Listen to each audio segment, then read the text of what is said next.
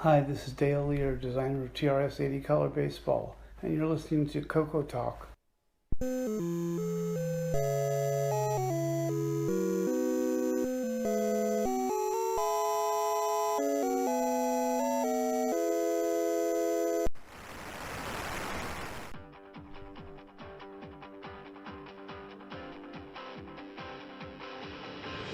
This is CoCoTALK, the world's leading live talk show featuring the Tandy Color computer. It's time to drop your socks, grab your real-time clocks, and let's rock. CoCoTALK is rocking the 8-bit world, keeping the Tandy flame alive. We may be mocked, but we'll never stop, cause CoCoTALK is rocking the 8-bit world.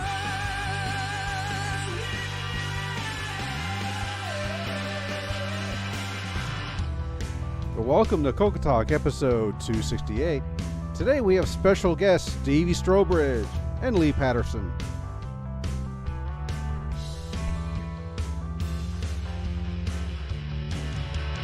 CoCoTALK is rocking the 8-bit world, keeping the Tandy flame alive. We may be mocked, but we'll never stop, cause CoCoTALK is rocking the 8-bit world.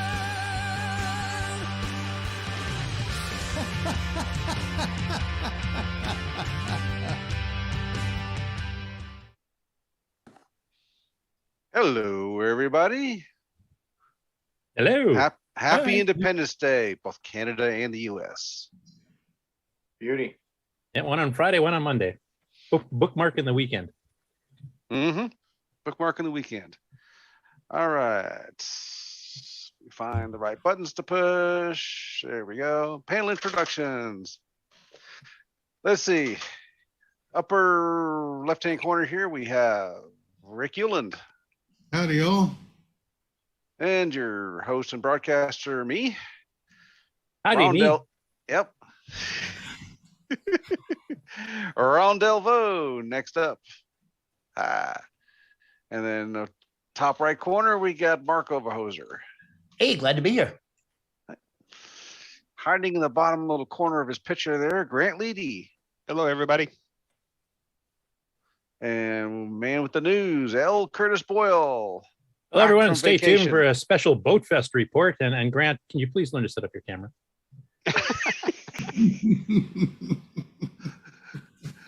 Oh, you were just slouching. Never mind. Go ahead. Yeah. All right. Next over, we got Ken Waters. Hello, everybody. Okay. And then our special guest will come right back to, and then John's Boat of Car. Hello. Hello. Glad you could join us. Next over, James Diffendaffer. Howdy. And next up, Nick Marentes. Good day, everyone. Kangaroos. Yeah, hello, everyone. Okay, and today we have special guest Steve Strobridge and Lee his special Patterson. guest Lee Patterson. How's it going, eh? How's it going? Beauty, eh? So when we have the special guest, bring in the special guest.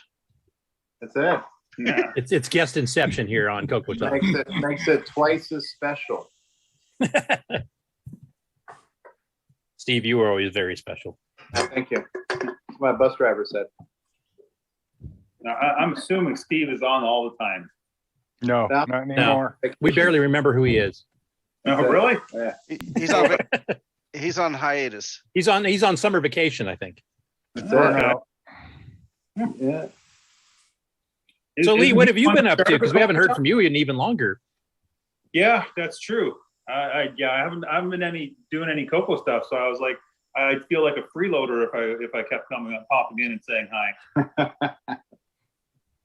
Yeah, these days I've been doing a lot of ESP32, a little bit of Flutter on the mobile stuff, but yeah, I actually been thinking about another game for doing something on the Coco. So who knows? I might come up with I still might come up with Bounty Ball 2. Bounce harder. Yeah. How's the Nice. gas prices down there in Florida? What was that, Ron? What's the gas prices down there in Florida? You drove down there? Yeah, is it 450 over Yeah, here? it actually went down to about 450. It's hard to say that that's actually a price reduction at this point. It's hard to imagine, but yeah. Yeah, I think the lowest on the way here from Pennsylvania was 430-ish. And up in Pennsylvania, it's about 499. 569 here. Wow.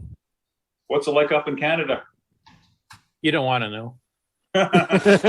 Actually, ours fell a little bit too, though. We were at 206.9 a liter, and now we're down to $1.96.99, depending on the station. Oh, that's Here, actually where I am, I don't know about Ken, where it's like in Ontario at the moment. Out here in Ontario, it's about 225 to 230 a liter. Oh wow, that's even higher than Toronto. Toronto was down to Yep. about 203 or 204 when I was. Well, I'm in the there middle last of week. nowhere, so Yeah, Yeah, Vancouver, at least a week ago, was like 225 a liter as well. yeah, they've got some of the highest gas taxes in all of Canada, Yeah, it's or absolutely carbon insane. tax, or whatever you want to call it. Yeah, almost like an Apple tax. But with our dollar being a bit lower, like we're at 77 cents, I think, and of course the American gallon's about 3.5 liters per. It's actually competitive in some cases to some of the higher price states. So that's not something I can say every day. Yeah, there were a couple of states down here that were listing as high as like $8 a gallon or something. Like in California, it was like it was up to $8 at one point. And make sure you change the show's subject now to gas talk, so we all know what. That might be taken the wrong way, Stevie. I don't know if we want to do that. Yes. Could be another EMP episode if that happens. I got my fan on. Yeah. 60 says they're getting around 2 pounds, I assume, per gallon? Liter. Per liter. Wow. Yeah, but up there they don't use gas; they use petrol. It's completely different. Yeah, it's like rocket fuel or something. David Lord also says they're going to be transitioning from gas cards to gas mortgages. Wow. Yeah. So Lee, I actually was in your state multiple times over the last week. Oh, really? Driving through it. In May, I was there for a business meeting in a small town called Patterson. I don't know if you know what that is. No. And then we drove through there on the way to BoatFEST, both there and back. So. Oh, very cool. Well, I'm actually in Pittsburgh, Pennsylvania, so that's on the west side. So Yeah, we were more in the west than the east for sure. So on both my trips. Well, cool. Next time you're out, give me a jingle and we'll meet up. Yeah, I completely forgot you were there. So my mistake.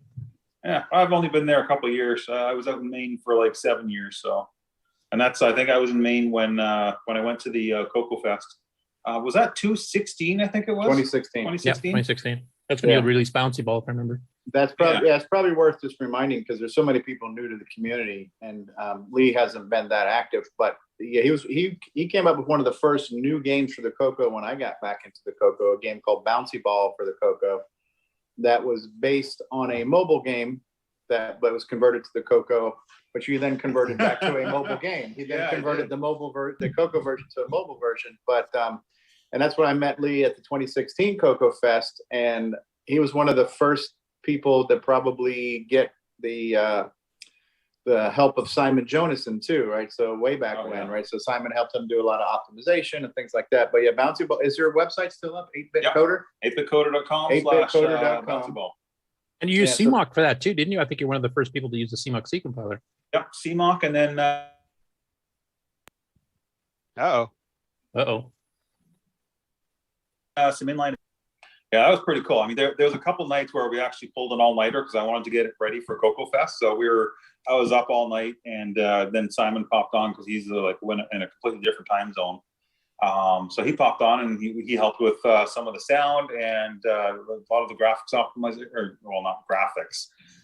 We're just talking like text mode, but yeah, he was a big help.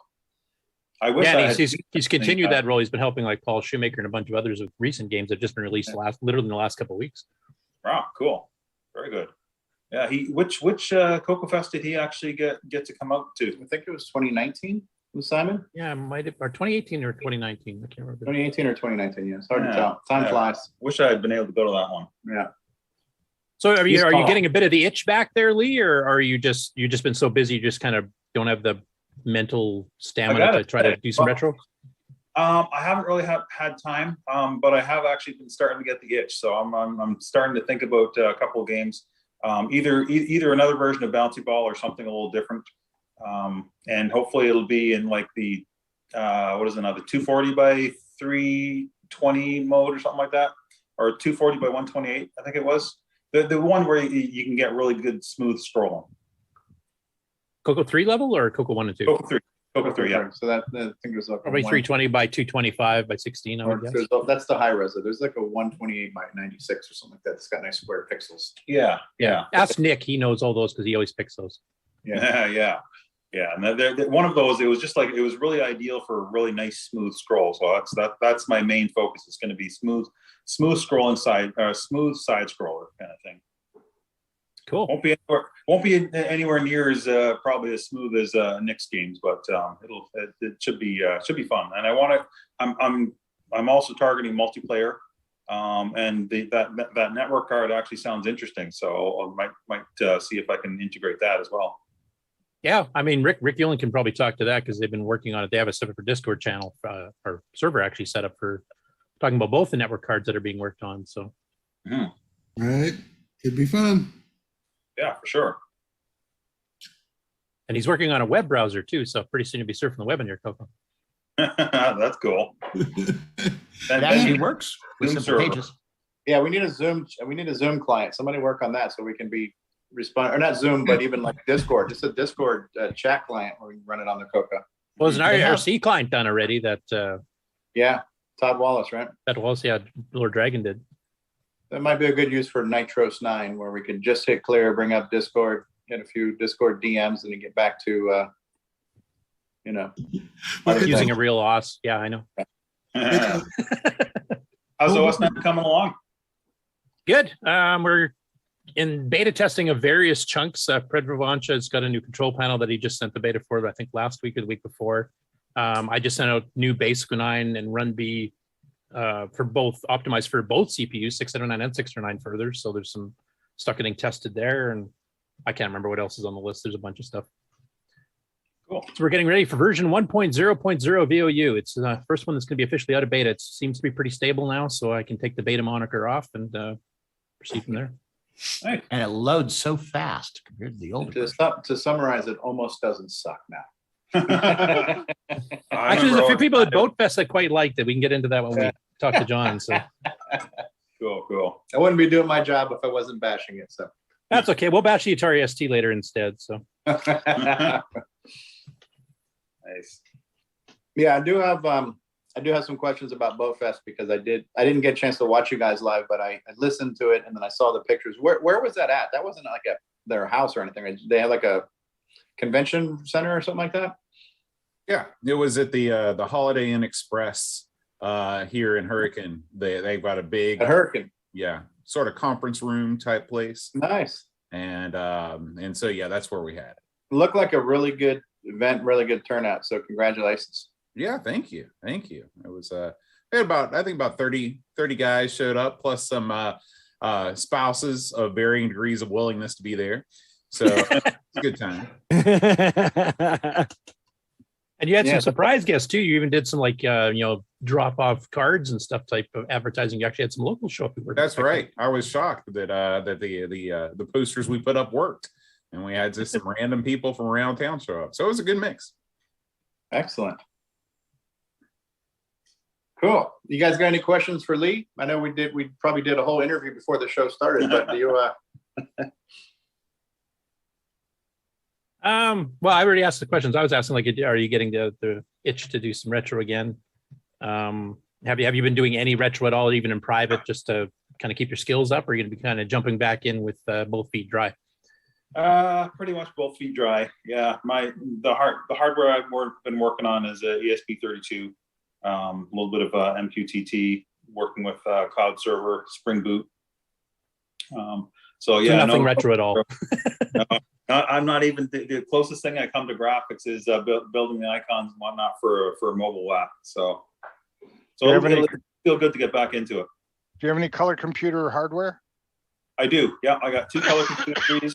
I think they're both 512, but yeah, they're packed away right now. So I'm stuck using an emulator.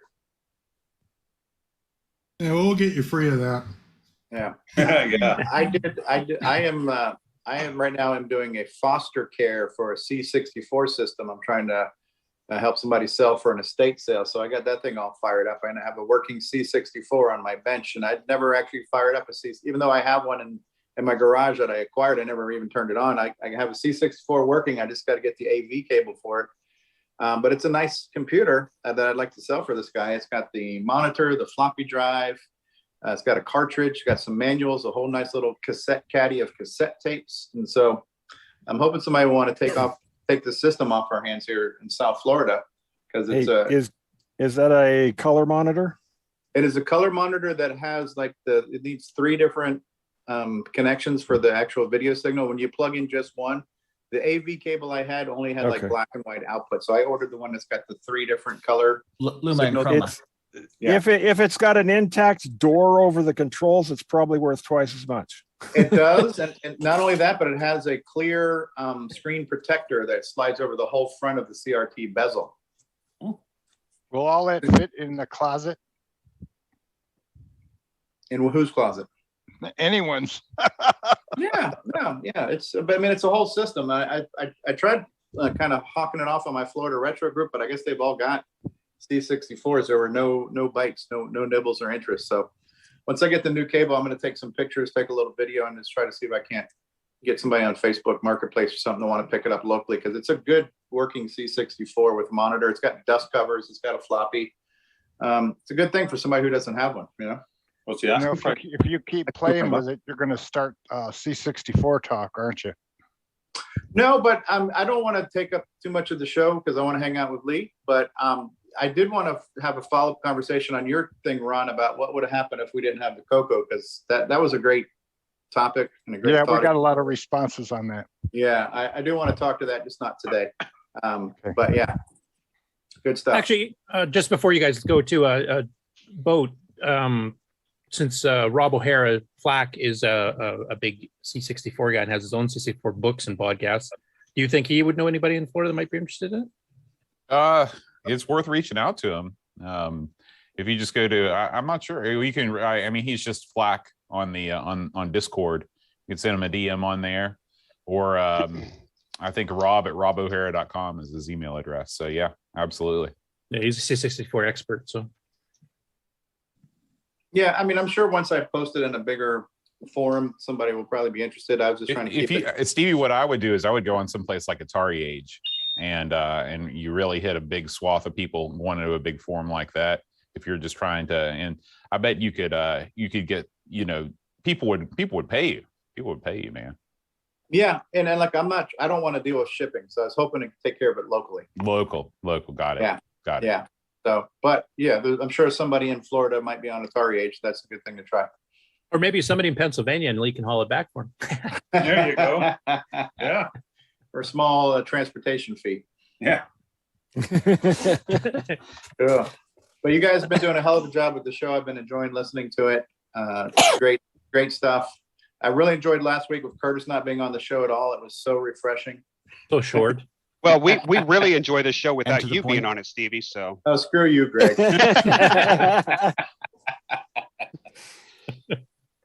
I won't take up any more of your time. Anything you want to say to the guys? No, I'm good. It was good seeing y'all. Yeah, good seeing you too. Hope we can see you at a fest again soon. Yeah, I'd like to do that. BoatFest is pretty close to you. That would be a good one to attend next year. April 23rd next year, right, Greg?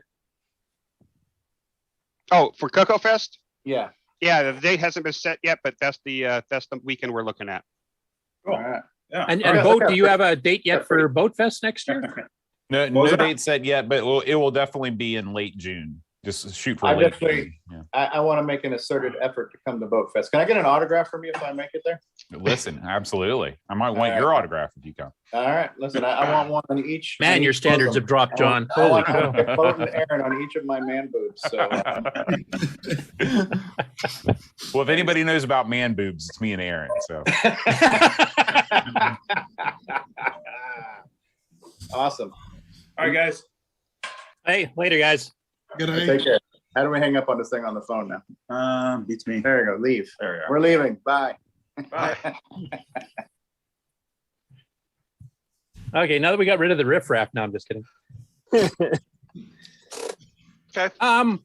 Well, I was originally going to do the news first because I have a whole whack load of stuff I loaded up for it, but maybe I can try to sneak some pictures here for BoatFest and also do some of my show and tell of some of my stuff. I'm sure Boat's got a lot more of it around than I do. But you guys had little gift bags and you had your program guides and all kinds of stuff. So how about if I hold up stuff and Boat, you can describe what they are? Okay. So my first little item, which is part of the grab bag. So yeah, Brent from ARG Presents, he put together these grab bags. He went to parts unknown to find lots of little trinkets and things to put in the goodie bag, and it's a little PS2 controller keychain. Yeah, that was pretty cool. I wasn't expecting that. And there's this. Yeah, a little mini program that just kind of gave you a schedule of what was going on. All of the what BoatFest is. We wanted to put something in there to give people, although we had the commemorative program that was the bigger deal. So what did you use for a boat of a car?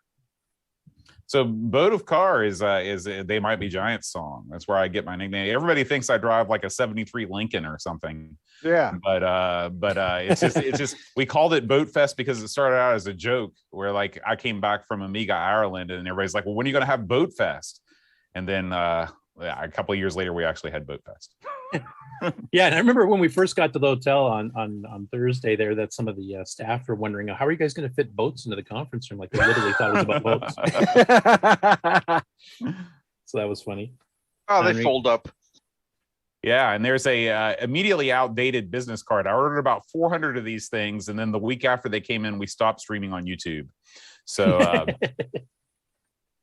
we gave those away. Well, you still post the videos on YouTube, so it's we not still totally do. We just don't stream there anymore. Yeah, they listen live on YouTube. I'll have to change that. And so, what's the reasoning? We got kicked off YouTube for showing a little clip of the movie Ghostbusters that was actually downloaded from YouTube. We were doing Ghostbusters on one. It had nothing to do with man boobs. And nothing. At least not that we know of. Not that we know of. But it turns out that streaming on Twitch opened us up to a much wider audience anyway, and so it ended up being a blessing in disguise. Yeah, and we've hit a lot of copyright crap with YouTube too, so we're unfortunately quite familiar with that. And then here's one of the passes. Yeah, hold on to that. It's a collector's item. Yeah, and if Stevie comes on the show too often, I can always strangle myself with this. So that's perfect. Now, this was a rather innovative idea you had, I believe, or maybe it was Brent, I'm not sure. Yeah, so at first Brent wanted to give out trading cards for each one of the different stations that there were. And I was like, well, why don't you make a passport? Or I didn't say passport. I was like, why don't we make like remember the old sticker albums from the 80s where you'd buy the album, then you'd buy packs of stickers and you'd fill it up. I was like, well, what if we hand out stickers and they put their stickers on a card and it's like a living souvenir of BoatFest?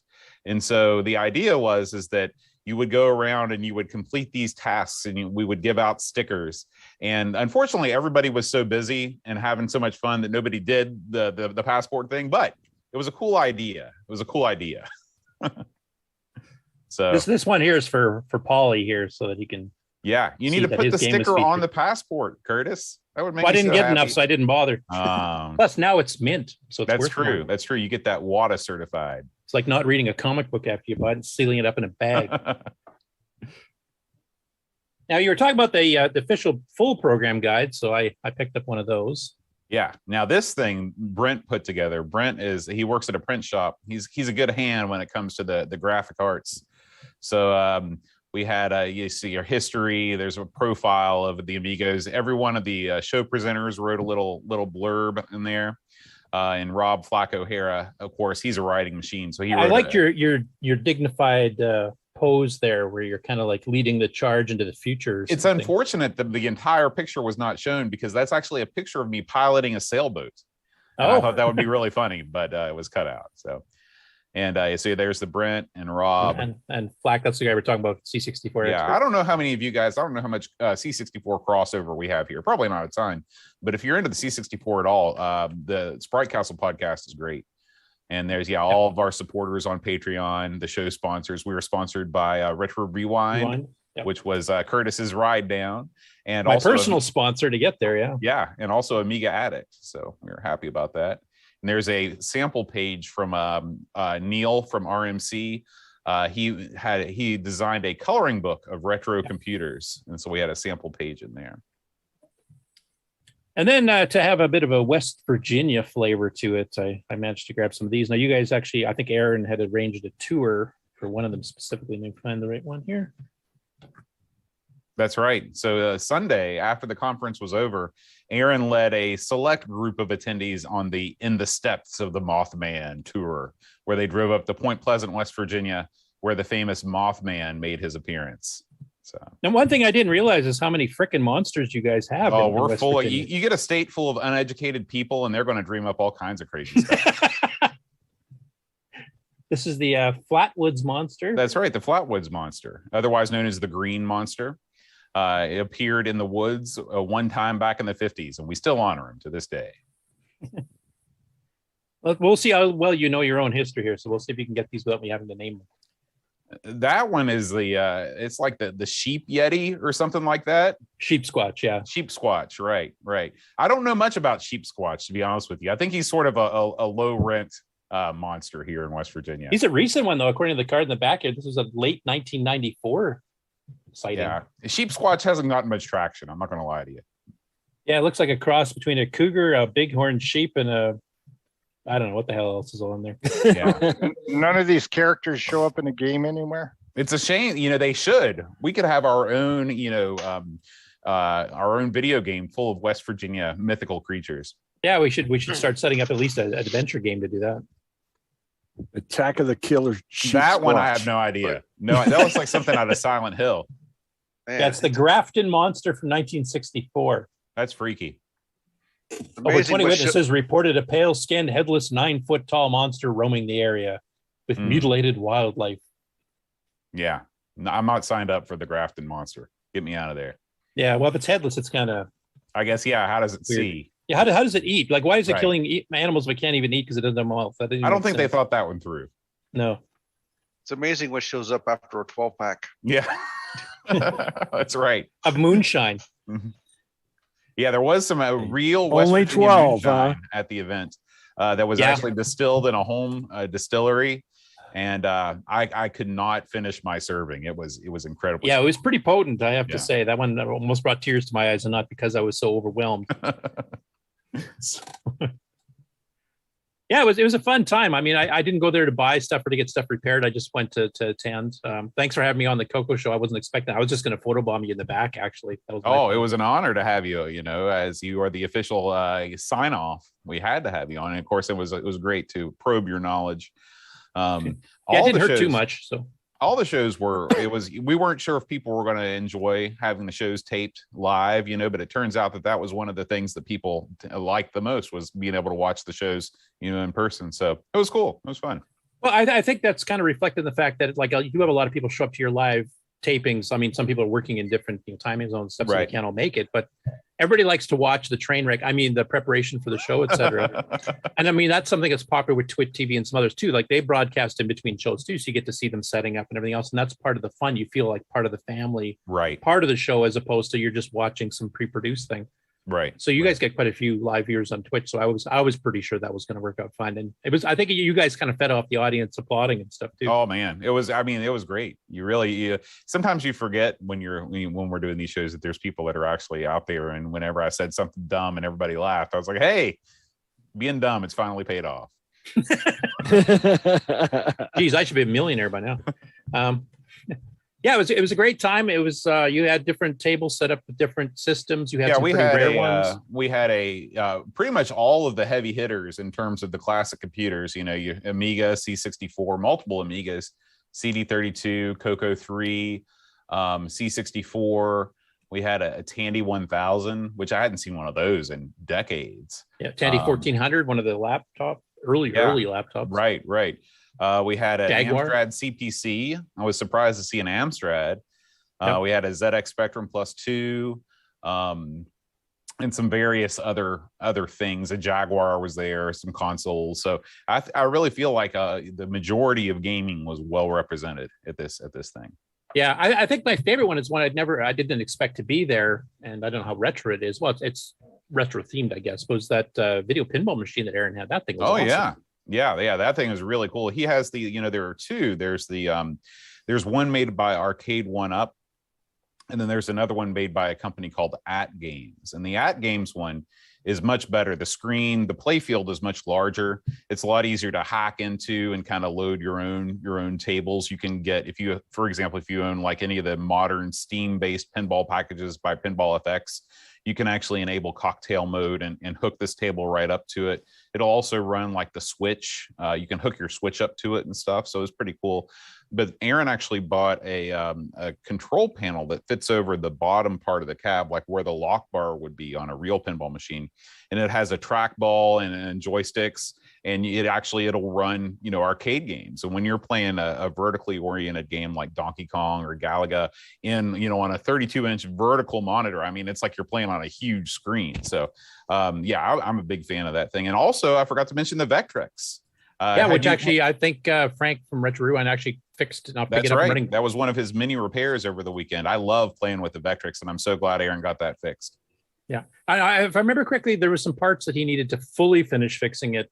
That's right. It's running now, but it's running, but there are some capacitors that still need to be updated and replaced, but it's back on its feet. Yeah, that was a hit for me because that's one of the very rare home 6809 systems besides the CoCo, to be honest. Oh, I didn't even realize that. That's cool. Yeah. It's our other, what is it? How do you say it? A brother from another mother or something? Yeah, absolutely. And Ron, I can't remember. Do you have a Vectrex? Because I know you've asked about it before. I'd like one, but no. Get ready to open the pocketbook these days. They're crazy. Yeah. They're pretty rare, and they also, because of the vector screen, it's harder to fix, and it's also more prone to dying. So I had one with a multi-cart, and it's really neat. One of the best built-in games. From the start, Mindstorm or whatever that was called. Yeah, the pack-in. Mindstorm was great. Yeah. Now, since you're here, how long can you stay, Bo? I'll be here for the duration. I mean, I've got plenty of alcohol. Well, then you're okay. But I thought I'd share some photos here. I'm just going to load them in batches because my memory is pretty filled up with a bunch of YouTube browser tabs and stuff here. But I'll let you describe them since you know these people a lot better than I do. Okay. So who had the CoCo 3 set up, and is that where you ran EOU? So the CoCo 3 was mine. It's this CoCo 3 that is right there. Now upgraded to a 6309, thanks to Frank. And while I was there, got it upgraded to a 6309. I set that up. We had a high score table where all the computers that were on there were part of our high score challenges. And so we had Timberman running on the CoCo 3. It's actually, the CoCo was the most popular of the three machines that were set up for high score challenges. And it's solely, well, I won't say solely because the CoCo is awesome. It would have been popular regardless, but the Timberman was just so addictive. People couldn't stop playing it. And now when we add tiebreaker after tiebreaker, that was a war going on in that one. And then they decided to switch games. And what's the name of the Ghost game? Ghost Rush. Yeah, Ghost Rush. And they played Ghost Rush. They tied in Ghost Rush too, the two champions. So yeah, our tiebreaker ended up with a tie, which was awesome. And then I'll let you, when we get to the picture of the presentations there, I'll let you explain how you made the decision as to who won that one. But let's start with some pictures here. So I got pictures I got a bunch from Jason Warren's, which I'll show you in a bit. And then there was a bunch from you and a bunch of others. And I don't even remember who to credit properly. If you know, please feel free to credit them. But basically, a lot of people took pictures. I'm terrible at taking pictures. I never remember to. All right. So here we've got, these are, starting from the right, we've got a guy named Adam. He has a podcast called the Commodore Chronicles. And then we have, this is Rob McDavid, and Rob and the guy on the left, Sam McDavid, they're brothers, although they don't look alike at all. And then Mr. Cola is another retro computer streamer. He's the guy with the long hair, and they're all gathered around playing. Although it looks like there's it looks like a VIC-20 in front of the TV there. They're actually all playing the Atari Jaguar. This has got to be one of the only times the 4-player adapter has ever been used for the Atari Jaguar. Only 2 games were released that were compatible for it, and one of them was NBA Jam. So they're all playing NBA Jam. Another one, I don't know if we got pictures of it here, but there was an adapter for, was it the Atari 8-bit that had the 8? Yeah, so it was a combined effort. Pac Billy, the guy on the left, he brought his Atari 800 XL. I have a FujiNet for my 1200 XL, so I brought that. And then 48K RAM brought an 8-player adapter And then he has a game called Mashed Turtles, which is like an 8-player Frogger game. So he had 8 people playing Frogger at the same time. It was awesome. Yeah. Question: what was with the acorn sign there? So that, I believe, was I think that's some sort of a digital picture frame that somebody brought and just was showing different logos through the weekend. Nobody had an acorn. If there was, I would have probably stolen it because I really want one. All right, my turn now. What's the looks like a heads up display, but it's just a plexiglass lid at the bottom. That is that's a sign for Retro Rewind. They were set up in that corner over there doing repairs all weekend. Yeah. So that's Frank's. It's basically it's a lit up. Is it etched glass or etched plastic? Yeah, it's a etched plexiglass. Yeah, and it's lit up, so it looks really cool actually. Now this is Josh 48K RAM, as you were mentioning before, his little corner. So he's got the the TRS-80 model 1400 early laptop on the lower right there, and then he's got is that the Amstrad CPC right beside it? Looks like. Yeah, that's an Amstrad CPC 464. That's the same model that I have, although his is working, which puts it above mine. And beside that, this is a guy named Petzel on our Discord.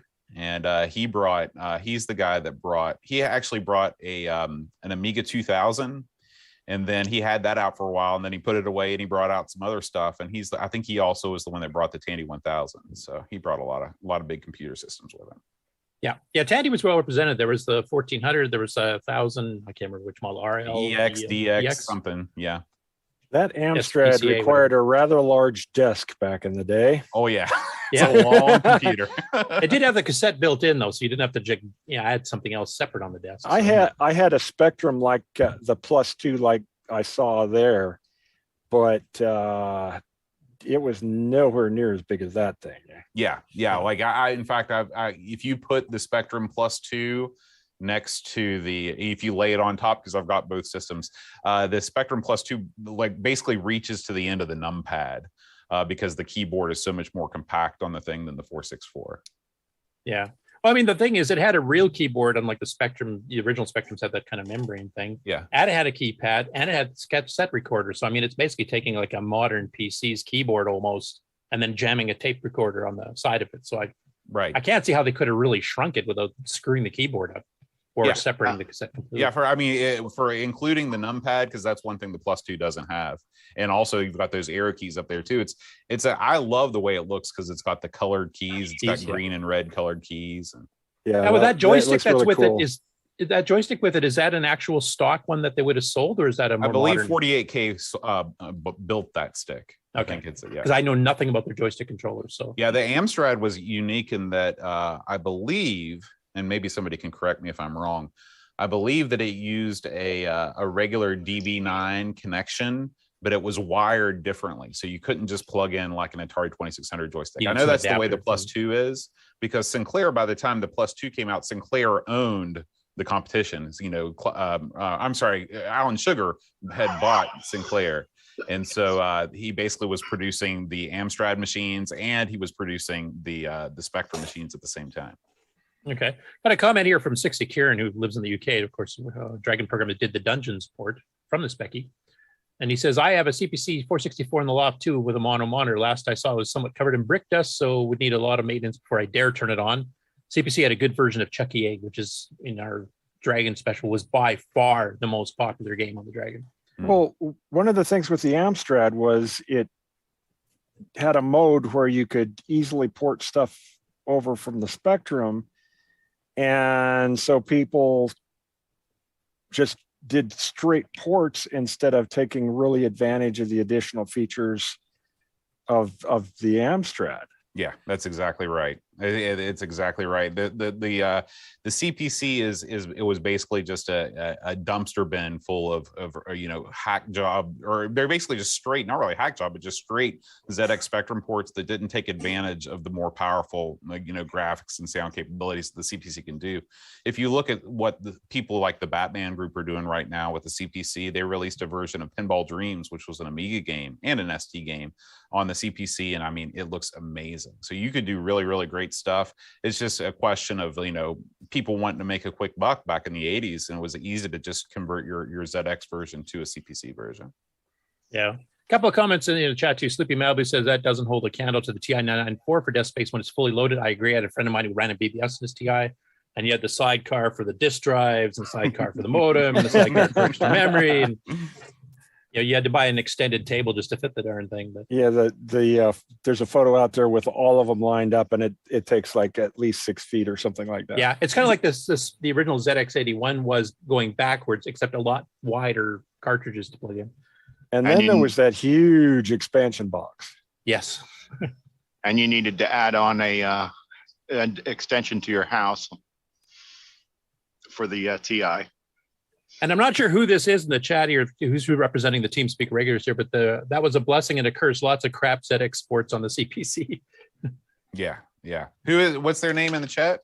The TeamSpeak irregulars. Oh, I think that's Aaron. He's logged in under their account. So yeah. Okay. And there's part of our Canadian contingent.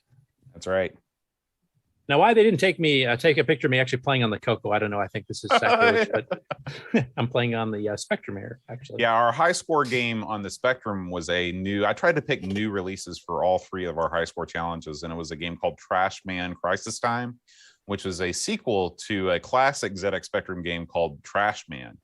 And unfortunately, I didn't actually play the game before deciding to choose it. And it was kind of confusing, and most people sort of walked away in frustration. So I would get up to the end of the first level and not have a clue what to do. Right, so I just stopped. Right. Then you explained it. Then I went back and actually got up to level 3 or 4. Something, still didn't win. But actually it turned out that was actually a pretty fun game. The time limit was a bit too challenging in some spots, and of course Pixel Perfect, which is just a Zen thing for the people back in that day in the UK. Just line up, you're walking down those little aisleways to get to the last ones. You have to be pixel perfect or you just die. Yeah. So the idea is that you're picking up full trash bins. They have numbers on them. You got to pick them up one at a time. Pick one up, take it to the trash, take it to the trash vehicle. What do you call that? The dump trash truck. No? Garbage truck. Garbage truck. Thank you. I could not think of the word. Take it to the garbage truck. You dump it in, and then you got to put it back. And you're under. There's then you've got a Frogger type thing where there's things going across the. It's a really fun game. You should check it out. It's I think it's only available on the ZX Spectrum. Yeah, that was a good one.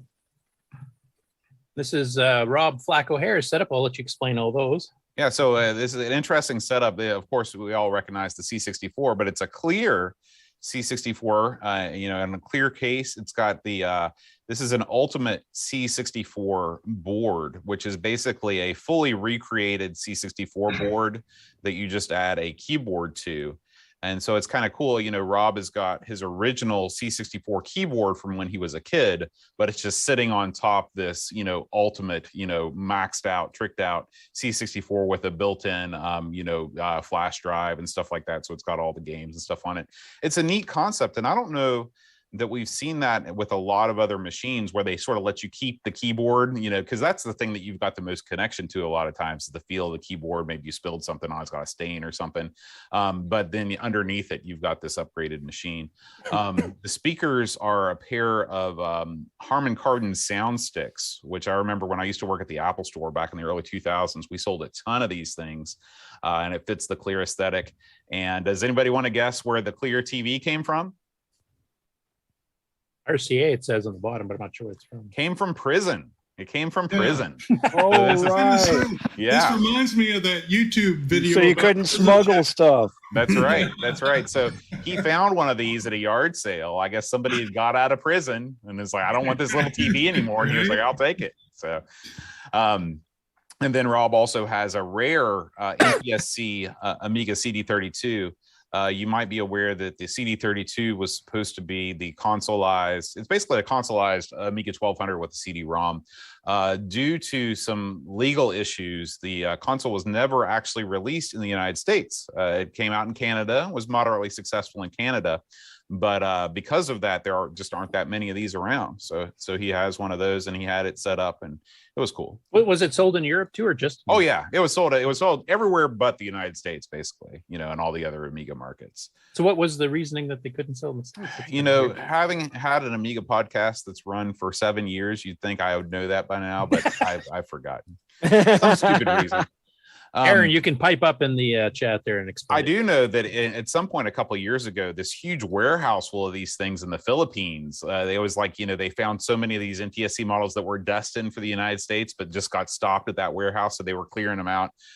So that was the time to pick one up, but they're long gone by now. Yeah, I do like Flack's, aesthetic of having everything see-through, because he has a speaker see-through, the monitor, even the joystick, the remote control for the TV see-through. If you were into that whole iMac era in the late 90s, this is for you. Absolutely. Or if they lock you up. Yeah, or if you have to go to prison suddenly, just bring this with you. You'll be fine.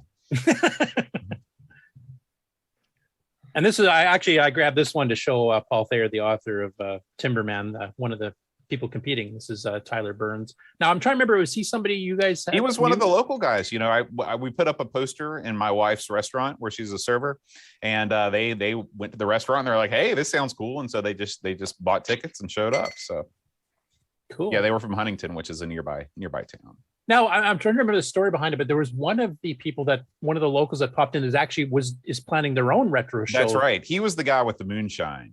And he was and so he's actually planning this. He's going to do he wants it to be half video games and half tabletop games, and it's going to be in February. So if we end up going to that, then I'll let you know how that goes.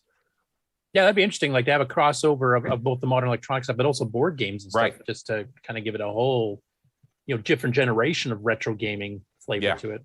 Absolutely. Now, have you guys had any plans about trying to do like cross promotion? We've talked to him. I think what we might do is we might get a table and go over there and just hang out. To be honest with you, I haven't thought about it yet. Yeah, you're just recovering from BoatFest right now. Yeah. So it looks like Aaron piped up and said there was a lawsuit infringement thing. So he's not much more clear than you. Yeah, exactly. This is a wide panoramic view here. So you can see the Amiga there on the right. This is John Marshall, who is another local guy. He's one of our friends. He brought his Amiga, and he's real into the synthesizer stuff on the Amiga. He has a synth, and he was running all kinds of the MIDI type things on his Amiga. He also brought a C64. So trying to see if there's anything else that we haven't talked about yet. Did you get a close up of the A5 or the X5000 setup, Curtis, or do you want me to talk about that now? I don't even know, to be honest. I haven't even actually gone through everything. So okay, well, we'll keep going. We might hit it.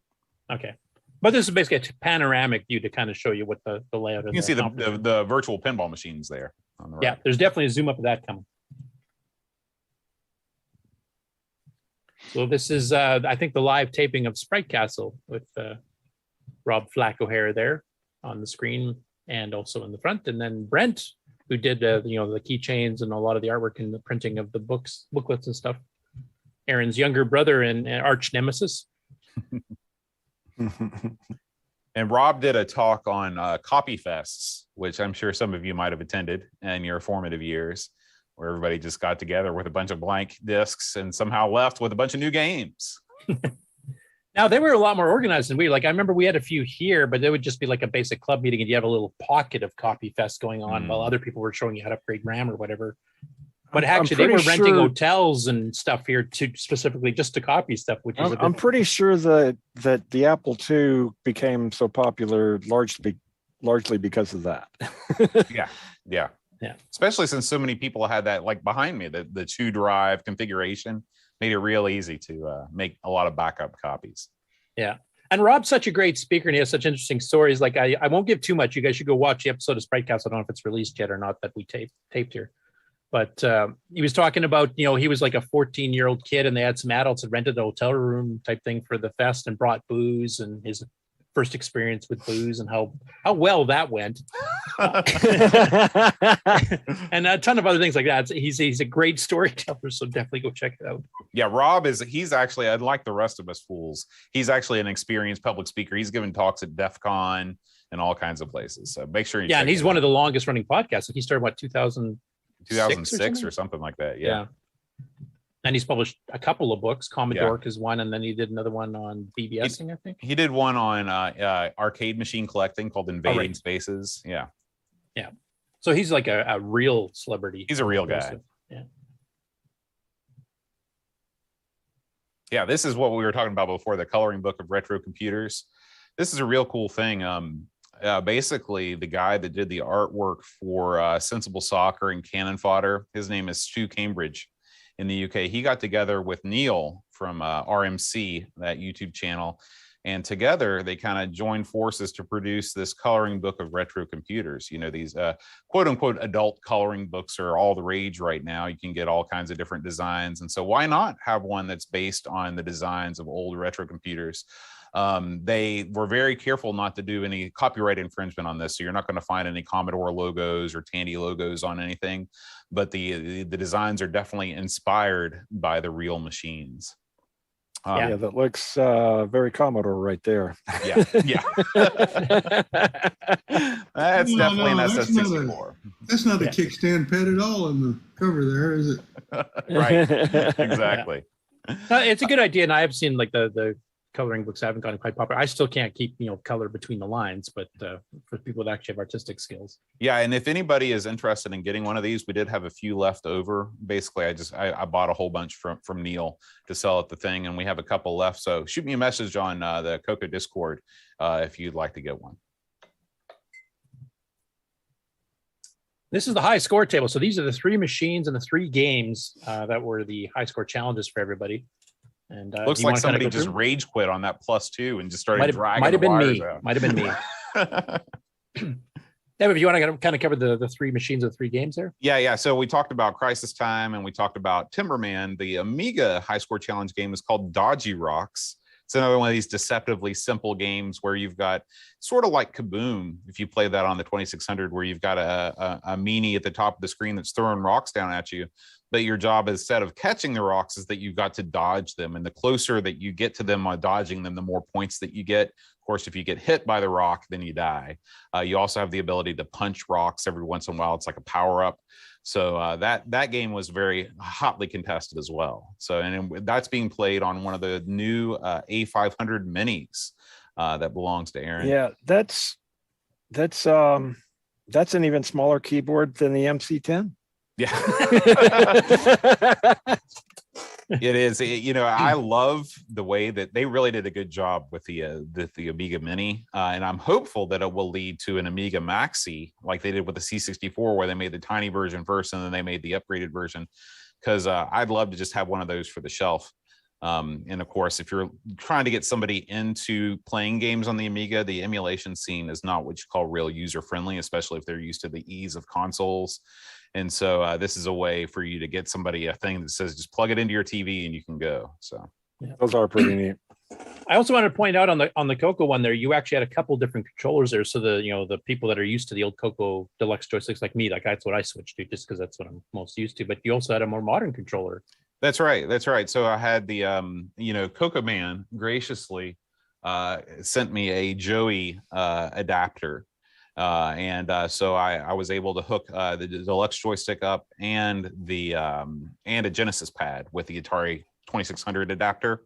So it was easy for people to switch between whichever controller they like the best. I think if you play Timberman with a deluxe joystick, you're some sort of masochist, because it's not a good experience, Curtis. I don't care what you're used to. There are some games it's okay, but not Timberman.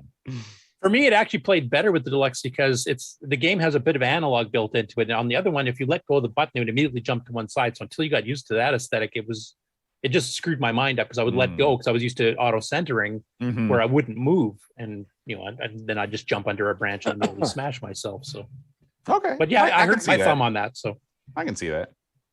Yeah. All right, and this is the local guy that's doing the con. His name is Nicholas. He brought the moonshine, and he's this is Petzel brought a variety of consoles, and this is one of the new Intellivision, the Intellivision Lives mini console, I believe is what that is. Somebody had an Atari 2600. And then there's also a Scooby-Doo joystick-based game that I'd never seen before, but actually looked pretty cool. It's like a Mystery Machine Racer 3/4 perspective type game. So I didn't see the consoles getting tons of use outside of the Jaguar with the 4-player adapter, just because it was so wacky. But they were definitely there for the people that wanted them, and I was glad we were able to offer some console action. So that joystick is a Shaggy's van? Yeah. I got 2 questions coming in at once. But the mystery machine, yeah. Yeah. I was just asking, is that controller on the new Intellivision thing as bad as the original? I think that it is. I think that that's part of the charm. That's part of the appeal. They spared no expense in making it just as unusable as the original. So my 2 questions are that is that Shaggy's bus that's actually a joystick? Yeah, that's right. That's right. And it's one of those things that just plugs into the composite, connections on the monitor. I think that's a Commodore 1702 that's hooked up to right now. What's with the pink keyboard? So that is, I'm glad you asked. We didn't talk about that. So that was Mr. Cola. Instead of bringing a retro system, he brought a Mister. Mister is like a single board computer that is able to emulate a wide variety of consoles and computers. It's sort of all the rage right now because the development scene is very active, and the way that it can emulate accurately you guys know what a Mister is. It's an FPGA based. I'm sorry. Yeah, FPGA based. You guys, I'm sorry. I forgot who I was talking to. Now, my last question on this picture, right above the new Intellivision, is some Atari box, but I don't know what that is. That silver thing. The silver thing, I believe, is it's a composite video switcher, and he put some stickers for each one. So it's okay. So it's not actually an Atari piece. Yeah. Okay, gotcha. There's the group shot. So almost everybody, but not everybody. Yeah, almost everybody was there. Jason Warrens was not there, but I put everybody's Discord name on there so everybody could kind of put a face to a name. As you can tell, this thing was mostly attended by people part of the Amigos Retro Gaming Discord community, which was great because it was like Discord, but in real life. Everybody sort of had some idea of who most people were, and it made the atmosphere really congenial. So. Yeah, and the TeamSpeak regulars were well represented as well. Yeah, I'm sure at an event like CoCoFest, it's not quite the same because it's so much bigger. There's always going to be, I'm sure, some people you don't know, but still you have a pretty good idea about who a lot of the people are, don't you? Yeah, I mean, if you've been going to the fest for years, you'll pretty well know almost everybody. We do get some new people popping in every once in a while or coming over from some other platform, or maybe they saw an ad for us at VCF or something. But basically, it's the same thing. It's a slightly larger group because you guys, have only been doing this stuff for what now, 7-8 years now. Yeah, and of course we represent one podcast, not an entire computing platform. So yeah. But it was a heck of a lot of fun, and congratulations to you for actually taking what started as a joke and turning it into a real show. Yeah, I still can't believe that it actually happened. It's just sort of amazing to me that it worked. But we do plan on having another one next year. So if you are anywhere close to West Virginia and you'd like to come down, hopefully travel costs will come down between now and then too, and make it a little bit more attainable for people. Yeah, our show still hasn't got past it's a joke stage. So now this was my favorite part of it, and I don't know too much about the history. I did find out it's cheaper than I was expecting, considering the large screens, because that entire table is a screen, the entire back is a screen. So this thing retails, I believe, normally for $699, so $700. But you can, if you've got a Costco or a Sam's Club nearby you, they frequently go on sale for $100 off that. Yeah, I think Aaron mentioned he originally bought it for $850, but the price had fallen since. Yeah, the price has come down. So the thing that's great about it is that, one, you've got that huge screen to play with, and then two, you've got the back glass that changes with every game because the back glass is also a screen. So that's awesome. And then 3, if you want, you have the ability to add the control panel down there on the bottom. That does not come with the machine. I think that's an extra $100 or $200. Aaron can tell us how much he paid for that. But that really opens it up to become, you know, whatever you want. You can play pinball, you can play arcade. It's got a really nice UI. Unfortunately, the UI requires that, because we live in 2022, the UI is constantly trying to phone home to a network. And so it made switching between games kind of a headache because it would keep trying to connect to various leaderboards and things like that. Actually, there's a correction from Aaron on that in the chat here. He says, by the way, I figured out after the show how to play those tables in offline mode. So yeah. Oh, okay. There you go. So that was sort of the only struggle with it.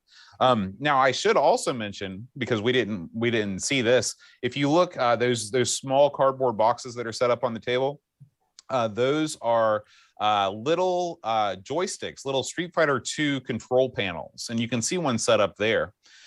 Brent, his particular challenge at BoatFest was somehow he got his hands on all of those little mini control panel joysticks, and they have USB connections. You can play, you know, you hook it up via USB.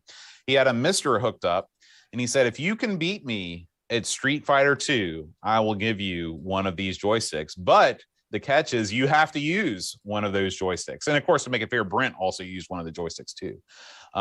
Everybody played him. Nobody beat him. He's the man when it comes to Street Fighter 2. So yeah, I didn't even try. I would have got slaughtered. Okay, and this is the presentations of the winners, and I'll let you explain the decisions and etc. So Rob, the guy on the left, he won Dodgy Rocks and he won Trash Man, and him and Andy tied at Timberman. So I awarded Dodgy Rocks and Trash Man to Rob, and then I said, you know what, Rob, would it be all right if I gave this one to Andy since you got 2 already? And he said yes. And so Andy walked away with the tiebreaker. I was the tiebreaker, and Andy walked away with the Timberman. I got to say, you know, a lot of planning went into BoatFest, a lot of running around and stuff. The thing that I'm most proud of on my part is making these trophies. I really thought that the trophies came out well. I liked it. Yeah, like you have some original media in there. Right. Yeah, they're shadow boxes, and I made the labels for the discs and the cassettes and stuff and stuck them on there. I thought they turned out well. Yeah. Paul Thayer contacted me afterwards because I was trying to get a hold of him the entire BoatFest to have him, like, he could pop in on a Skype call or something. I guess he was out of town or busy or whatever, but he said he wished he would have caught the messages early because he said he had some assets he could have sent you for making the labels, etc. Of course, we didn't know that was what you picked until we got there. Yeah, so. I was trying to keep it under wraps because I didn't want anybody practicing up beforehand. Yeah, everybody had to do it fresh out of the gate, yeah, which actually worked really well, I thought. Yeah, didn't help me win anything, but okay, I'll stop sharing in that and I'll load in the next batch.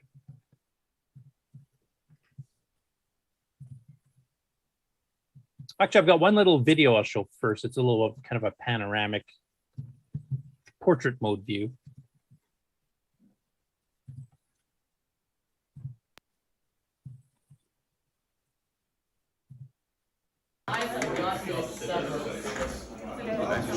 Good. So is it coming through fairly smooth? Yeah, you can see my wife there. We had good food all weekend long at BoatFest.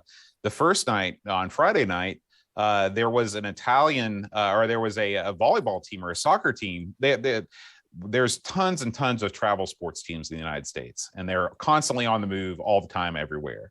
And there was a soccer team they had a catered dinner set up, and there was a patio right outside the conference room. And so one of the moms knocked on the door and she said, "Hey, you know, we're done eating. We've got all this food that we're just going to throw away." And the BoatFest crowd descended on it like a plague of locusts. And there was no more food left. And it was really good. I mean, you guys had fancy, like, fresh Parmesan chicken. Oh yeah, it was so good. It was so good. And just random. The next night we had two of the wives. Pat's wife Barbie made some pepperoni rolls. If you know anything about West Virginia, that's our official state food. She made some cookies. And then my wife Eep, who is a chef and server at the Thai restaurant that's across the street from where we had the event, she put together a bunch of finger sandwiches and chicken wings and salad and stuff and fruit cups. And so they disappeared real quick too. And then to tie things off, late that night, when people were getting a little bit peckish, Retro Rewind Frank, he sprang for pizza for everybody who was there, and so we all ate like kings the whole weekend. Yep, yeah, it was good. You guys, I don't know who shot this video here, but they actually caught me when I was live on CoCoTALK. You were live. You were live on CoCoTALK. So that's the table setup that Boat lent me here to kind of drag you guys around the show floor. So Your shoes untied. Yeah, it is. I'm lucky I just didn't trip and kill myself. So anyway, I'll get the next batch of pictures set up here.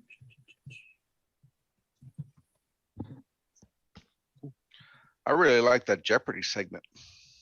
Yeah, we didn't talk about that. So I don't know if there's we'll go through these, and if we don't see a picture, I think there's some pictures that Jason took of some of the Jeopardy, but if not, we can talk about it afterwards. So there's two rounds too. Yay, So this is SX64. Yeah, an SX64. We just saw one of these in the book, in the coloring book. I actually have one of these. I've owned one since 1986. You hold on to that thing like grim death. Oh, I know. It's my favorite. I have a couple 64s and a couple 128s, but I love the SX. Yeah, yeah. So the guy I got it from, he wanted to buy a 128, so he sold it to me for like $350, which was like $30 cheaper than he got it from Comb the Liquidator, and it was like still in the box. I have the original box and the foam and everything. So. Yeah, and Frank was running a homemade demo here. He was kind of like running an ad for Retro Rewind. He had music playing in the background stuff. It was a cool demo too. And you can see his price list here for getting fixed stuff on the Amiga, on the C64, C128, some miscellaneous stuff, and he was selling 609 CPU upgrades. Like I said, he did both. I don't think he had any STCs there because I think almost everybody that attended BoatFEST that has a CoCo already has one. But I know that they're a little bit in short supply too, so I don't know how many he has in stock. And there he is himself, the man. Yeah, just after he got the Vectrix working. Yeah, yeah. So Frank, he provided repair services. He also donated a good deal of cash to help us be able to have BoatFEST. I'm hoping the tagline for BoatFEST 2023 is the one where we broke even, because that did not happen at BoatFEST 2022.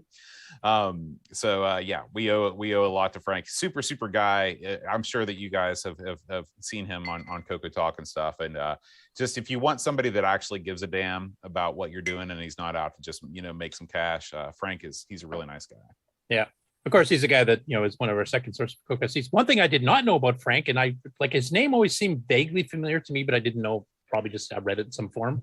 He was actually on some of the shows that Leo Laporte was shooting up in Canada in the early 2000s, like Call for Help and all that kind of stuff. He was actually part of the show and part of the production team. So he actually, he was flying to Vancouver for when they did some of the shows there, and others in Toronto where he lives.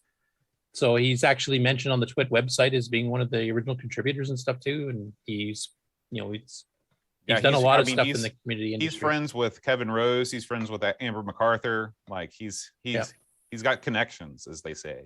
Yeah. He's much more of a luminary than I think anybody else I've met in quite a while. So. Yeah. And Jason took this picture. Now it's got a CoCo, so of course I'm going to show it, but it's also a really well done artistically. I like just with the blurring in the background stuff. I thought it was a really nice depth of field there. Yeah. And that's now officially a 6309 with 512K. You're ready to play just about anything. I'm ready.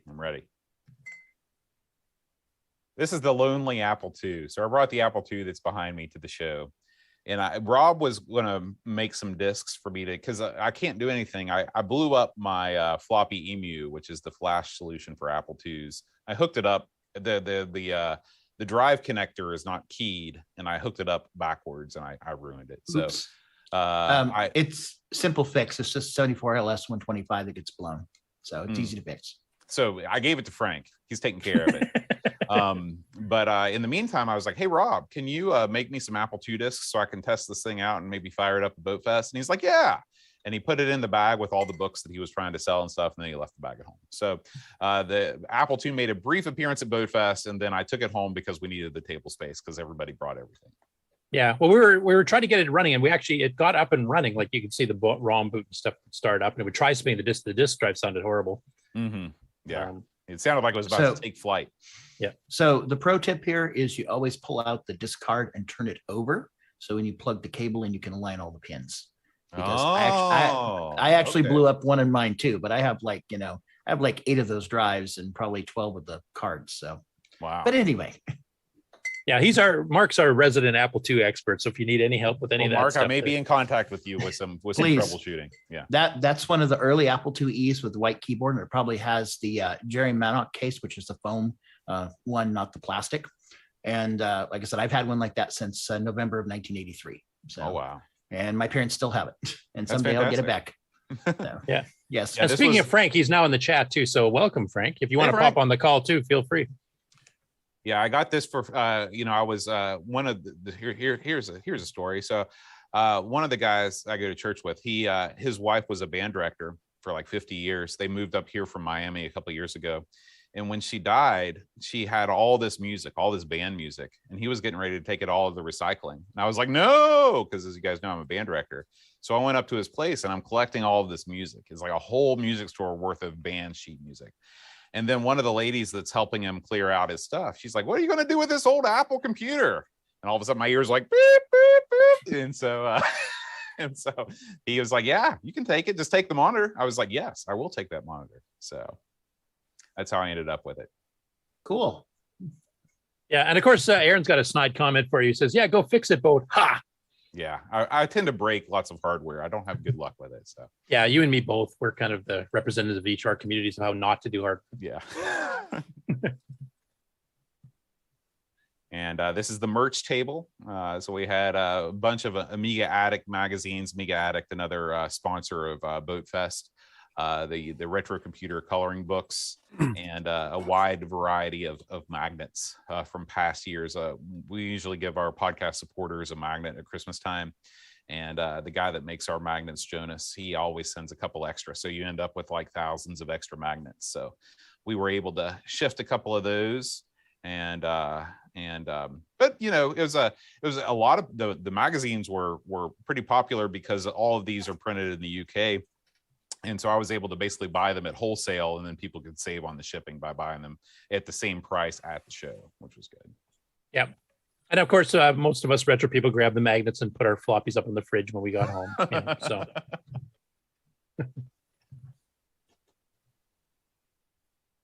And Brent just, he made these signs for the different areas. Unfortunately, the walls were all textured. So even with the sort of command strips, they didn't stay up very well. So that was a small defeat. But Brent, he's just working at the print shop. He's a good friend to have because he can make anything over there.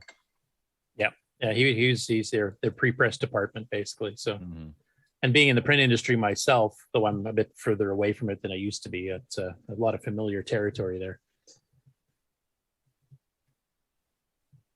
There he is, the man with the plan. Yeah.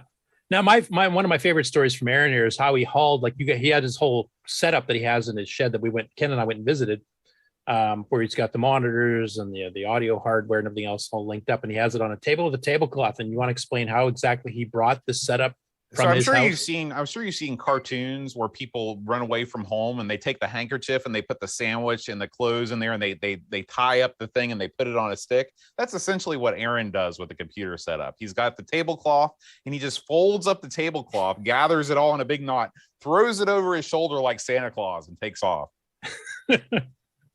I'm so surprised the hardware will survive that.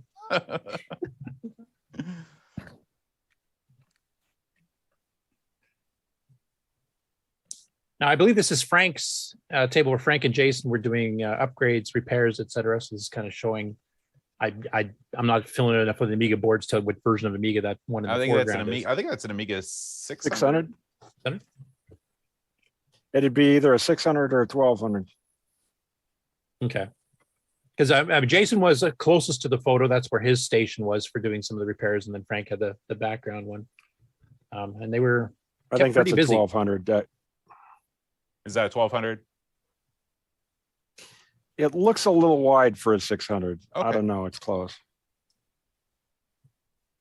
Could be. It's got the OS 3. Been a long time since I've looked at the inside of one. It's got the OS 3 ROMs in it, the ROM chips. So it's been. Yeah, I can tell by the little logo they got on the chips, which I believe Frank also sells. Yeah, he does.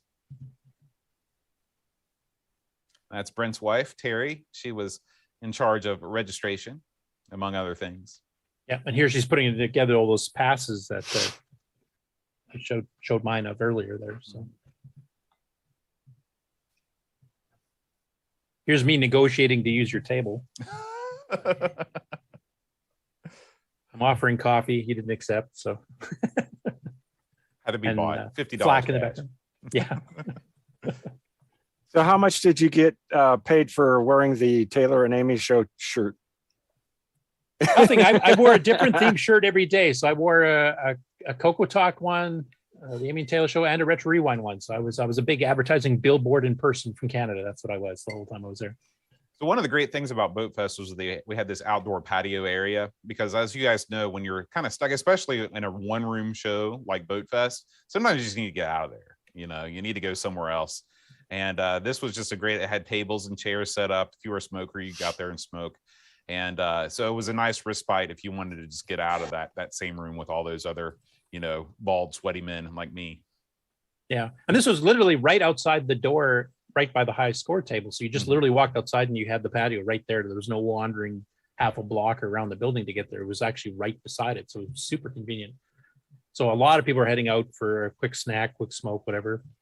Or just sometimes the chatting, like if you're trying to chat with a couple of people and there's so much ambient room noise because you got, video games being played and other people talking, you would just wander out where you could actually hear each other for a bit too. So I know I had a pretty good long talk with Flack. I had a good long talk with Jason. I had a good long talk with Chudley, frazzled one. I don't know what his current nickname is. His real name's Chudley. Yeah. Okay. Yeah. So we had a nice long talk because he was a CoCo guy from way back too and did a lot of the hardware upgrades and stuff back in 81. Hardware upgrading maniac. Yeah. Yeah. He would have fit right in. She's got to come to a CoCoFest, I think. I'd love to get him at CoCoFest. Absolutely.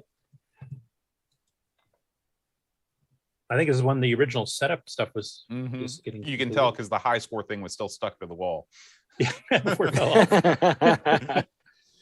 Now I'll let you explain this one. This was Level Lords. Yeah. So I was hoping that you had a picture of this. So imagine if they built this a new CoCo from the ground up, and it wasn't compatible on a hardware level with any of the previous CoCos, but it was sort of what if the CoCo would have continued to evolve in the same way that the PC continued to evolve? So it has interchangeable parts and graphics cards and all this stuff. And what if you made it real expensive? Would people buy it? What do you think, Curtis? I don't know. People are cheap, so some would. Well, let me tell you who's not cheap, and that's fans of the Commodore Amiga. They've got money to burn. Okay. And so there is a new Amiga OS 4.1 that was created in the I'd say maybe the early 2010s, I think is when this whole thing was started. And it basically grew into this thing where you have this, it's called Next Generation Amiga. And AEON makes these boards that run OS 4.1, which is what some people consider to be the spiritual successor to the original Amiga operating system. Okay? This is a PowerPC based system, correct? I believe that this is where I get confused because there's multiple next generation Amiga operating systems, and one of them is PowerPC and one of them is not. But let's just say that this one is. And so they sell these complete boards. And these are not inexpensive machines. This particular one, this is called the X5000. This is $2,500 board, $2,500 computer. And so we were very privileged that Level Lord, one of our one of the BoatFest attendees, brought his setup and set it up.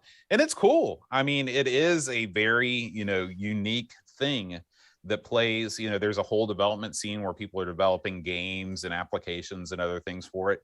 And I think that it's a shame that sort of the PowerPC architecture has kind of been discontinued.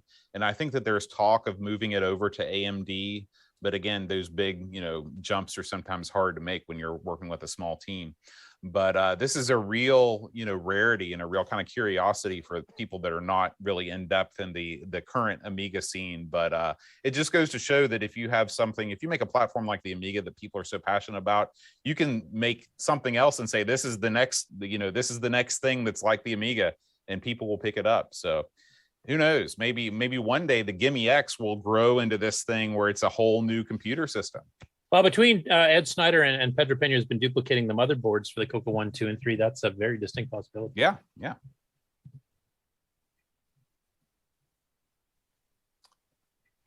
So, do you want to identify everybody in this picture? So this is part you of got setup too, I 48K think. RAM, which is the guy with the CPC. He's the guy, the bearded guy that's bending over. You got Rob McDavid, and then Adam Duro, and Pac Billy, the tall guy standing up in the blue. Then Petzel's on the left, and Petzel's wife Erin.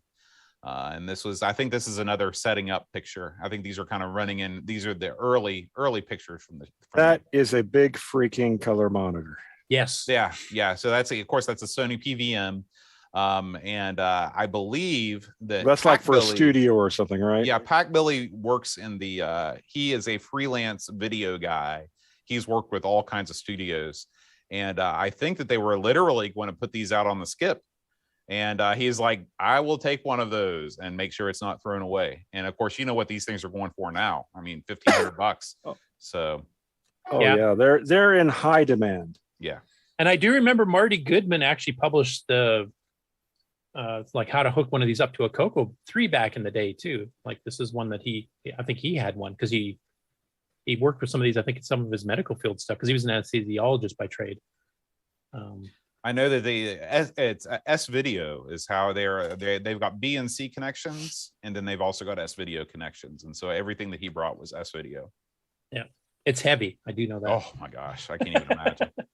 Oh, everything's All metal that's case? metal. It's not Yeah. blasted Yeah. at all. Shielded. Yeah. If you want to do weight training, just haul one of those to BoatFest and CoCoFest and wherever else. Notice it has those nice handles on the side. Right. Doesn't help right. much. It's still heavy. That's what hand trucks are for. That's what slave labor is for. Okay, I'll stop sharing. I'll load up the next batch. Oh, so I see Amy's in there chat now too. So Curtis, I'm welcome, gonna Amy. be right back. I'm gonna run to the restroom. I'll be right back. Yeah, I'm gonna look at the next batch of pictures loaded up here. So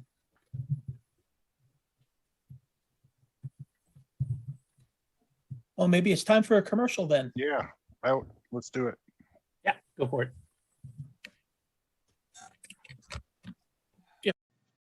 You are watching CoCoTALK, the world's leading weekly video podcast featuring the Tandy Color computer. We spread the love to the past, present, and future for all models, including the original color computer, the CoCo 3, and the world-renowned exclusive French-Canadian CoCo 2. The Radio Shack. CoCoTALK would like to thank the patrons who sponsor our program, so our heartfelt gratitude goes out to Alan Huffman, Alan Murphy, Blair Ledoux, Boat and Aaron, Brendan Donahue, Brian Weasler, Brian Walsh, Karen Anscombe, D. Bruce Moore, Daddy Burrito, Daniel Williams, Diego, Eric Canales, Glenn Hewlett, Graham Vebke, Grant B., Grant Leedy, Henry Strickland, Jason Downs, J Style, Ken Reichert, Malfunct, Melly, Michael Pitsley, Mike Rayburn, OG Hugo, Paul Fiscarelli, Paul Shoemaker, Paul Thayer, Retro Tech Time, Rick Hewlin, Rob Inman, Rocky Hill, Stephen Wagner, Steve Batson, Steve Rasmussen, Terry Steen, Terry Steggy, The Backyard Shed Gang, Tim Thayer, Tom C., Tom Gunderson, Tom Heron, Tom S., Tony C., and William Athing. Thank you ever so much, patrons. It's time for everyone's favorite segment, Who's New to Discord This Week? AJ Bunny Slippers. Hello friends. My brother is a member of your community and recommended I join up with you guys. Tim and I do our sibling rivalry show and often play the CoCo games. I'm not a great gamer but have so many great memories of playing retro games with my brothers, that's why Tim and I started the show. I'm learning as we go and having fun with Tim. You guys have been very supportive and encouraging, and are a great group. It's been nice getting to know you all through Tim and the CoCoTALK show. Spatai. Bart, I'm interested in systems based on 6502 but I always consider 6809 more interesting CPU, so I'm finally here, and I'm a retro hobbyist programmer. PNP 2084. Hello, I'm Peter. I'm a big fan of all TRS-80s including the color computer. I had a CoCo 1 back in the early 80s along with a TRS-80 Model 3. These days I program, but on the side work on emulation. Fleet. Hi, my name is Tyler. I am into gaming/retro PC hardware in general. Generally speaking, I like collecting the hardware, but it doesn't just live on shelves and most of it is actively hooked up to a screen. I'm here to be more aware of the CoCo scene in general. Sparky Jack. Hi, I'm Jack. My first computer was a color computer. I still have one or more in storage. I mainly ran OS 9, with dual 5 meg hard drives, somebody's 80 column adapter, parallel and clock, etc. I hope to keep aware of what's happening in the CoCo world with the possibility that I may dig out one of my old machines and get it operational again. Roy Stantz. Hey, just nabbed a couple of CoCo 2s at a local auction and discovered this. I collect most anything retro. Just call me Roy. Cool to see some peeps into the TRS-80 CoCo machines. The previous bios were edited for time's sake. Thanks to Jim Rye, Boysantech, Paul Fiscarelli, Nightbeard, Glenside Color Computer Club, and the CoCoTALK patrons for boosting the server. Please consider joining Discord and visiting the welcome section to read these bios in full and see what the community has to offer. At discord.cocotalk.live. And we're back. Okay, next back of pictures as soon as you let me share. There's the button.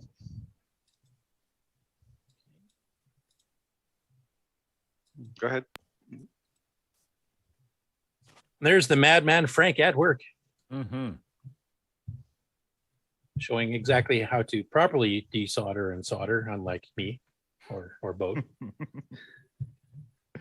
He didn't seem to think too much of my Radio Shack soldering iron. Yeah, and I don't think he liked me using my hair as flux either. That didn't help much either. And that's Pac Billy, if I remember correctly, Yeah, on the left. that's They're right. actually playing the pinball, and then Yeah, the thing comes with if Aaron's still here, he can tell me. I know that when he bought it, he paid a little bit extra to get something like 100 tables.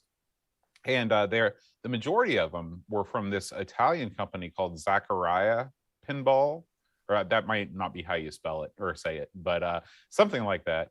And but there are a bunch of tables that I'd never heard of before, and it's kind of cool seeing their sort of take on how to do a pinball machine. It's much different than Gottlieb or Williams. yeah, and they had some, like, I played one or two tables that actually were specifically designed for video. You couldn't have done them on a physical, where you have the ball go like down inside and then it zooms up into the next sub table underneath, and a lot of innovation. Now, I was going to ask you, because maybe I was hallucinating this. There was moonshine, but I believe it actually has some feedback too. Like if you're in the ball, like you actually get some physical shaking. Half of the reason why this thing is awesome is because of the haptic controls that are in the flipper buttons. So as you're playing, I mean, you feel, not only do you feel the flipper buttons, but you also feel the pop bumpers as you play. Yeah. So it really is an immersive experience. Yeah, I was quite stunned actually how good it actually represented real pinball, but also had the innovations of going beyond what a real pinball machine could do. Mm-hmm.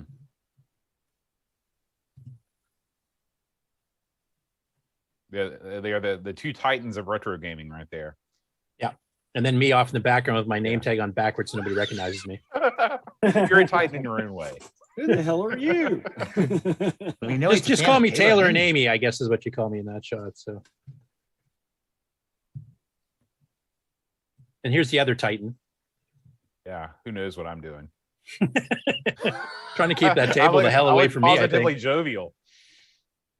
That cart looks just like the ones teachers always used around school. It's funny, Winfield Middle School was missing a cart over BoatFest. Nobody knows what happened to it. Luckily, there's no photo evidence. Visual cart. Yeah.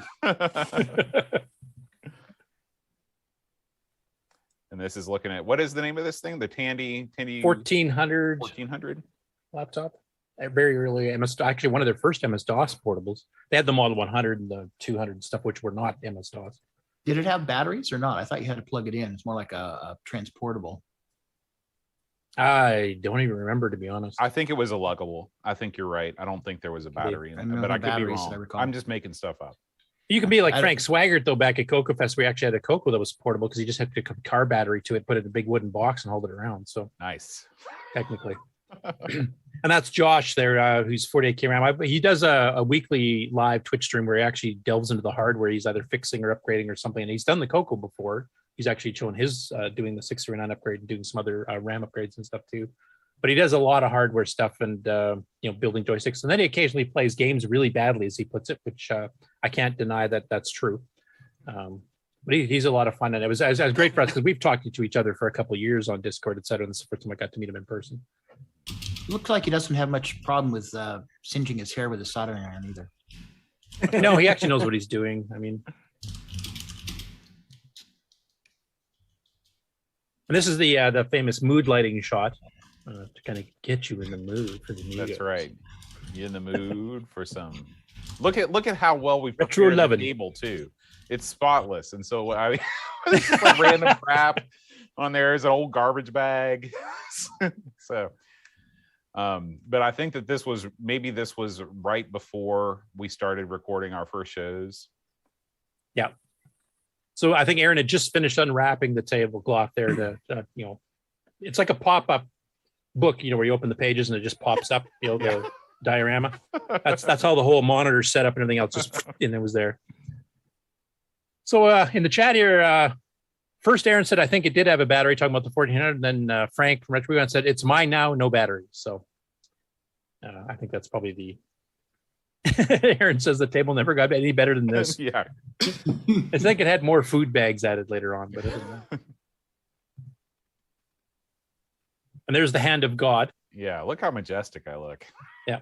Isn't that the same shot from the guide? Like, how did you manage to duplicate that? Because you print those ahead of time. So I know.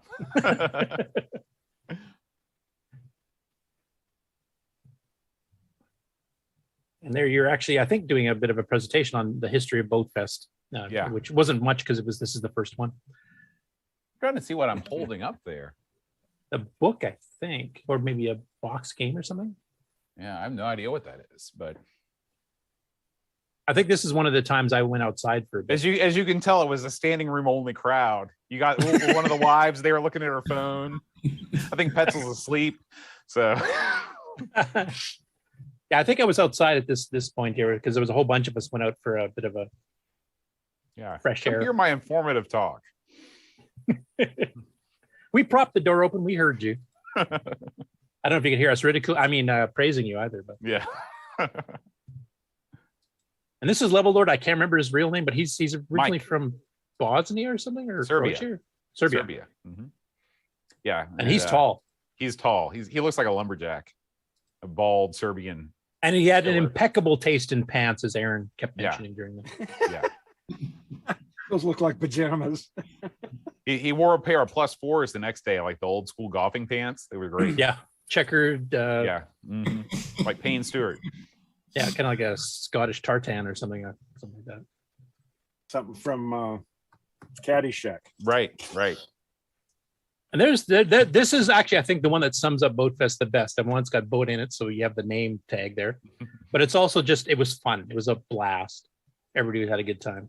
You never see pictures of me like smiling like this because I'm usually concentrating game or swearing at it because I suck.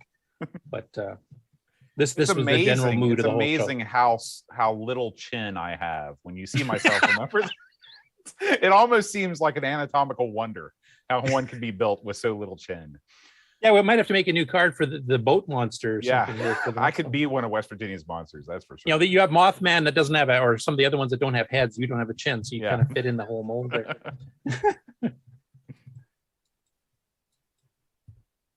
And this is to show that even the wives got involved with playing the games, etc. That's right. So. This is a good shot because it actually has all three of the game machines being played simultaneously. Mm-hmm. Yeah, and like I said, for most of the weekend, the Amiga and the CoCo were being played, and it's my fault that the Spectrum wasn't being played because I picked the wrong game. But actually, after you explained a few things to me, a few of us went back and played it a bit more. I think picked up a bit later. I'm glad that it did get some play. Because the first day, about halfway through, a bunch of us, Rob and a few others, including myself, had gotten as far as we could without knowing some of those little secrets of what you had to do next. Because we call those secrets the instructions for the game. I thought it was more along the lines of this is how boat will win the competition. RTFM. Yeah. That's right. And there's see those tiny controllers playing Street Fighter on a tiny screen. Well, yeah, actually, on a not that tiny. bad, but- It's so you had to stick with the theme, you know. Yeah. Two big men playing tiny Yeah, controllers. I think is that a Street Fighter 2 logo on Cola's shirt? It kind of looks like it. Yeah, it is actually. Yeah. So Mr. Cole is a regular Twitch streamer, and I think he's one of the ones that you have the arrangement for simulcasting if he's live on your Twitch channel too. So Heck of now, a nice how guy. would you describe his streams? Because he covers a bit of a variety of stuff. I'd say variety stream. Yeah, all retro stuff, but he does some console stuff, does some computer stuff. Yeah, because I seem to like Genesis and a Mm-hmm. few other things like that too. I think some Sega. He has a Dreamcast. I can't remember. And of course, Aaron is well known in these parts. Oh yeah. There's Josh 48K Ram playing the pinball machine. You can see all those Champion Edition. Yeah, I have no idea how Brent. There might have been. Here's my guess is that there was a special on Woot or Med.com or one of those things where it's like get 20 sticks for $20, and Brent was like, I'm in. So, I did pick one up and try. Like I don't play Street Fighter because I just suck at it to begin with, but that was a little too small even for me. they were tiny. They were tiny. And I have girly hands, so. But it's amazing. I mean, all 6 buttons were there. The micro switches were all. I mean, there were many micro switches. They're very well done controllers. Yeah. I think it'd be perfect for like young kids. It'd be like proportional to them type thing. I think it's like proportional to a newborn. I mean, they're.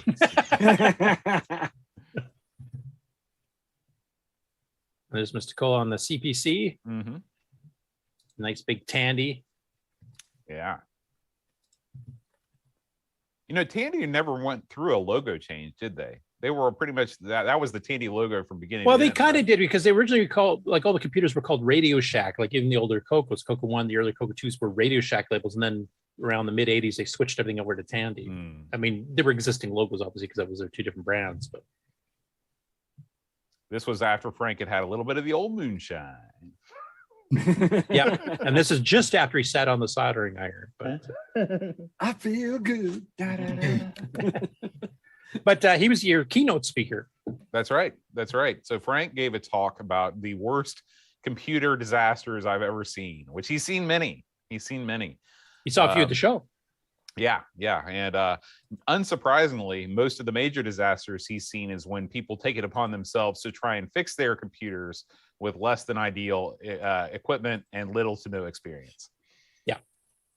If I ever tried to do one, he would be like I would be Exhibit A. I am Exhibit A for the person that should not be doing this. I'd be a very close B if I tried.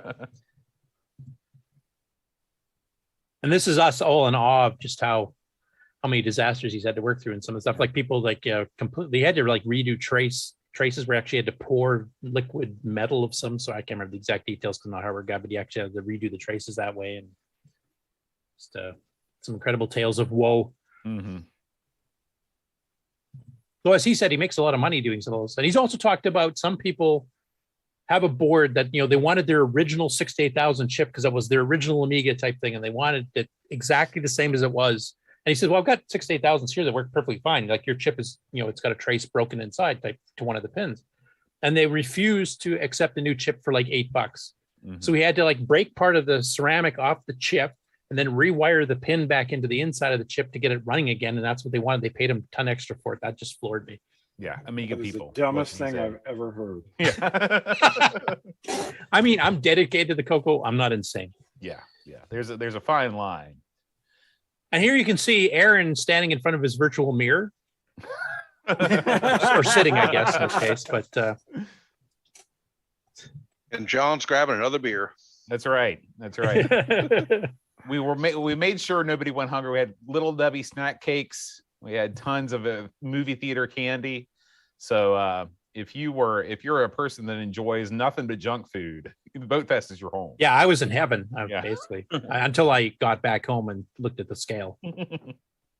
Then I had pangs of regret. Yeah, Frank says we charge by the hour, LOL. Yeah, I'm sure he could buy a house with some of the horror tales that he was talking about. Okay, I should have one more batch of photos and I think we'll be caught up.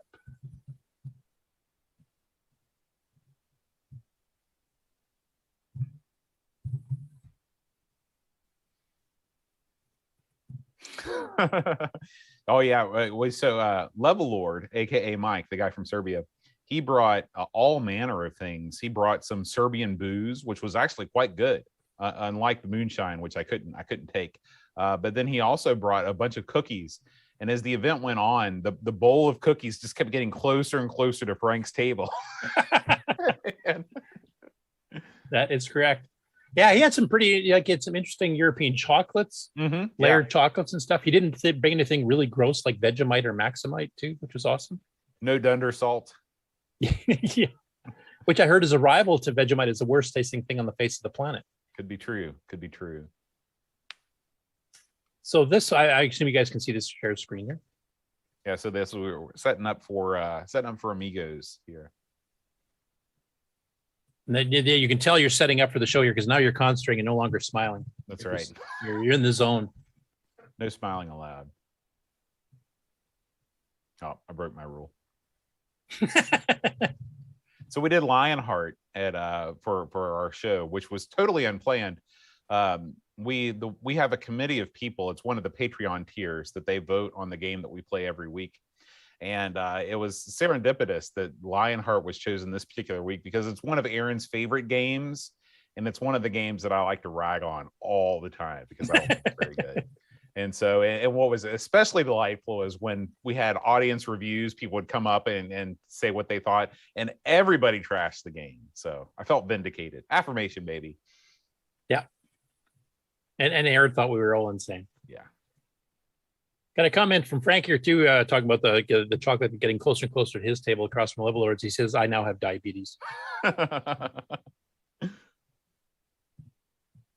Aaron says, "We're all a bunch of turncoats."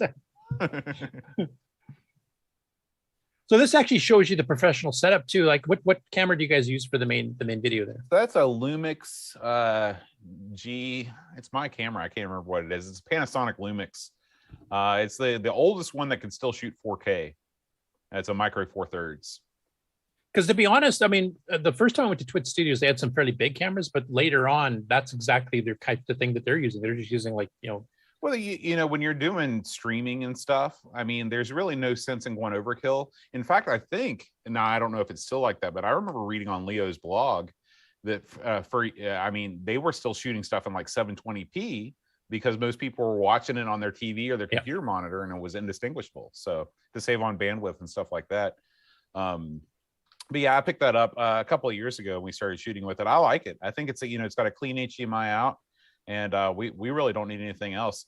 I do wish that we do have to make some allotments because the sync, the audio, and the video isn't exactly the same. There's like a 350 millisecond difference with the microphone, which you don't get if you're using a webcam or something like that. But this is really good with low light, and it can adapt a lot better than using a phone or a webcam. Yeah, it just surprised me. Like, I know for a smaller show like yours, that absolutely makes sense. But I was surprised that some of the bigger name podcasters do the exact same thing. What? Oh, small? Come on, Curtis. We're huge. I can't even say it and keep a straight face. Well, I didn't want it to accidentally imply like weight or anything, so I was trying to listen. We're big, the small and slender podcast that you guys do. And this was the glorious 4-player NBA Jam. I don't know if you guys know much about the Jag, but the Jag doesn't get a whole lot of love, and rightfully so, because the controller is crap, the game selection is horrible, and it's not a good console. But you can play a mean game of NBA Jam. Yeah, and that was an intense one. That was fun watching it. But it's 64-bit. Not even really 64-bit, like 2 32-bit processors that are like. Well, if you add all the bits together. Okay, I just looked it up. We use a Panasonic Lumix G7. The G7 is what we use. That's the body. Okay, cool. That's just another shot of the scene. That was an intense competition, though. There was a lot of laughter and a lot of digging at each other and stuff on that other game too. And of course, it was played on the largest monitor known to man, or heaviest anyway. Heaviest CRT ever made. Yeah, that's definitely not true. There are some really heavy CRTs out there. Yeah. That is Oram. I don't know if we've mentioned Oram yet, but they're tall, gangly guy. Yeah, just right beside Aaron there to his right. Yeah, another one of the Team Speak irregulars. I think he lives in Pennsylvania. Yeah, we had a lot of Pennsylvania guests even here on the show today. I guess Pennsylvania is a happening place. Right? It is. And Mr. Cola brought the Amiga Boing Ball, which was fortunate. Yeah, we actually had that on CoCoTALK because I think Ron, was one who asked about it because I think he originally thought it was just like a picture on a card or something, and then Aaron went and tried to pick it up, couldn't pick it up, so I think Mr. Cola handed it to him. Because I think Ron's question was, does it actually bounce? And it was a little deflated, so it kind of tried to not bounce. As well as it does in the demo. Yeah.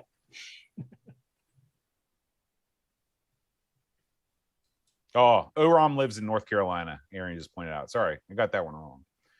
This is Ask the Amigos. So Ask the Amigos, we normally do every month. We have a special channel on our Discord where people ask us questions and we answer them.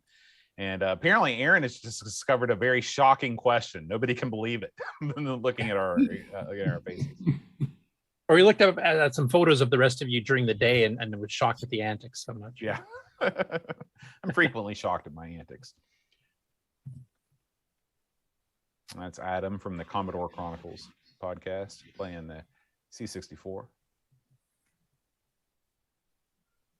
And this is part of the auction, right? Yeah, this was the swap meet. So, I opened it up. I said, hey, if you got stuff that you want to sell or give away or whatever, just bring it. So around 7 o'clock, we put away all the chairs and we brought out one of the things that I loved about this particular venue is that it came with all the tables and chairs. It came with plenty of everything.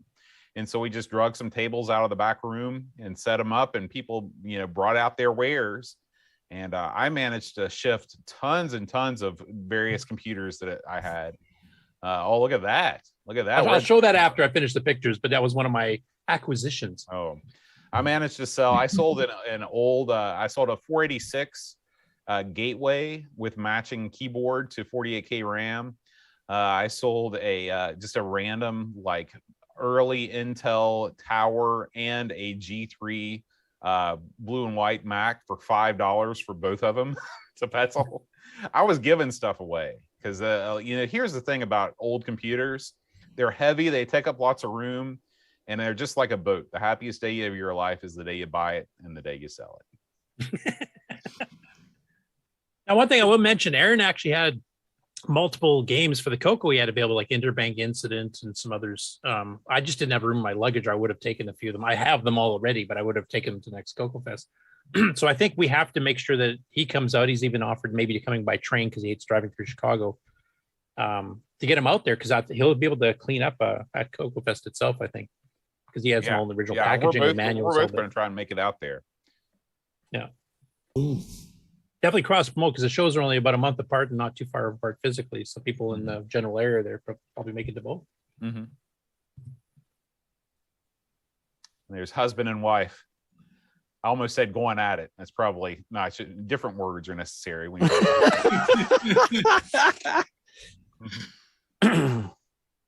and this is it where Brent's complete lack of chivalry shows there because he didn't let his wife beat him in the game either. I believe after he beat her, he threw the controller down and said, "And that's how it's done."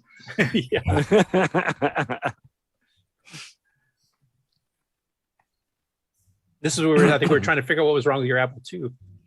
This was the Apple II that I sold. So I brought my old Apple II. That was it had a mismatched keyboard. There were some keys that were replaced from a different Apple II. It was weird. And that's the G3 that I ended up selling for nothing. And we were looking at that was the PC tower that I sold to Petzl. That tower that's open plus the G3 for $5. Yep. Bargains were to be had, folks. Yeah. Come out next year. Yeah. Classic. I think that's Shadow of the Beast. Yeah, Shadow of the Beast. I think isn't that Shadow of the Beast 3? Can't remember. It's not the original one. Yeah, the colors look a little different. Mm-hmm.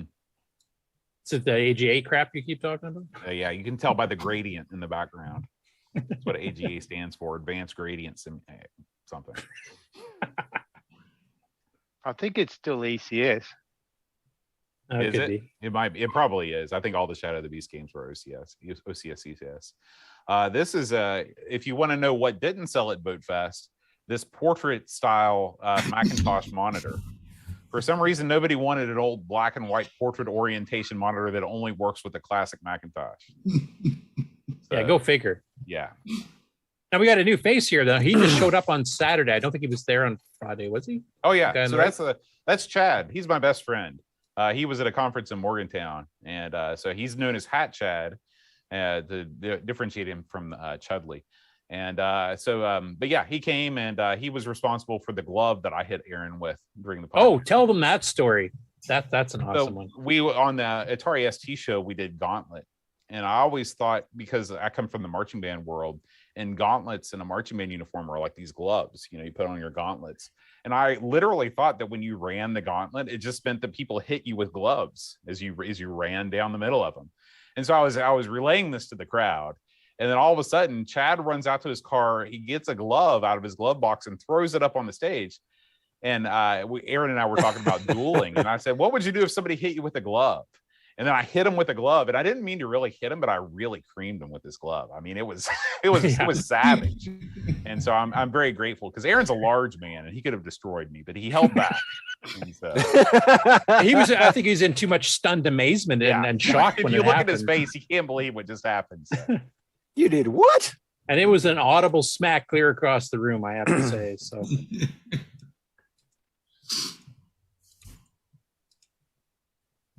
that's my normal gaming face. That's why I don't normally share my face on the Game On Challenge. So I look like I'm forever pissed off or something. I'm concentrating, folks, honestly. Or passing kidney stones, one of the two. Trying to avoid a rage quit there. Yeah. So this was ARG Presents, the show that Aaron and Brent do together. And normally what they do is they spin the wheel at the end of each episode, and they pick 2 games to review from whatever system is currently on the wheel. But in this episode, what they did was they just spun the wheel. Like every 10 minutes, they'd spin the wheel, then every 5 minutes, then every 1 minute, every 30 seconds. And they'd talk about games on whatever system came up. And so it was a different sort of way to go about things. It was kind of a BoatFest special, but I think it worked well. It was an ARG speed run, basically. Yeah. By the way, Aaron says I almost ended the con right there talking about the slap with the club. I went back and watched it. That the ST show won't come out on YouTube for another couple of weeks, but I went back and watched it. His face is priceless, because he's just stunned at what I did. my face looked like fearful. So yeah, fear of death. Yeah. Another picture of Flax set up. Yeah. And anybody recognize this game? Zool. Zool, that's correct. Zool was supposed to be the Sega Genesis killer. It was supposed to knock Sonic off his pedestal and show everybody that the Amiga was the reigning supreme gaming platform. Zool did none of those things. Zool's garbage. So. However, it did make me hungry with all the little licorice things and stuff. It was sponsored by Chupa Chups. I just remember it was a pack in with a bunch of the machines, and yeah, I think you could get the Zool pack, Amiga 500 or 1200. And I don't think anybody played it. No, not twice anyway. I just got diabetes and a screen grab. Yeah. There's an action shot from ARG Presents showing the spinning of the wheel.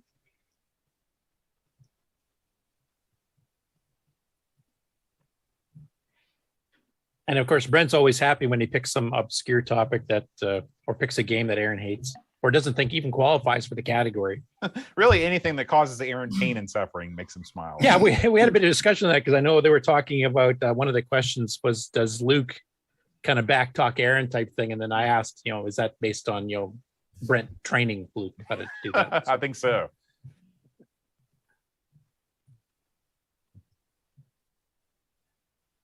And this is Jeopardy. So we 2 days before the event, I found an online platform called Jeopardy Labs. And so I paid for the license for Jeopardy Labs, and I hastily cobbled together some questions. And I went on good old Amazon Prime and got a buzzer system. The buzzer system, you know, you'd think that somebody would have made a buzzer system that essentially does what Jeopardy does, where, you know, you see you can ring in and you see the thing. And no, this thing looks like it's like Fisher Price, and it's made for the classroom, but it's literally the only thing that does what it does that I could find on Amazon. So I bought it. It was still like $50 too. But anyway, so we got the questions together. We had a couple people from the UK. I really wanted to do something for the folks over, you know, across the pond that wouldn't be able to make it to BoatFest. There were talks of doing a BoatFest UK, but because even traveling from country to country in Europe is so expensive now, not to mention the cost of gas and everything, like, or the fuel, like heating and stuff like that, has gone through the roof, that didn't happen. So I asked some of our listeners to record questions, you know, just like when celebrities do it on Real Jeopardy. And, you know, it somehow came together and it didn't suck. It was all right. Yeah, it was a lot of fun. I was thinking of volunteering, but then I was taking a look at at the first of the categories, and I was pretty sure there wasn't going to be any CoCo stuff, and I don't know that much about the other platforms. Next year, BoatFest 2023 will be BoatFest or CoCo category. Okay, well then I'll take part then, because at least I have a fighting chance of not getting 0. There it is, Mashed Turtles. That's the 8-player Atari 8-bit game that we had going on. Yeah, and there's Petzo playing the Shaggy Van joystick. Right.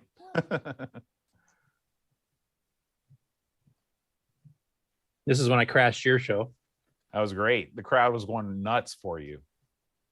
No, I think they're trying to clear them up. You guys keep saying it's oh hail, but I think it's oh hell. It's Curtis Boyle. I'm positive. They just like Canadians. And that's when I was discovering that the show was about to end and I was finally going to get off. So.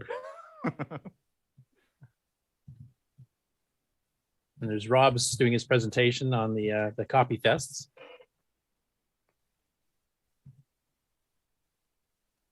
And this, I think, is part of the karaoke. Yeah, wasn't this was karaoke. This was when Aaron was leading the charge. I can't remember what song he sang. He's still with us, so he'll tell us what song he sang. Yeah, this is when I went outside. You know, Aaron promised karaoke, and he delivered karaoke. So. And I still like his shirt, King Dong of Pong, which is an in-joke based on some comments made during shows. It's close up. There he's getting into it. It's all His Majesty. Yeah. They did Man of Constant Sorrow. Yeah. So this is is that a description of the audience? Or? I think that it works on every conceivable level. So I'm trying to the guy in the middle. He's that's Pat. Yeah, because he came only the second day too, right? Yeah, he was only there on the second day. And then Matt, of course, on the right is somebody that's part of the TeamSpeak regulars. Yeah, Mm-hmm. that CoCoTALK day. Pat is Spartan. He's also a member of the TeamSpeak regular. He's Spartan. Oh, right. That's like a TeamSpeak regular group right there. That's right. That's right. Yeah. And of course, Pat and Aaron have been friends since they were kids. So. Yeah. And then Matt, of course, is one of the guys that David knows quite well, joining the TeamSpeak regulars as well. Mm-hmm. The awarding of the awards.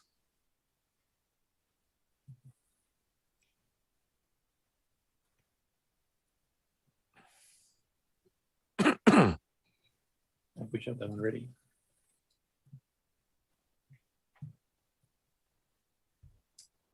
So that's all the photos I had downloaded and kind of ready to show. So yeah, well. So in summary, I mean, you didn't make money on the show, obviously, but I mean, that's the very first time you tried one, so you're kind of figuring out logistics, etc. Well, it's hilarious because, you know, I went to Amiga Ireland twice. I went in 2019 and 2020. When I went in 2020, it was literally like days before the country shut down for COVID. And in both times, I talked to the organizer there, who's a super nice guy. His name is Erla. And, you know, he'd always say, you know, like, wow, you know, we're still in the red. And I was like, how can you not run a show and not make money? All you got to do is just charge more than it costs for the event. I didn't say this, but in my mind, I was like, you don't know what you're doing. Well, turns out I don't know what I'm doing but you know, everybody had fun. And the thing is, we don't run this thing to make a whole bunch of dough. We run this thing because we like old computers and we want other people to come hang out with us and play old computer games. And so I'm sure CoCoFest isn't raking in the dough either, you know.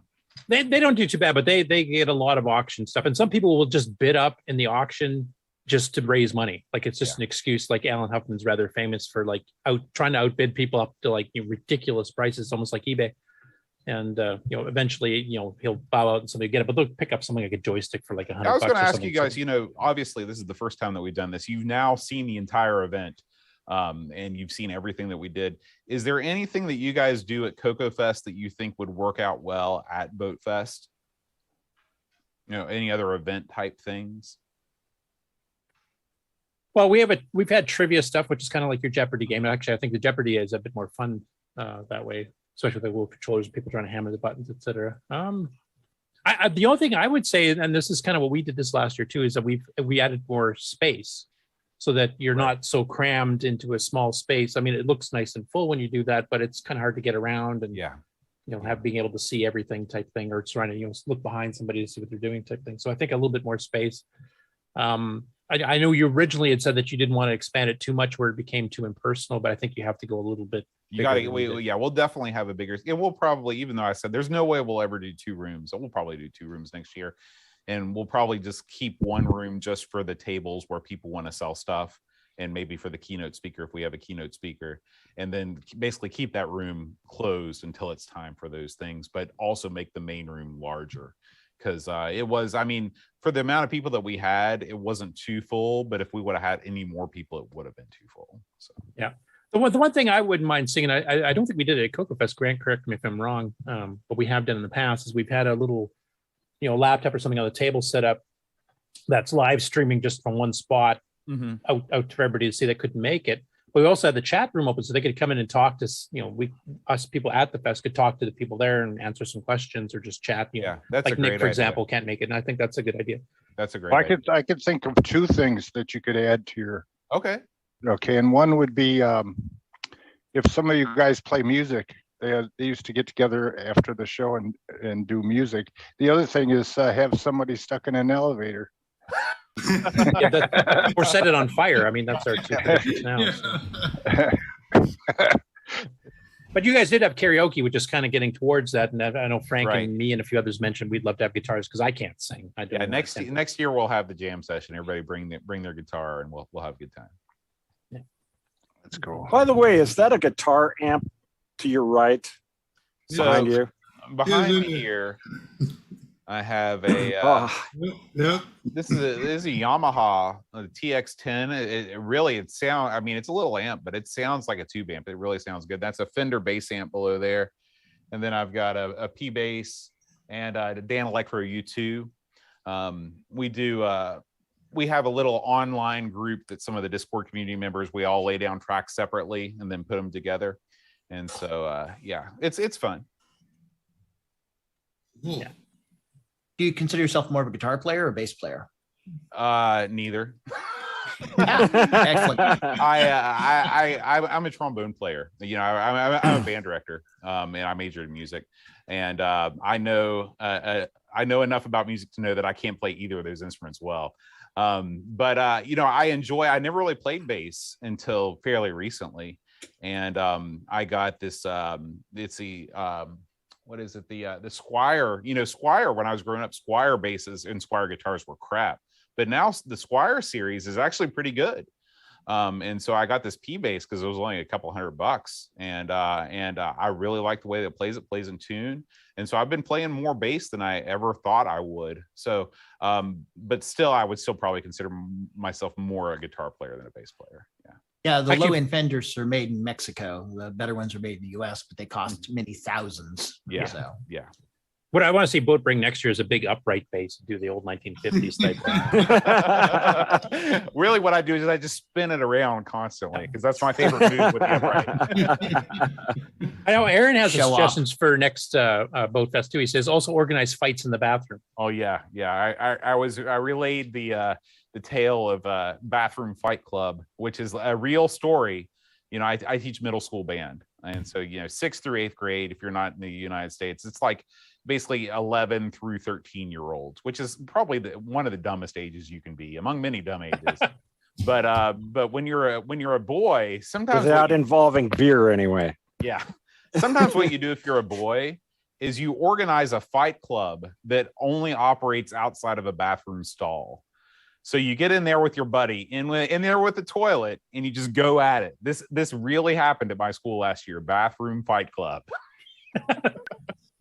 That sounds like a video game in the making. Yeah. This is what happens with the lack of organized sports. That's right. That's right. If you don't get those kids out on the field, they're going to be bathroom fight clubbing it up. Exactly. So I think other than the monetary side of things, I think the show was a huge success. I think everybody had fun. Now, I asked you this at the end of the first day during the Ask the Amigos, and I said, what was your favorite parts of BoatFest up to that point, first day? Now that the whole thing's over and you've kind of had time to recover and think about it, I was going to ask you, what was your favorite or best thing about it now after the whole thing's over? And Aaron in the chat there, if you want to pipe up and say what yours is. And Frank, if you're still in the chat, you can pipe up too. My favorite thing was the ambience. It really was. It was like I'd be talking to somebody and we just stopped talking and I'd hear the sounds of the computers. I'd hear the sounds of the games. I'd hear somebody banging on the virtual pinball machine, and I just hear people laughing and just the sound of people having a good time. And it reminds you of, like, sort of the glory years of the arcade where you hear all those sounds going on at once. Then, but it was the added bonus of everybody in the room was having a good time and they were friendly with each other. Everybody was friends. Even people that had never met. You needed Journey playing in the background. That's right. Oh, there was some of that. Yeah. But I mean, that was my favorite thing, was just walking around and just watching people have a good time. That was my favorite thing. I would have to agree. That was my favorite. It was the camaraderie. Mm-hmm. That was, I mean, yeah, there was the ongoing jokes about, systems versus systems like we did back in the day, but they weren't as serious. Like, I know Frank and I were kind of teaming up against the Atari ST going, well, on Amiga or CoCo, you have real multitasking. So talk to us when you get a real OS type of thing. But yeah, it was all done in jest type thing. I mean, Frank, he's got several STs at his place too. So yeah, and the ST, of course, I mentioned it did have OS 9, so of course it's good in my book then. I'm eternally grateful to everybody that came, because we didn't charge a fortune for tickets. We charged $25 a ticket, but the hotel was crazy. It was like $180 a night. And so, I mean, like, that's serious cash to stay for 2 or 3 days. And so I'm very grateful for people that took a chance on coming out. Absolutely. Now, would that hotel offer bulk discounts if you get enough rooms? No, pre-booked? I asked them, and because they do so well with the traveling sports teams, is that they don't have to offer. They don't have to. Okay. Yeah, because that was expensive. I mean, that was double the price of what we're used to in Chicago, for example. Yeah. So yeah. So 6 guys in one room, huh? Yeah, that's what, if I was going there. That's 6 guys, one room. Sounds like a bad video to me. It sounds like Kung Fu fighting. Yeah, or a bathroom fight club. Bathroom fight club. Got some comments here. So Aaron says about his favorite part, I say the food. Oh, and seeing all the friends I've never met was also pretty cool. I almost agree with him because the food was awesome. And then Frank says late night drinking, eating, playing, and chatting. Yep, I would have to agree with that as well. It was a fun time. I know it's kind of like it's a first try. So a lot of people, we probably didn't promote enough. We should have had you on more often ahead of time. Listen, it was fine. Everything was great. Everything was great. No regrets. So make plans for next year, next June. Late June. And we will have it at a different location. Won't be based, almost certainly will not be based in a hotel. The good news, though, is that it's going to be sort of centrally located around lots of different hotels, hopefully with competitive rates. So you'll be able to choose, and stay at a place that will suit your budget. No, it was a really fun time, and I would highly recommend people from any walk of the retro gaming life, whether you're on console, whether you're on home computer, should definitely come out. There's just it's a lot of good camaraderie and just a lot of fun. I mean, I got to try systems I've never touched before in real life, that I've only played on emulators before. So that was cool. So thank you, John Bodovkar Schaller, for creating the cockamamie idea of BoatFest and then actually enacting upon it. Thank you for letting me speak about it at length. Yeah. Last week, the show was only like an hour and a half. I have to make up for that now. I've still got like 4 hours of news coming up yet too. So We'll Hey, make Kevin, it. all the way. I'll be sticking around throughout the whole thing. I've got a whole nother 6-pack of drinks, so I'm ready to go. Well, just wave out when the drinks are starting to run low, so that I know it's time to cut the show off. 4 hours of news. We're all going to need at least a 6-pack. That's right. That's right. Gavin Holloway, BoatFest was in Hurricane, West Virginia. That's Yeah. right. Or hurricane, as us Canadians pronounce it. But Well, that's how I pronounce it too. But I try to pronounce the name like the locals. That's right. pronounce it. That's right. Regional Get dialect. more, you get more bonus points that way. The Apple Maps won't get you there. I don't know where hurricane is. or you There's could a be from like Japan and just call it typhoon instead. What's funny because there's literally a tornado that's 2 towns over. So we got all the storms here. There's a town in northeast Oklahoma called Miami. It's spelled like Miami, but it's pronounced Miami. Miami. Miami. So it's Miami in Florida and Miami in Oklahoma. Yeah, and in Wisconsin. Don't forget Newark and Newark Mm-hmm. in New Jersey and Delaware, respectively. No, Jersey? Yeah, Newark, New Jersey, and Newark, Delaware. There's Lancaster, Pennsylvania, and Lancaster, Ohio. It's Lancaster, Pennsylvania. Oh, okay. Getting confused. My girlfriend lives I go through Lancaster to get to where she lives. At least Intercourse, Pennsylvania is only pronounced one way, as far as I know. and it's right down the road from Bird in Hand. Really? And down the street from Blue Ball. This is why I tune into CoCoTALK right here.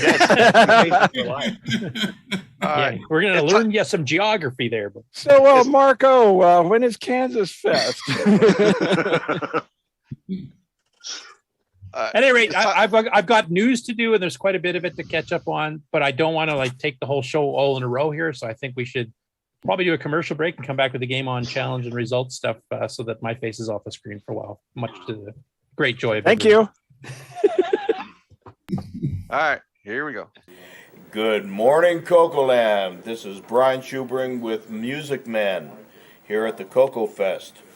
Having fun, fixing issues, and making things roll, and making lots of sound. Have a great day, guys. The music is back.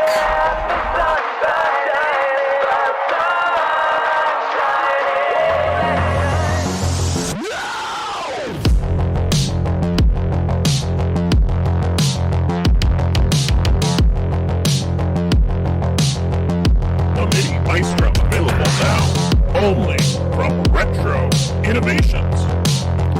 Go 4retro.com.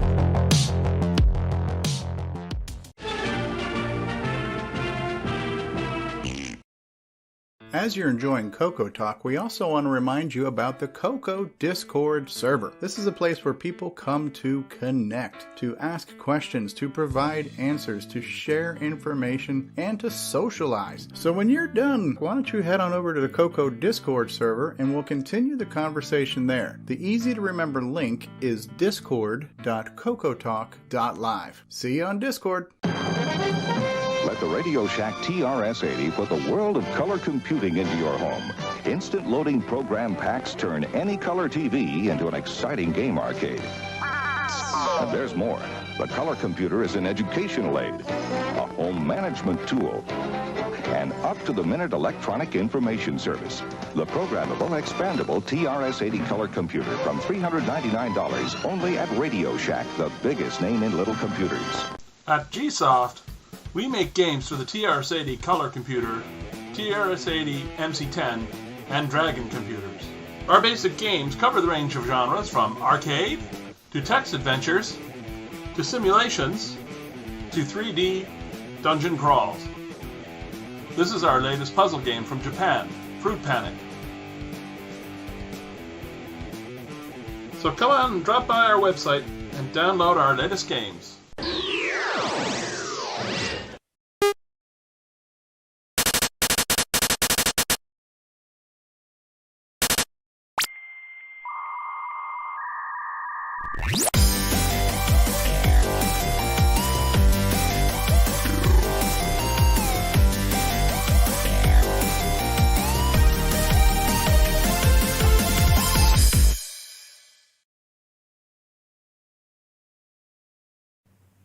Greetings, YouTubers. Atari Leaf here, and you're listening to CoCoTALK.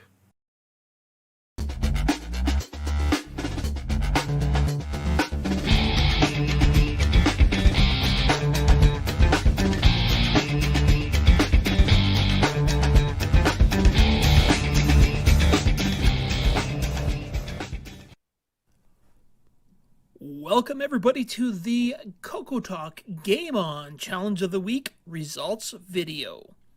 This week we played Tutankam. We had a total of 16 players. We had Ann Arcana with 7,940. Mark B, 24,990. Timbotech, 26,900. AJ Bunny Slippers, 30,280. Mr. Dave 6309, 31,480. Grant B, 35,450. Rich N, 45,060. Sloopy Malibu, 54,680. Sabhead, 56,500.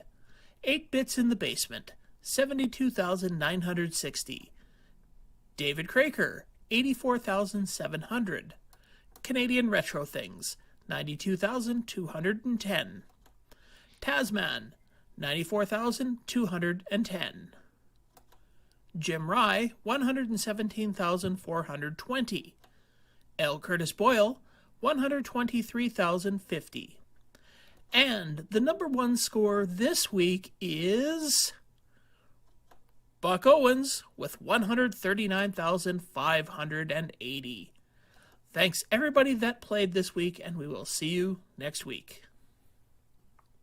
CoCoTALK salutes Buck Owens.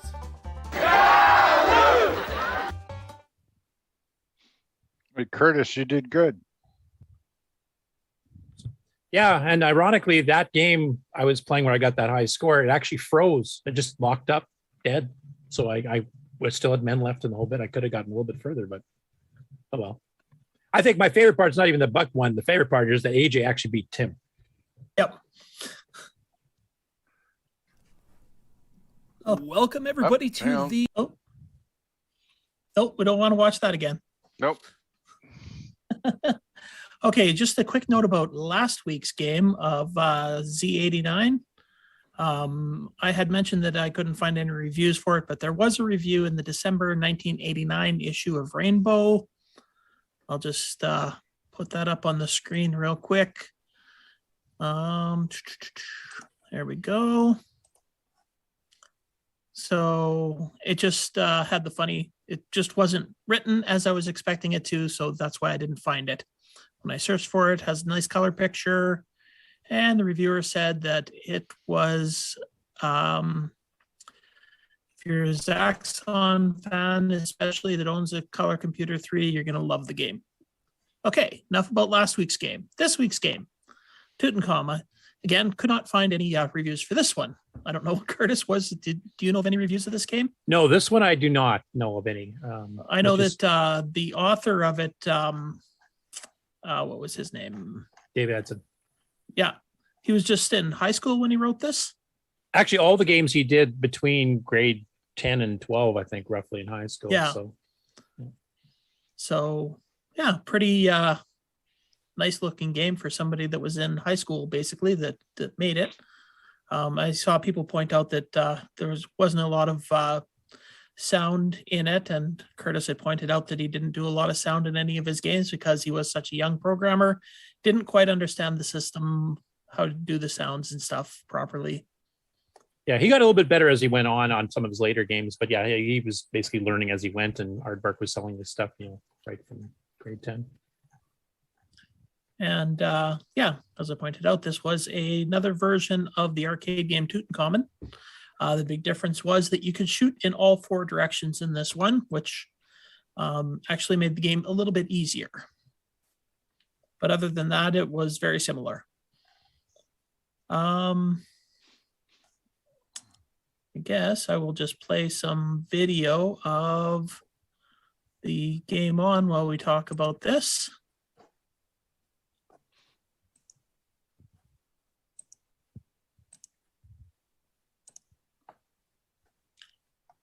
So, does anybody have any tips and tricks that they discovered in this game, or anything that annoyed them about this game, Yes. or anything like that?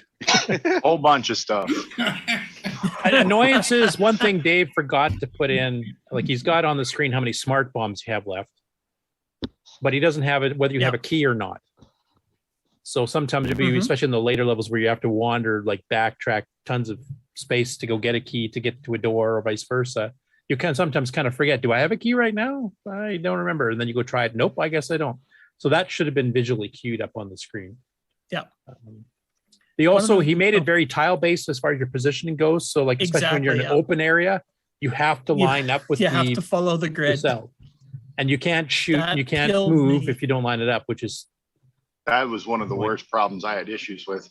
That killed me a few times. Yeah. On the other hand, one thing I will praise him is that he did use artifacting color on the lower mode.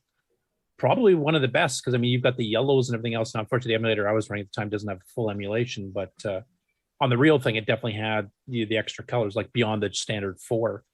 And I think it's P mode 2 or is it 0? I can't remember. But it's a lower mode, and it definitely did a great advantage of the color of the artifacting on that low res mode. Mm-hmm. Yeah, visually it was a very nice looking game, I thought. It's one I should visit in the future about speeding up the scrolling, though, because I think it could be running a bit faster, like especially on a 6.309, but I think even on the 6.9 I probably did. That was another one of the things that was a little annoying when you had to backtrack a long way for a key, and it just took forever to go back and get it. And patience was a virtue in this game. Yeah, unless you're going to do the AJ trick of just sitting there and firing it, constantly spawning monsters. There's no timer, unlike the original Tutankam. You don't have to complete a level in a certain amount of time, which actually I kind of like, because this is one where you actually can get to the next levels if you're patient. I noticed though, if you did do that, they would just stop spawning for a while. If you just keep killing them at the spawn spot, they would stop coming for a bit. Yeah, I think you just have to move up and down or left and right a little bit to kick that back up. It's like you'd run out of things to kill. One of the things I did like too, that if the monsters left the screen, the computer didn't keep track of them. They just destroyed them for you. They disappeared. Yeah. So if you got into an area where there was just too many monsters to go and you didn't want to waste one of your smart bombs, just move that area off the screen and go back and they'd all be gone. Yeah, and you use that to your advantage, definitely. Yeah. And of course, the maps get progressively more and more complex. Like if you watch some of the screenshots here, I think the middle top one is showing like the first level where it's a fairly short maze, and they get bigger and bigger until the map stretches all the way to the bottom of the screen, so they get huge. And there's a lot of backtracking, so that's where the patience. And you can obviously get better scores once you kind of know where things are. You kind of like I have to go here to get a key, and you can use it on this door. So, This is the first game I found that actually had a level 2. It wasn't just a vicious rumor. Yeah, one thing I found to get a 1,000 or so points was go into the big open area, let a whole bunch of monsters get in there, and then hit the smart super bomb, the smart bomb. Yeah, and that's a quick 1,000 points. Yeah, I would just sit in the opening and shoot everything that came by.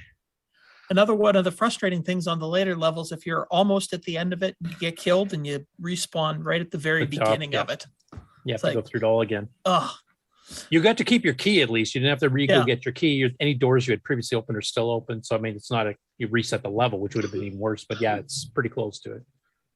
Yeah, just monotonous to have to go back through everything again.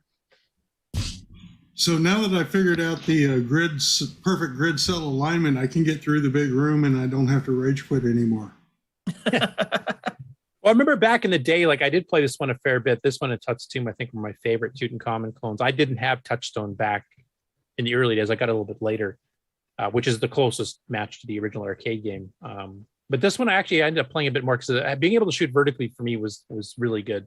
I really like that. And the fact that it actually did the scrolling, whereas Touchstone just blinked you between the screens. So this felt more like the arcade game to me.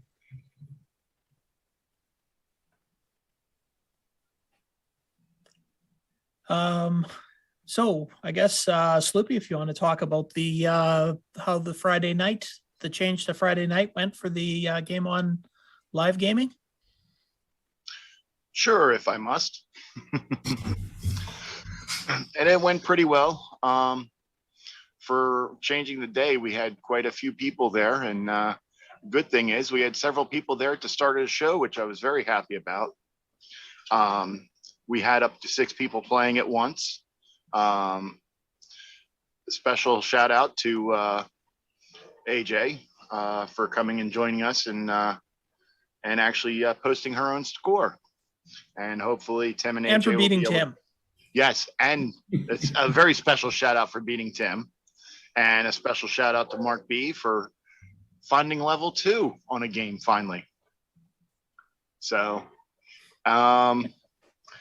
we also, for the people who stayed late, we had a special presentation by Nick Marentes on his new game, Jumping Joey. Go watch the show if you want to see all the wonderful details. So, but yeah, overall it was pretty successful. I think it's one of our most played shows in the last month or two. So good. Maybe so the new just to let people who maybe are a week behind or something to catch up. What is the new time and day of the week that this is going on? It is now on Fridays at 8 p.m. Stevie time. 8 p.m. Eastern Standard Time. So yeah, I think like some people, like, especially if they work like evening shifts and stuff, like the some or midnight shifts, whatever, they can't make it. Or people in Europe, having to come in a weekday when they're 6 hours ahead of us, and we're not starting till 6 p.m. I mean, that's 1 a.m. They're not going to be joining. They wouldn't have an opportunity at all to join. Now I think some of them actually do. So I'm hoping we'll get some Europeans to come join us again too, because that's one thing we're trying to expand the scope of who's able to participate. Yeah, well, I think in the fall when the time gets shorter, we may start doing the matinee edition again and try that to see how that goes. Unfortunately, because of issues and with scheduling conflicts, we had to put that on hiatus for a little bit. But hopefully in the fall that'll come back, and we'll try that again for our European viewers. Yeah, well, I'm hoping, like I said, some of the European viewers, they usually stay up late Friday nights anyway, so I think they can come and join in. But yeah, I'm hoping it'll help expand things. I mean, it's kind of hard to gauge how successful this will be in general, because now we're officially at summer holidays, so a lot of people are like going out to the lake or camping. People like Ken, you get lazy and just screw up the entire summer. I thought he was visiting. I thought he was visiting Red Green. He is Red Green. What are you talking about? Oh, my bad. Got to grow my beard now. Well, one thing I like, I was going to point this out earlier, Ken, here is I like the fact that you're actually doing an impromptu tribute to Hawaiian pizza, which was created in Canada, because you're wearing the lumberjack thing and the Hawaiian shirt. So you're doing Canada and Hawaii, Hawaiian pineapple pizza type thing. There you go. I'm doing that because it's damn cold here.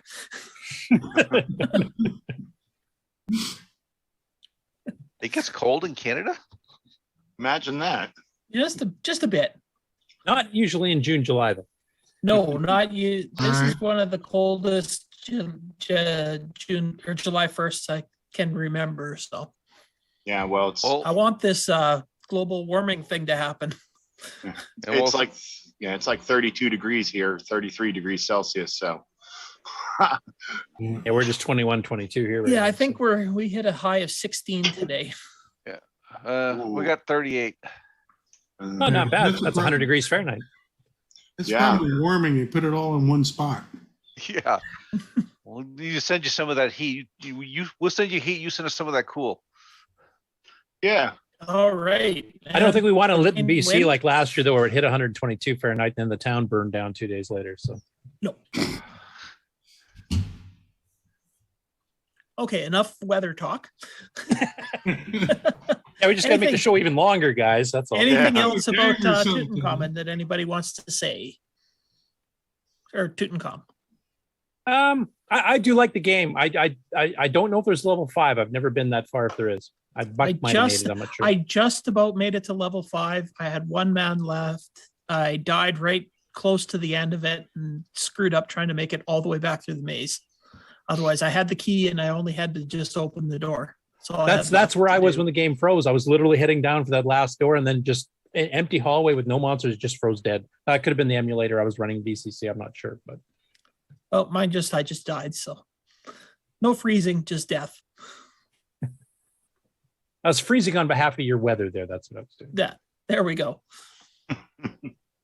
But yeah, I also enjoyed this game. I like this style of games. It's always kind of fun for me. The tile-based thing takes a while to get used to. Once you get used to it, like Rick was mentioning, then it's actually a pretty fun game, but it's pretty frustrating until you get that down. It is. Yeah, except for the tile-based movement. I liked it. I enjoyed it. If that was made a little bit better, I think it would be a great game. I mean, even the whole monotony of going back and forth when you start at the beginning of the level was acceptable. So. And plus, once you've played it a couple times, you figure out the order to get the keys in. Like, for instance, I know there's one where there's a key right at the beginning of the level. But it's harder to get to if you get that key right away and then go through, then always leave the keys further on to get last. And once you figure out where those keys are, then it makes it a little bit easier and a little less time consuming. Yeah. No, it's a fun game. I that's one I think I will try later this summer, maybe to visit and see if I can optimize it.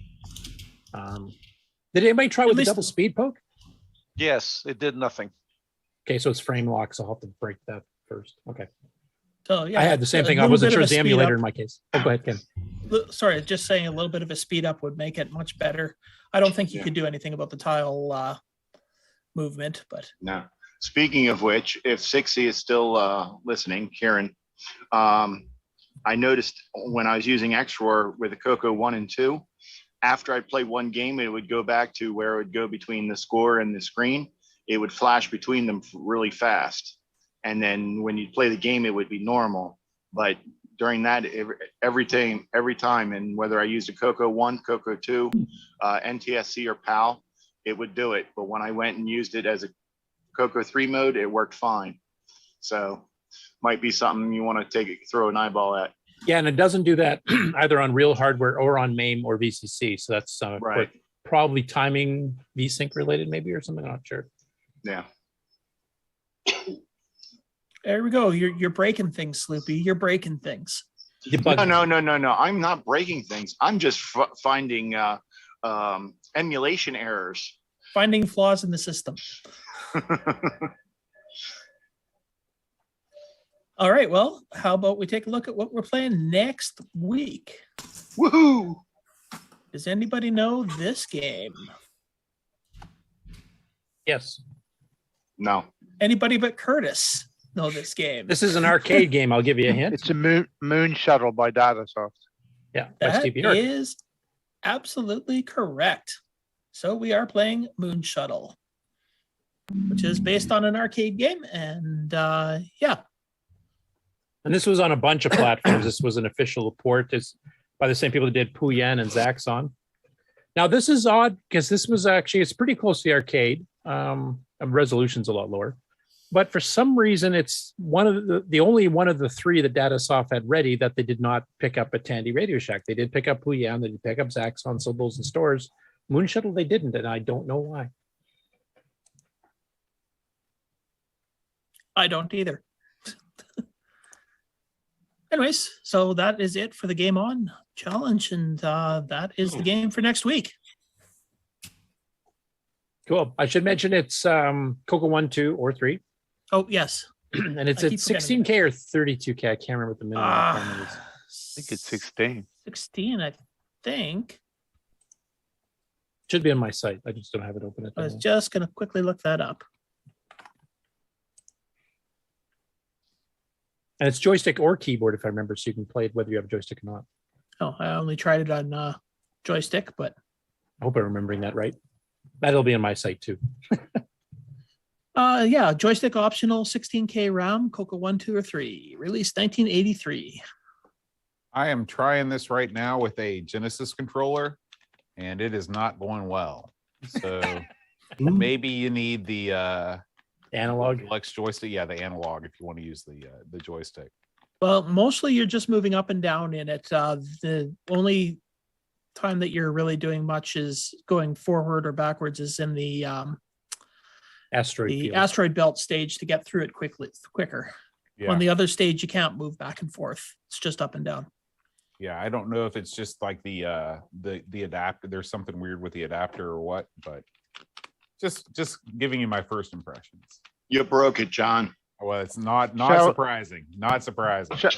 Show us your video so we can see. So what's it doing? So it starts you off in the middle of the screen, and then as I hit up, the shuttle went up to the top of the screen. The fire button works fine, but I can't go back down. Oh, like the down arrow just doesn't. Just out of curiosity, if you switch the joystick to the other side, try switching ports. Because the thing I read the so buttons. I've got the Joey hooked up right now. Yeah, so just switch right to left. Okay. Well, I'll switch left to right. Or whatever, left to right. Now I get nothing. Okay. I just was wondering, he might have been reading the joystick button. You haven't got the CoCo Max. You haven't got the high res option on, have you? I don't know what that means. No, that's a later version of the adapter. That's not the one Boat has. Okay. Because I was using mine with the deluxe through the Joey high res, and it works fine. So I think maybe it's just the Genesis controller. I'll try with the deluxe joystick and see if I have better luck. I will report back soon. Yeah, or you can do keyboard, which is just the arrow keys and spacebar, if I remember. Yeah. Oh yeah, there we go. It works fine with the keyboard. Yeah, left and right arrow should do your speed up, slow down a bit if you're going through, and then there you go. Yeah. Oh, But well it has, done. use the stick. It has Well good done. exploding sound effects too. Well done, John. You fixed it. Well, I think it just froze up on me, so I think I broke it. it's because you're live. You're live. That's right. It's nervous. Although You hit pause. You paused it. I think I hit enter by mistake. But yeah. 8 Bits in the Basement says, I'm using an Atari joystick and up to level 2. Huh. Ooh. Interesting. I wonder is there a certain key you have to hit for between joystick and keyboard to Well, begin I it, did to that start at it? the beginning. Let me try and hit reset here and see if I can. Live troubleshooting. Yeah. This is riveting push button TV, or folks. space bar to play. So I hit button. Oh, there we go. And yeah, so I can push up, but when I push up, I just drift up to the top of the screen. Oh, okay. Yeah, it might not be reading the Yeah. Let me go joystick get properly. my deluxe joystick. Continue. All right. I guess we'll start the news then with L. Curtis Boyle. I was going to mention it in Frank from Retro Rewind on the chat here says, Boat is always the litmus test. Okay. There Ready has for to be some guy. for the news intro. Sure. From around the world, what you need to know. Get caught up on News with L. Curtis Boyle. And now a Muppet News Flash. Go. Oh, okay.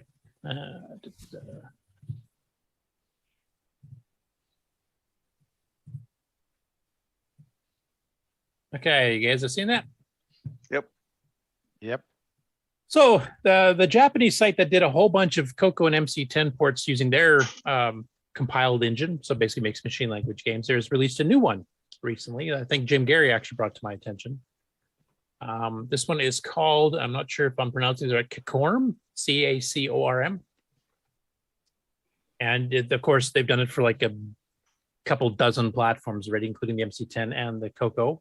Gameplay is basically the same between the two, just the MC10 is using a slightly low resolution. I think it uses 128 by 96 by 4 color, and the CoCo version is using 128 by 192 by 4 color, but the games are pretty well the same. So you can go download them there. It's $32K for the CoCo. The MC10 requires a 16K RAM expansion pack or one of the newer RAM expansion packs. That's the actual link there. And of course, you can get the show notes with the direct links on the Discord. What channel is that under, Mark? Just I'm pulling a blank here. Or Mark Overholzer might know, actually. The news and acquisition. Which I channel? can't remember. For the links for the show notes. I think it's news stories and or news summaries or something, isn't it? news summaries.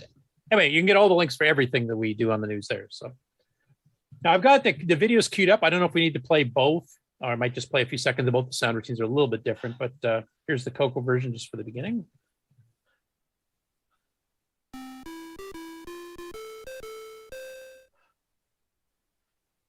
So basically, it's kind of like a bit like double back with stuff in your way. So you got to, the red thing is trying to chase you down. You're trying to circle to basically surround the stars. Doesn't kill the person inside like double back though, so that's a bit different. So it's kind of an arcade strategy maze all combined into one game. It actually looks pretty interesting.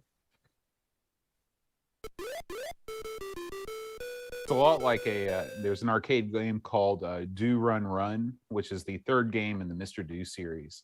You're doing a similar thing. You're wherever you walk, you're kind of creating a line behind you. When you enclose it in a square, you get points. So borrows some elements from that. Okay, I think I've seen you play that. It's one of your favorites. It's one of my favorites. I love that game. Yeah. And then the MC10 version, a little bit lower res, but.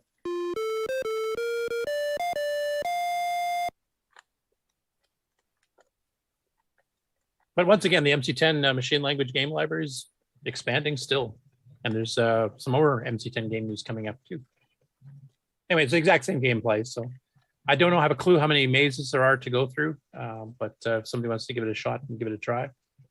And Ken, I was going to ask you for these ones that are like in this particular case, this Japanese site is doing all these cross-platform games for dozens of platforms. These might be a few that we should maybe start including because then the MC10 and the CoCo can combine and do the same game the same week, even if they're playing it on different platforms. You don't have to like pick MC10 only or CoCo only, because this should work on a Dragon, a CoCo, or an MC10 regardless. So some of these might be an interesting one.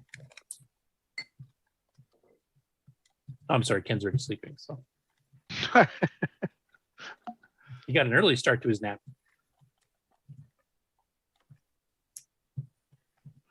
Okay, next up we got a couple from Paris Rat. The first one here is he's made a complete zip file here for Horror Castle, which is a text adventure game that came out in 1983, and he posted it up here in the World of Dragon archive and forums. Now, one thing he did not have originally was he did not have the instructions for it, but a guy named Alistair actually found it. So he's combined everything, so now you have the complete package. Now, one that I don't have screenshots for too, that's also Paris Rat related. He did some bug fixes to the Dragon version of Paul Shoemaker's Poker Squares, which I think was mentioned last week. There was some issues where it was crashing on real hardware on occasion, and it turns out there was some double speed poking that, of course, screws up timing on floppy drives. Now, if you run the CoCo SDC or the Dragon MMC, those don't care. They'll run perfectly fine at double speed. But in the case of running it on a real floppy drive, it would actually crash and intermittently crash differently. So it was kind of hard to track down. But he has fixed it now. And he sent a test copy of it to Paul. I got a copy of it as well. I haven't had a chance to fiddle with it. But once it's verified that this does fix the problems on real hardware, it should be up on the archive and on the World of Dragon forum. So look forward to that coming up for the Dragon as well.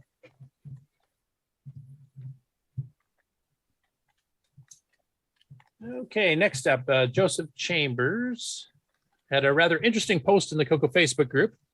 His 10-year-old son accepted a challenge to make a modern clone of Clowns and Balloons at the request of his dad. Now, I'm not familiar with this. Some of you guys might be familiar with this, so please explain what that is if you know. But MIT's Scratch, is this an online language? Or Scratch is a platform where kids can learn coding. It's a sort of a simplified programming language that's very WYSIWYG. Okay, so it's kind of like Swift for it's kids? like Swift, but it's even more basic. Okay.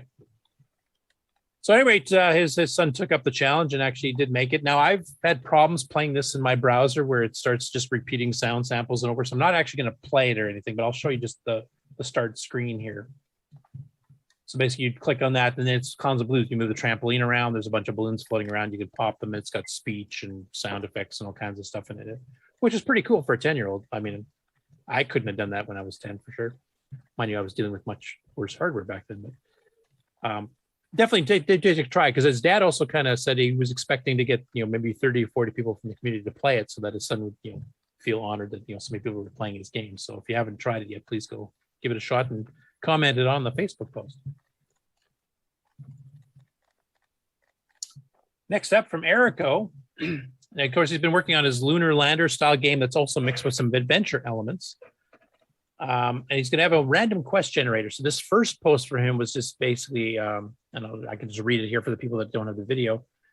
It can create a track of locations of up to 5 pads. Need to add the prizes should you complete it, and add the quest follow-up and fail. First number is the size of the mission, up to 3 here, the pairs of screen and pad numbers. So this actually will randomize the game somewhat, so it's not the same every time. And for those of you who saw it previously when we went through some of the videos he's done, this is basically a bunch of linked up screens of a lunar lander. There's an Atari ST game I remember that was quite similar. So I think you guys covered Boat not too long ago, where basically you're trying to land your ship on the different platforms, but you're going between screens. So it's not right. It's like a Gravatar, Gravatar-esque game, but with a whole adventure element added. Now his second post, which he just did this morning, and I haven't had a chance to look at it too close, so please forgive me if I'm getting all this wrong, but he's actually made a bit of a map here with some of the missions. And this shows the way the screens are organized and linked together. The black lines are how some of the missions are done. Random quest paths. There's 20 hard-coded mission paths. The black lines are illustrating the paths you have to take. They can be 4 to 5 paths long and are the primary resource of acquiring relics. Each can only be played once per game. So it's actually getting to be a quite extravagant game. So it's not just the lunar lander where you're trying to land on platforms, but now you've got quests you got to go through between, kind of added in the adventure element. That map looks like my cable drawer.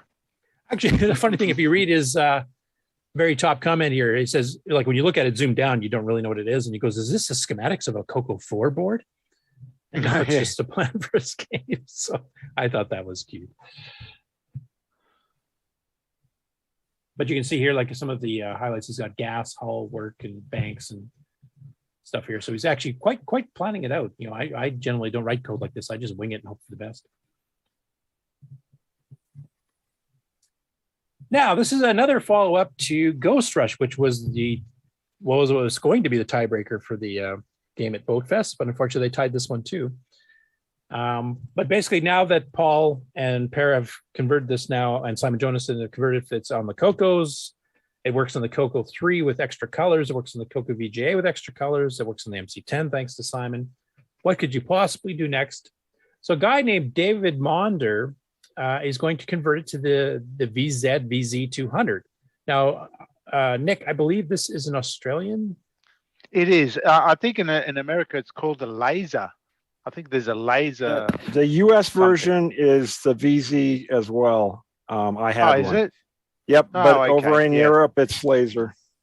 Like I knew it was a laser somewhere. Yeah.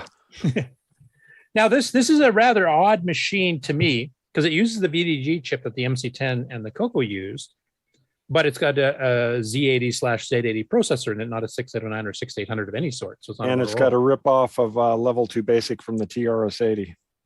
Okay. Yeah. But like the MC10, they wired the VDG in to only access a certain amount of RAM, and it's even worse. So the MC10 has a limit of 4K for the video. So if you had a 16K expansion, you can't use a 6K screen.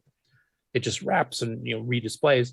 They only limited it to 2K on the VZ200. So he's going to have to do it in slightly lower res. So he's going to drop it down to 128 by 64 by 4 color versus the MC10 version of 128 by 96. And as I explained earlier, 128 by 192 was what the CoCo used. So it's even more reduced graphically to fit in a 2K screen. But he's got some mock-ups here already showing that running. And actually it doesn't look too much different. So I think it'll work pretty good.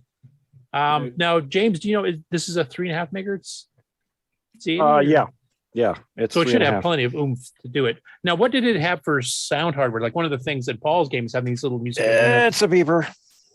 Oh, so it's like the MC10. It's a yep. one-bit It's sound. matter of fact, its beeper is kind of looks like something out of. You remember the old NFL football handheld games from the 80s and stuff like that? They had Even like Mattel Electronics football? You got it. Exactly. Yeah, that's the type of beeper, the speaker thing it has in it. Oh, okay.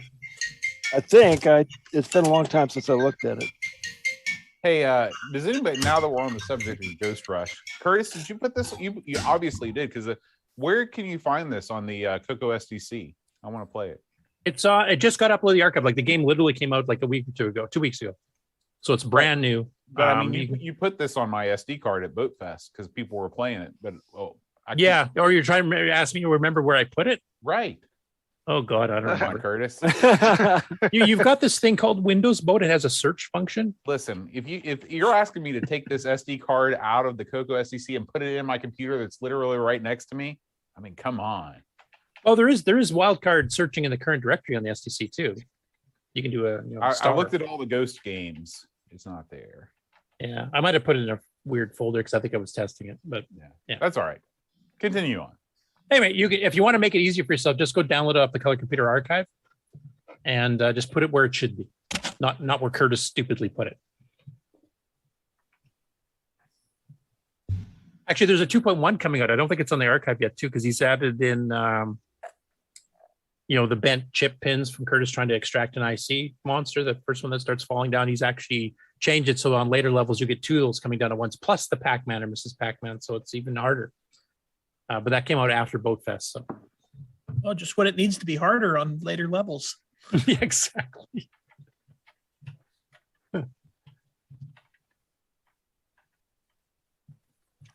Okay, so this one, I think we covered a little bit of it before. Johan Coleman, I'm hoping I'm pronouncing your name right. My apologies if I'm not. But he's doing a game called Shogun, which is one that he's done. And he was talking about it on Facebook MC10 group earlier, last week or 2 weeks ago. And he's actually got a little bit of a progress download you can do here to take a look at it. And he mentions what the controls are, where it loads, etc. This is fairly early. It's obviously not a completed game. I haven't had a chance to look at it in the emulator or anything else. I don't know if anybody in the panel has, for those of you that have MC10s or use the MC10 emulators regularly. Nope. Okay. So if one of you that does wants to maybe give this a shot and just see what it looks like and maybe record a quick little video if it looks pretty decent, and we'll put it up on next week. But I did want to mention that it's there. Lots of MC10 development going on. That the cool thing is the MC10. He had a picture of the initial game up and running. If you've got a better. Yeah, I think wasn't it on last week's news or 2 weeks ago? I'm trying to remember because I know we mentioned it before, and I thought there was a screenshot. But this sounds like this is more advanced, so I'd like to see a video if we can. Next up after that, some Jim Gary love here. So the first one, he's doing a version of Draw Poker originally written by Jim Menick. And this was originally on the Model 4. So I will start playing this in the background just so you can kind of see it. But this is when he's like Jim Gary himself has been pretty impressed with some of the AI because this actually has multiple computer players you're playing against. And he actually wrote a blog post about it, which I'll get to in a moment here too. And this is one that he's still kind of hunting down some bugs. He did find some bugs, and he's released this a couple times over the last week with some updates and stuff. And he's getting it pretty close to being where it should be. But it's a pretty extravagant version of Draw Poker, I guess. So it's not a dumb player or a set of dumb players. I mean, presentation-wise, it's a little bit, it's text-based, but. And then his blog here, where he kind of goes rules. You got the 4 AI players you're playing against. As you said, it's a very detailed variation of poker in basic. It seems to handle betting, passing, dealing them around among the players, raising, dropping out, etc. If you drop out too, the players continue to play without you. Now there was a CoCo 3 one called Wild West Poker, which unfortunately I've lost over the years, and I'm still trying to find it so I can get it up and running and put it back on AOU because it was an awesome one. It had six players, including the human player. But it was the same type of thing where if you dropped out of the game because you figured you couldn't win, the players would keep going. So you'd watch. It was like a real game of poker. You drop out, you still watch the play finish, then you're on to the next round type thing. So kind of intriguing for me. In fact, maybe the CoCo one was based on this original Model 4 one that it was based on as well too. But he has a nice good write-up on it, and he's going through some of the bugs that he was finding and fixing up here. He suspects that a couple of the bugs were actually in the original Model 4 version as well. Some of them were from his translation type thing. So if you're into Draw Poker, it looks like that's probably the best one on MC10. Next up from Jim, he did a video here covering the text adventure game called Galaxy Trek Adventure 2. And if I remember, Mark, if you can correct me if I'm wrong, but I think this was one of the Star Trek ones that was mentioned from when I believe so. Galaxy Trek, I think that was one. Yeah. So basically, unlike some of the other ones, which are more the the text-based simulations from the mainframes and minis from the 70s, this was actually a text adventure game. And it's actually the second one in the series, originally by Howard F. Beatty. I'm not sure if I'm pronouncing his name right. And that's actually from a 1983 issue of Hot Cocoa. So this is a Coco 2 MC10 port. This is also an updated version. He has released this once before, which is where we got it for the video compendium of all the different Star Trek games. And the original version required it to load an extra data file in order to get it to fit. And he actually managed to recode it, so you no longer need to do that. So there's now just an instructions file that you can run first if you need to figure out how to play it, what the goal is. And then you run the actual game itself, and it's totally self-contained on a 20K MC10. Next up here, I don't know why I put this in the game one. Oh, well. We'll cover it here now because we're here anyway. So Walt Zidek, and I think, Nick, this is the one you were using for transferring disk images around, weren't you? Emu disk, yeah. So he's actually finally getting back to it, and he's planning on a whole bunch of updates to it. So he's been kind of off it for a couple of years. I used to use it all the time. Yeah. It was, and wasn't he involved at one point in doing some stuff for VCC too? Yeah, I think he was one of the VCC people.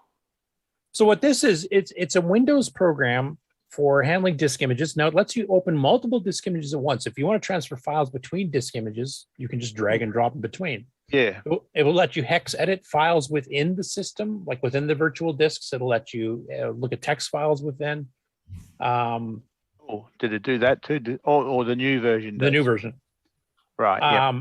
It's got the hex editor for it. It's got multiple virtual disk images for multiple disk formats. I think if I'm understanding that correctly, the way he's worded it, that means you could have, say, an OS9 disk on one and have a disk basic one on the other. And you can actually transfer files between them, which is awesome. He also has a plugin system that he's adding onto it too, which means that community people can actually add in plugins for their own features they want to add onto it. Plus, they'll have a fair number there. So he's supporting multiple languages. It's going to come with English off the start, but if somebody wants to translate it to Spanish or French or whatever, feel free to add a plugin and it'll just automatically do it.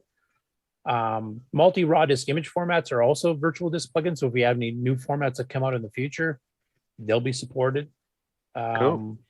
Custom file viewers and editors also. So if you want to add in, editing, I don't know, CocoMax 3 graphic files directly, you could write a plugin for that as well. So the whole plugin thing really sounds intriguing to me.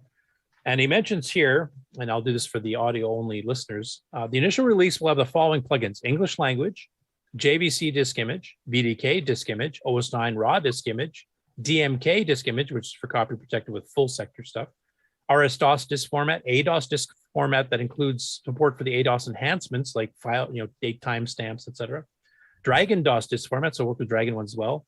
OS9 disk format, a hex file viewer editor, a text file viewer editor, and a CoCo basic binary mode viewer, so you can actually look at basic source code, even if it's already in binary format and not ASCII. Future plans are to provide support for virtual disk images and formats beyond those used for CoCo images, as well as support for additional languages. So eventually, he's planning on having it so you can actually copy files back and forth from CoCo related stuff to other platforms entirely. So that might make converting say a C64 game to CoCo or vice versa a lot easier. You can actually just transfer them back and forth. So I'm really looking forward to this. Now you mentioned the comments because people ask, "Oh, well, this sounds really cool. Where is it?" He's currently at what he calls the alpha stage. He says it's not even stable enough right now to release a beta. But now that he's actively working on it, he should have an alpha or a beta up probably within the next few weeks, I'm guessing, from what he was kind of hinting at. And Nick, since you're already familiar with the old one and what its capabilities are, what is your take on what he's doing? Well, I mean, this sounds a lot more sophisticated to what the old one was. The old one was simply just allowed you to open up DSK files. And the thing I liked about it was totally drag and drop. So you could take a file and just drag it into that window for that DSK you opened up. You could have multiple DSK windows opened up and just drag files between the DSK windows. It was really easy. But it did have there was a bit of a bug. It wasn't foolproof, but I I managed to understand or realize when the bug occurred, and I just avoided doing certain things, and it always worked for me. So, but yeah, it did have a bug or two in it, but I always found it to be very easy to use, and yeah, so I'm really looking forward to this.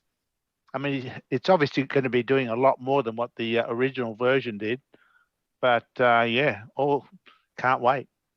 Yeah, well, I think one that was pointed directly towards you in the comments you just made as this new feature. Oh yeah, blame me. Is improved drag and drop capabilities and stability. Yeah, and stability. That's right.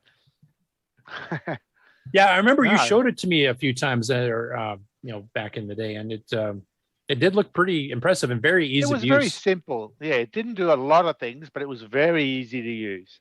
Yeah. And so I'm looking forward to it too. So Walt, definitely kudos for getting back onto it, and I really look forward to the new version. And then back to actual game on news. So this is at the very beginning of the CoCo show. So this will be coming out, I think, the last Monday or something on YouTube. Oh, you're still there? No, he's buggered off. He's had to refuel the drinks here to handle the show. So. Well, I'll play a little bit. I think this is actually the pre-show, just setting up. But forget Donkey Kong Jr. It's Junior's Revenge on the CoCo Show, episode 34, live at BoatFEST.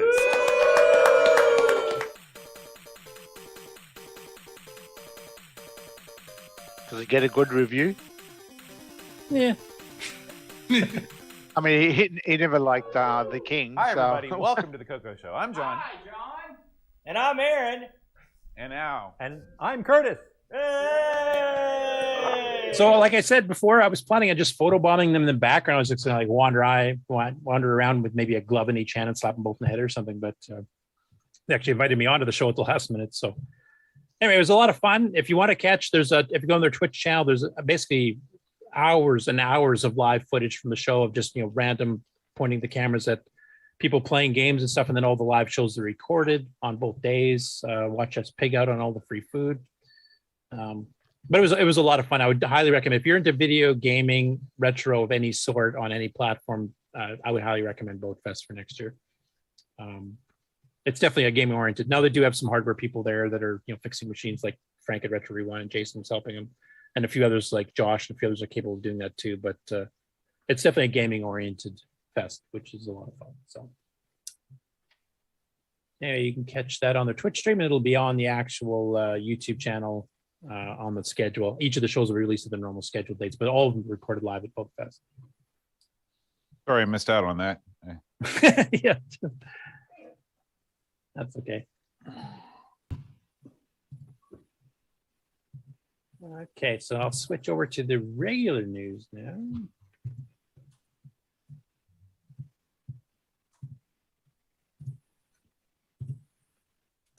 You guys seen that? Yep, Subetha. Yeah. So Alan Huffman, who he does his CoCoing in spurts. He will sometimes disappear for 6 to 8 months, and then he'll start cranking out 5 things a week. He's currently in one of his 5 things a week phase.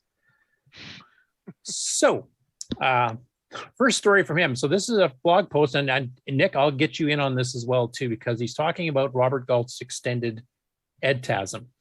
So yep. I think he hadn't really used this before. Is that the one? Okay, yeah, disk EdTASM. Okay, yeah. I think it's an old version he's got there. Probably, like he's just kind of getting back into it again. Because he said he used EdTASM, the original EdTASM plus the disk version, patched by Roger Schrag and multiple other people, or even the official Tandy one.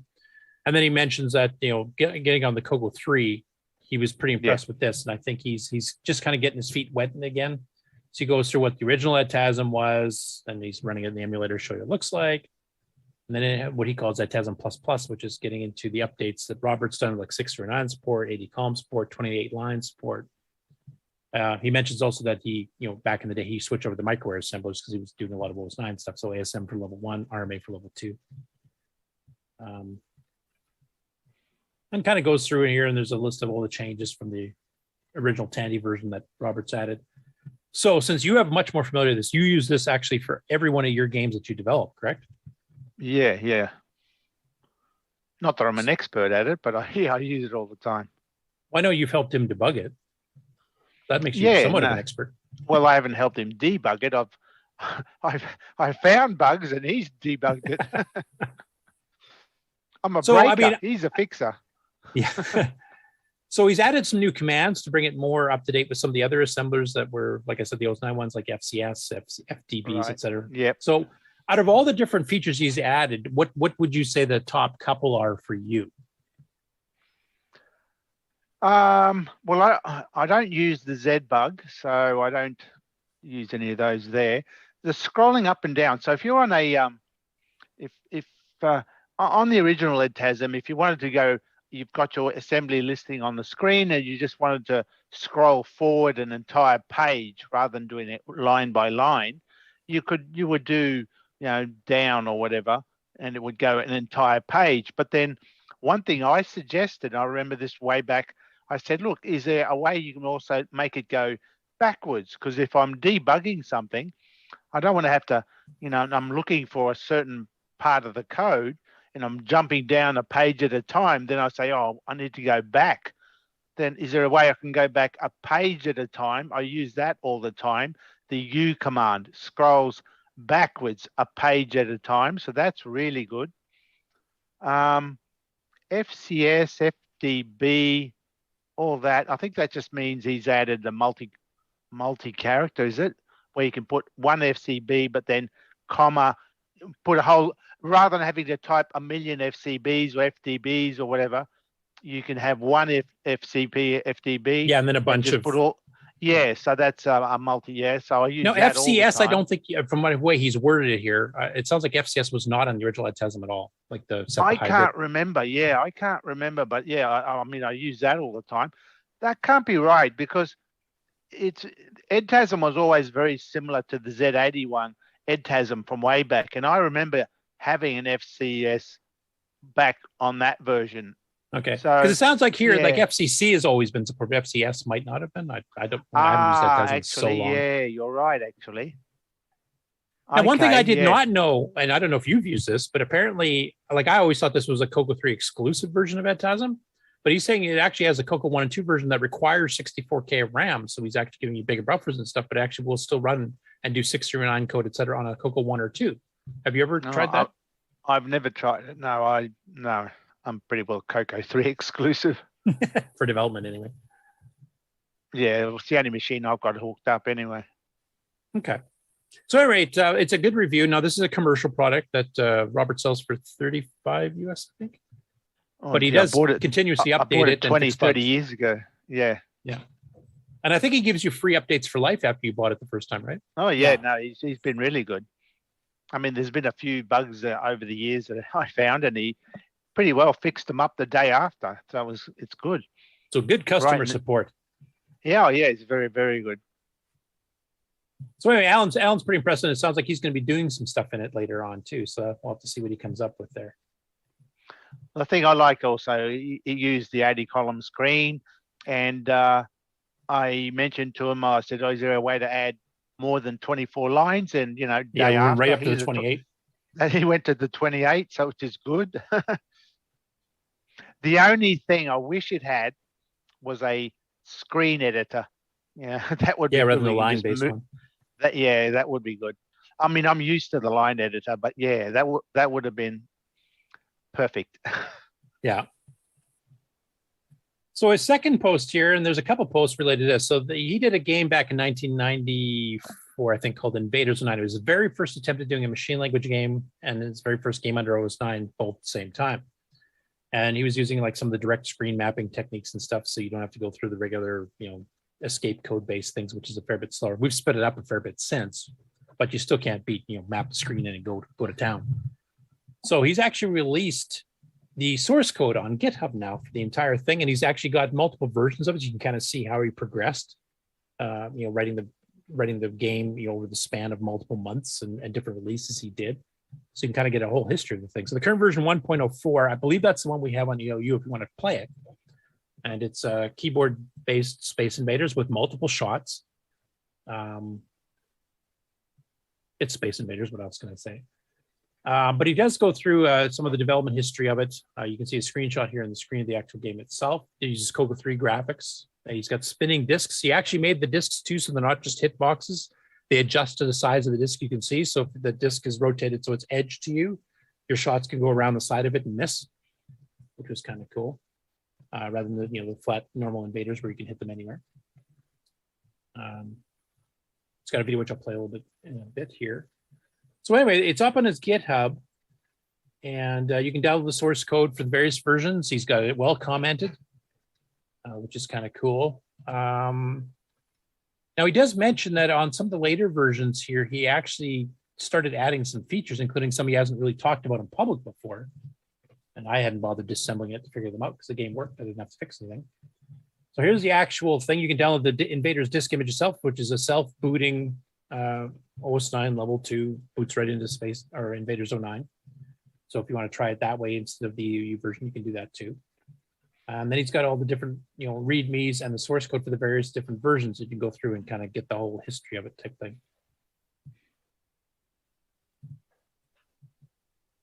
Anyway, here's the actual gameplay itself. So this is the self-booting disc. So it actually has a little intro telling you what's version 1.4. Originally, it's 1994. And I'll play just a little bit so if any of you have not seen the game, you can kind of get a feel for it.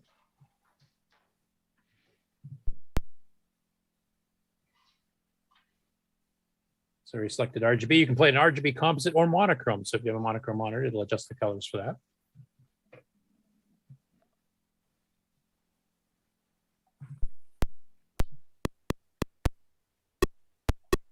Minimalist on the sound, but the graphics are pretty decent, especially for an OS9 game. You can multitask while you're doing this. Now, one thing different in Space Invaders itself is that the multiple shots. So as you progress screen to screen, if you haven't died, you will actually increase. I think you can get up to a maximum of 8 or 10 shots on the screen at once. And then as you die, you lose. You think that there's any does this excite anybody more than the Space Invaders actually being all different row by row? I mean, the rotating point effect is cool, but I mean, I'd rather see maybe static or maybe 2-frame animated invaders that were actually different row by row. Well, do we have a deal for you? Since the source code's released, you can go in and change it as much as you want. I plan on doing that this evening. I think he just wanted something that would animate a bit, and he did want that where it twisted so that the shots can go around it if you happen to catch it when it's. I think that part of it is great. Don't get me wrong; it's much better than just having your normal hitbox. Yeah. Now he did another video also here, which actually shows some of the gameplay too. But he actually does the background, like he's narrating this one, so it goes in the background some of the design decisions. So there's a few things that besides the multiple shots, there's other things that are a little bit different too. For example, the saucers on the top don't always go at the same speed. You can get slow ones, you can get fast ones to make it a little harder to hit. Also, one thing he said he wanted to improve on the arcade game is they always thought that the saucer's like a super powerful alien, right? So the regular aliens, when they shoot down onto your shields, will gradually eat holes through it. The saucer has a mega bomb. When it fires down, it goes straight through the shield as if it's not even there. So you can't use a shield to protect yourself from the saucers. So I'll play a little bit that you can just kind of get a feel for. But this is actually the more interesting video to me because I've played the game dozens and dozens of times. But this is the one that kind of goes through the history, development, and what he's done. Greetings from the sub-ether. This is Alan with another hopefully short color computer video, this time to talk about my 1994 video game Invaders 09. Now, from 1990 to 1995, I operated sub-ether software with my business partner, Terry, and we went to color computer conventions in Atlanta, Chicago. There was even one in Des Moines. And we also sold our software through the pages of Rainbow Magazine and other smaller publications and had a really good time. The color computer used the Motorola 6809 processor, but Hitachi came out with a 6309, which was supposed to just be a replacement version of that chip. And people found out it had extra features, new registers, it could run in a native mode and run faster. And so folks started writing software to take advantage of this, and a lot of us replaced our CPU with the 6309. One of the things that came out were a set of patches for OS 9 called Nitros 9, and it took advantage of the new chip and ran faster. That's all we got to play. You mentioned Nitros 9 now, so I'm just kidding. I'll get up to where he's actually commenting a bit on the game itself here. Eventually.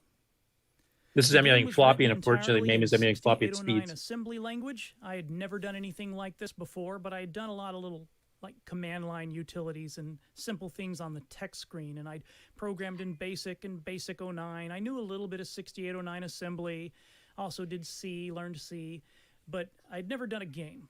So here is the original screen. It's been updated a little bit to remove my old post office box and the version number and all that. I added joystick and keyboard support, and I'm going to start off with keyboard support because I don't have a joystick on this emulator. And there you go, left and right, and you can fire. Now you'll notice I get 3 shots. At the bottom of the screen, round A is which level I'm on. The power level is basically how many shots. A, B, C, that means I've got 3 shots at a time. And as I clear a level, you get another shot. So if you clear 5 levels, you'll have 8 shots on the screen at a time. I don't remember how many it supported, maybe 10. A UFO that flies by will come by with random speeds. And I decided to do a couple of things a little different. One thing is while you're moving, the moment you hold down to fire, you stop moving. So you can't take pot shots. It forces you to stop and fire your weapon. Another thing, watch the spaceship. When it drops the bomb, the spaceship, the UFO's bomb will go right through the shields, because I always thought it was really unfair that you could just go hide under something and be safe. So I did a couple of things to make the game a little more challenging. You can't fire while you're moving, and the UFO will always drop wherever you are. So there is no way you can stop when the UFO passes by. You have to move. So I'm going to try to clear a level here. The UFOs also rotate. The Space Invaders, they rotate, and you can miss them because it's looking for some target spots on the bottom of them. And they might be flipping right when your bullet goes by, and you can't hit them. So it's a little harder to hit these than a traditional Space Invaders game. Those shields are very on brand, by the Graphics way. were just done by hand. I didn't have a graphics editor. I did them just by figuring out what all the bits were, and it's just data inside the program. So he did some pretty cool things like the Basically multi-speed. game. Now, like Space Invaders, as the aliens become less and less, the game gets faster and faster. And eventually they will start lower and lower and lower. And what I did with my version is instead of them starting at a certain level that's low and then the shields just disappear, I always wanted as much shields to be there for the player. So if you play enough levels, which I did the other night, they will start until they're actually digging into the shields right from the top. Okay, there we go. I went from thinking Space Invaders was a really boring game and couldn't even play my own game, but then after I started playing it for a while, I realized that it was a lot harder than I remembered for a simple left, right, and fire game. And these corners will get me a lot. So I'm going to try to compare. Yeah, I won't play the whole thing here. It's a 13-minute video, but if you want some history and insight onto some of the design changes he made from the original arcade game, it's actually a pretty fascinating video blog of it. And like I said, I found that actually more interesting than the actual regular gameplay video, which we showed a little bit earlier there. So, and of course, the source code, like I said, it's all on his GitHub. It's all well commented. You can go through. You can see some of the tricks he did to get the direct screen rights working on stock OS 9 without Nitrous 9. We did a call specifically to do that, to make arcade games easier to do. But pretty fascinating bit of history there. So hopefully this is in machine language, is it? Yeah. Yeah. Yeah, he's using some standard OS 9 calls in machine language, like for reading the keyboard, reading the joysticks, Right. the sound. But the graphics is directly mapped in it, and he's writing it. And he actually, one of the things he goes through, he added a few extra options into the game, and one of them is to shut off all the time delays he got. He's got in there right now to slow it down to make it a playable game. And he actually shows you, I think it's -Z will disable all the sleep calls and stuff that actually keeps it at a fairly decent pace and actually runs way faster. So once again, shows you the power of machine language versus, say, BASIC. Al's a good speaker as well. He's way better than, say, me. Yeah. You know, he doesn't go on and on for hours, put people to sleep. Yeah, no, he's a very good presenter. Yeah. I'm going to hire him for Nitrous 9, I think. Oh, I hired him for PenFest. Yeah, that's right. Well, look at it this way, Curtis. You can turn a 5-minute video into a 10-minute video. Oh, easily. I can do that with my eyes closed and snoring.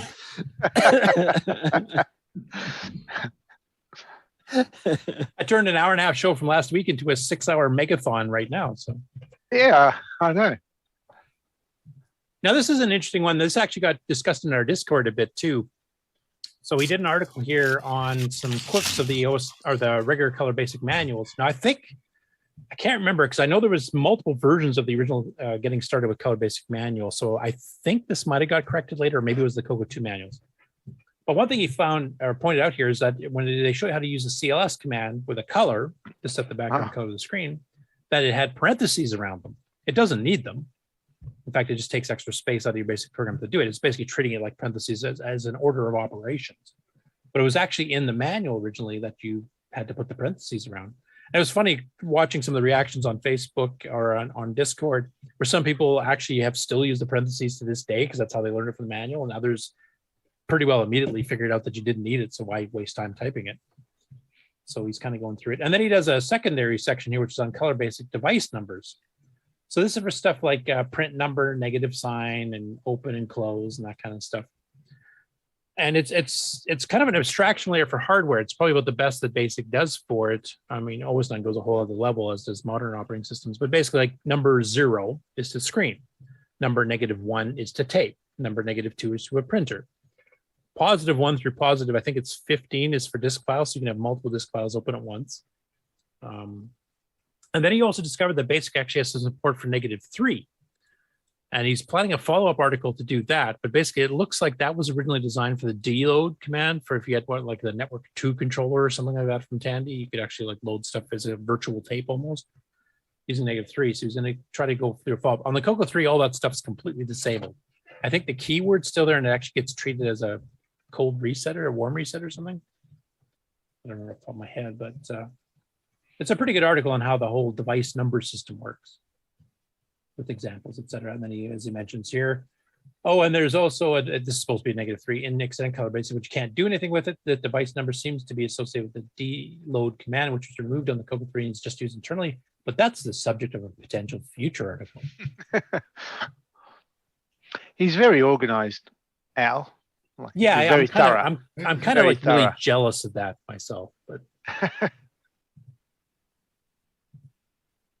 now the next one here is from Joel Reese. Now this is a follow-up. We covered a couple months ago. He was actually translating the original Fujitsu magazine, OFM, which is dedicated to the Fujitsu 711 series of computers, which are all 6809 based. They had OS 9 level 2. They also had dual CPU, so they had one controlling graphics, and they had an actual sound chip. Like these were way ahead of the CoCo 3 power-wise. And of course, they were the people that originally discovered the 609 had all these extra features, and they published this back in the, I think it was the April 1988 is when they published it in their magazine. So we originally had in 1992 on the listserv. I can't remember the guy's name off the top of my head, but he basically translated part of the article, and that's when North America discovered the 609 had all the extra features. But nobody had ever finished translating the entire article. And that's what Joel, who knows Japanese, I think he lives in Asia somewhere, but he actually finished translating. So this is the entire translation. And this included stuff that we never did see before. Now, there's nothing earth-shattering. Most of this has been discovered independently since. But this is the first time the entire article has been translated. You can even see the equivalent Japanese and then the English equivalents there. So it's a pretty extravagant, fully detailed article that goes through everything here. So if any of the, like I said, most of this is in Darren Atkinson's book on the 639 and 689 opcodes, etc. But if you want to, see where it all started in its entirety, I went through it and read the whole thing because I was just fascinated by the fact this was known in 88. We didn't find out for 4 years. And then some of it we didn't find out for a little bit after that. Here's a fun fact. I have a printout from the time of that original email. Yep, I still have my original copy of it too. And Kevin Darling's response when he tested the TFM command. Shuga Kakugawa. Sure, that sounds right. Yeah, well, as good as a white guy's going to do. Yeah, exactly. That's what he said. But yeah, that was cool. That was yeah. Now, do you have Kevin Darling's original response? Because I remember he opened it up with, "You might have just changed computing history around here," or something like that. That's how he opened up his response. Right. Because he went through the opcodes and he found that block moved the TFM, and he actually did a memory dump of running TFM to show that it had copied. And yep, it's all working. That's where Power Boost and Nitrous 9 started, man. That's about the time he went bald, isn't it? When he went what? Bald. Mr. Darling, he developed a lot of pattern baldness in a hurry. And I think that's about the time that happened. Well, that might have been all the stress from the MM1 TC70 stuff too happening at the same time. I'm not sure. In general. Anyway, cool article. Next one, I will mute this a bit here. Ken, is Ken still on the call? Oh, what? I heard my name. Yeah, I was just gonna. This is one of the ones I kind of think you pre-recorded before you left here because this doesn't look like your cabin. Right. So I would just play in the background, but if you want to explain what this one's about. Okay, well, this was the one where I was trying out my FT502 that I picked up at CoCoFest. My very first disk drive that I have ever owned for a color computer. Something I've wanted since I first got my first color computer back in the early 80s and finally got. And it also gave me a chance to try out a couple of discs that I bought, must be about 2 years ago now, with a pile of other stuff in a lot of CoCo stuff that I bought. There are some discs that I never got to try before, but now I have, and I know that they work and what's on them. Yeah, and you actually lucked out because you got a 502, which is actually the last version they did, and it's actually got a double-sided 40-track drive built in, so it's 360K. And I was very happy with the purchase. And if you mangle that cable a little bit, or you can actually add in a 3.5-inch connector and run a 720K double density 3.5-inch drive too. Maybe sometime in the future. For now, I'm just going to enjoy the 5 1/4 inch. I'll send you an adapter. Just tell me where. Okay. There we go. A deal has just been struck live. Just hit me up on Discord then. I'm gonna have to send it to Bob Vanderpool so he can drive it across the border. But other than that, it's good. Well, Bob's in BC now too, I think, isn't he? He was in Alberta before. I think he's moved to inner BC. Shoot. He moved away from the really close bar and where he had a post office box. Shoot.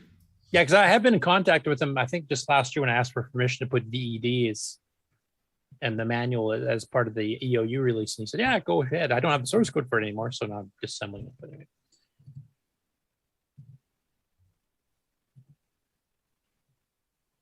Okay, next up, Pedro Pena, known as Rocky Hill on YouTube, and I think he's in the chat as well, has actually put up a couple of videos here. And the last one he just put up this morning, which I haven't had a chance to watch. This is the early one. So basically his pepper board, which is a little board to replace the salt chip, which was a custom IC for Tandy, if I understand correctly. And this handles, I think, cassette and sound and a few other things. Is that correct? Every analog thing. Every analog thing. Okay. So he's got one here about how to test them. Like he's actually manufacturing these and actually sending them out to people that order them. So he's kind of going through part of his test process. I'll just play a little clip of it here. So today I've assembled, actually between yesterday and today, a batch of pepper boards that were ordered. And I will be testing one of them here. And I just thought it would be cool to test one and put a video up. So here you can see the 6 that I have assembled 7, but there are 6. And this will be the one I'm testing. What does this do? So this replaces the salt chip, which is on the CoCo 2 and the CoCo 3. And for reference, here is the salt chip, the standard 16 dip package.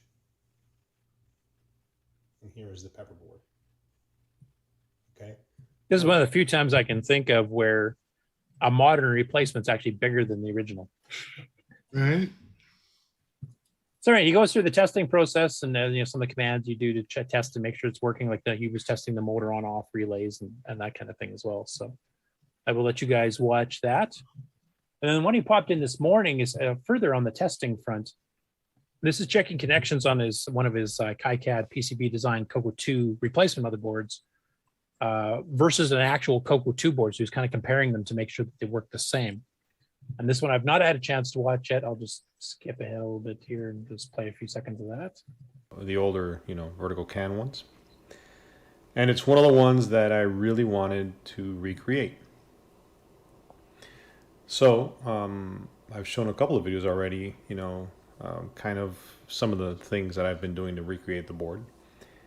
And in this one, I wanted to show, one of the ways that I confirm that the connections are good. So how did I start doing this? Well, first I went... And you'll have to watch the video to learn. What a tease. Well, I got to promote their channels, right? I can't just play them all in here and then nobody will actually go watch their own stuff. So that's a bit of a teaser. Never done that though. Well, plus this is a longer one. This one's like over 11 minutes, so I'm not going to play the whole thing. And if you have any questions, I mean, Rocky Hill / Pedro is actually in our chat right now. He was mentioning that the salt replacement, the pepper board handles serial cassette loading power and the relay. Next up here, we have an update from Ron Klein. So for those of you that have the CoCo Pi and get those update packages, the latest version of MAME 2.245 is now out.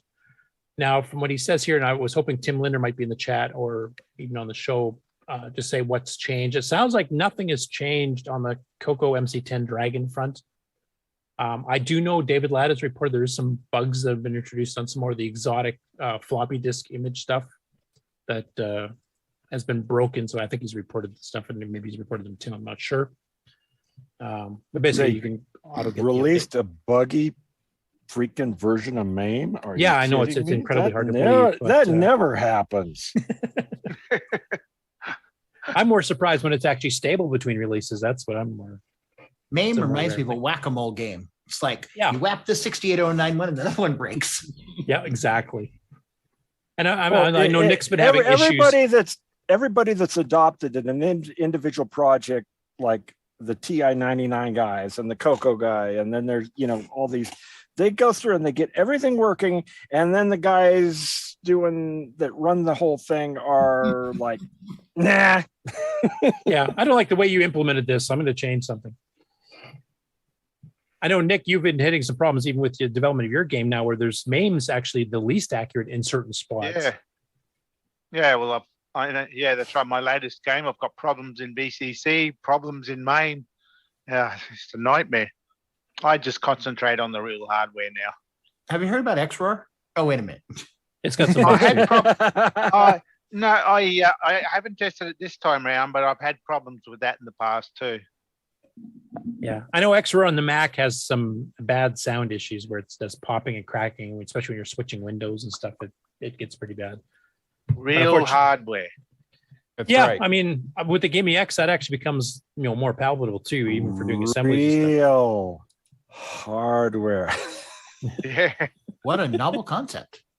CoCo emulations. What is that? What was that, John?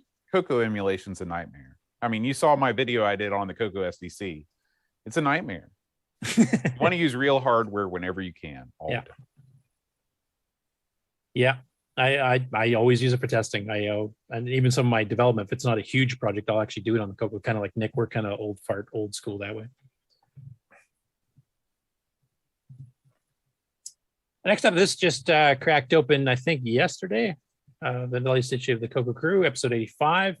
I'll mention one highlight on it is a review of Paul Shoemaker's new game, Ghost Rush, which, of course, we had at BoatFest, where Boat saw it for the first time, as did almost everybody else there. It was our tiebreaker. So you'll catch that episode.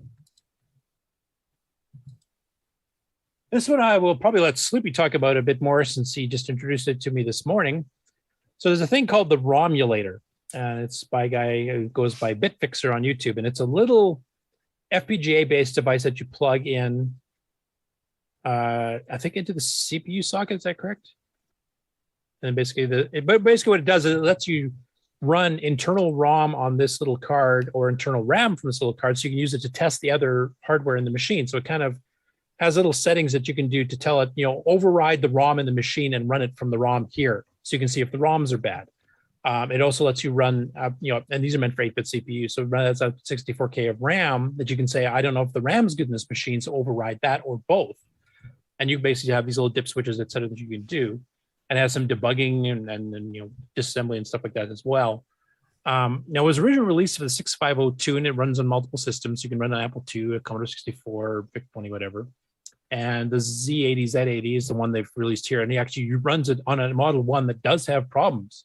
And he actually uses it and shows it that, if I override the RAM, this happens. If I override the ROM, this happens. So we can figure out exactly what chips are bad. Now, on this case here, it looks like he's got some video RAM specifically problems, not regular RAM. So that's a bit of a different story. But he announces right at the very end of it that he's working on a 6809 version and specifically mentions the CoCo.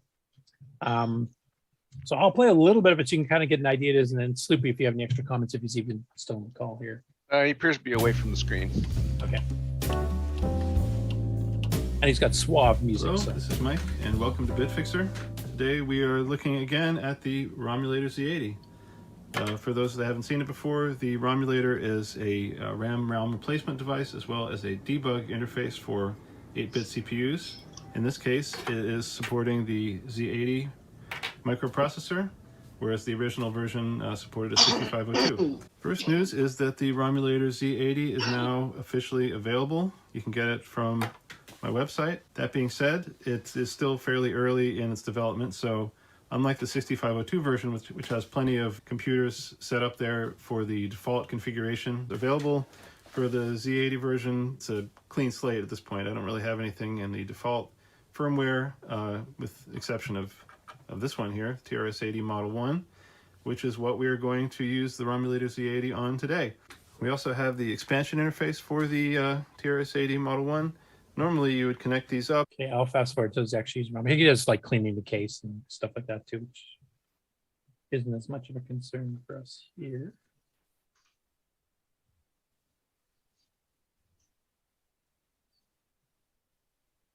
I wonder if they developed the 6502 version first because it was in more dire need of help. Yeah. Well, it's easier to emulate because it's such a primitive chip, I think, is the main reason. Total number Alright, of first units attempt. sold. We're on setting number 5, which I set to replace ROM with the version 1.2 ROM. It replaces the entire RAM. A bit of preamble here. So we basically loaded multiple versions of the TRS-80 ROM, multiple revisions of it, so we can test against each of them. And basically, he's got the dip switch thing, so you can even pick which version of the ROM that's contained on this little satellite card to use. So if you want to use like a version 1.0, 1.1, 1.2, you can test all this stuff. I'm going to have to tell a buddy of mine about one of those. Okay. All right. Know someone who might need it. Yeah. We have a line here, which looks like it's attempting to print something at least. Possibly that video RAM is bad, so that's not printing what we want it to. So I wonder if he's got the Apple III to go with that. With the virtual display and see if we see what the CPU is. My Apple actually IIe trying. came with one of those back in the day. Oh, Now- did they? Okay. One really cool thing about this little board, the Romulator, actually has Wi-Fi built into it, and you can actually link it up to like your regular PC, and it can actually send information from that little board to that, so you can actually monitor stuff. It's like a wireless terminal. Like if you remember the really old days, you used to hook up RS-232 packs and terminal hardware terminals like VT100s, et cetera, to do debugging if the screen, for example, wasn't working on the host machine. And look at the and look at the RAM on it too. Yeah, so it lets you do memory dumps. Yeah, and it'll actually decode video memory, so even if it's not showing display, you can see what's actually being written to video memory and what would be displayed if the display circuitry was working. Yeah, which actually demos in this video, hopefully. Right. Because I've been trying to fix this Now I turkey, have the and standalone debug it's adapter fighting plugged me. into the header on the I want Romulator this. board, and I'm over in my browser, and I can connect to it, and hopefully we'll see what should be. There we go. Look at that. Zoom in a little bit. So this is what it's trying to write to For video memory RAM. size.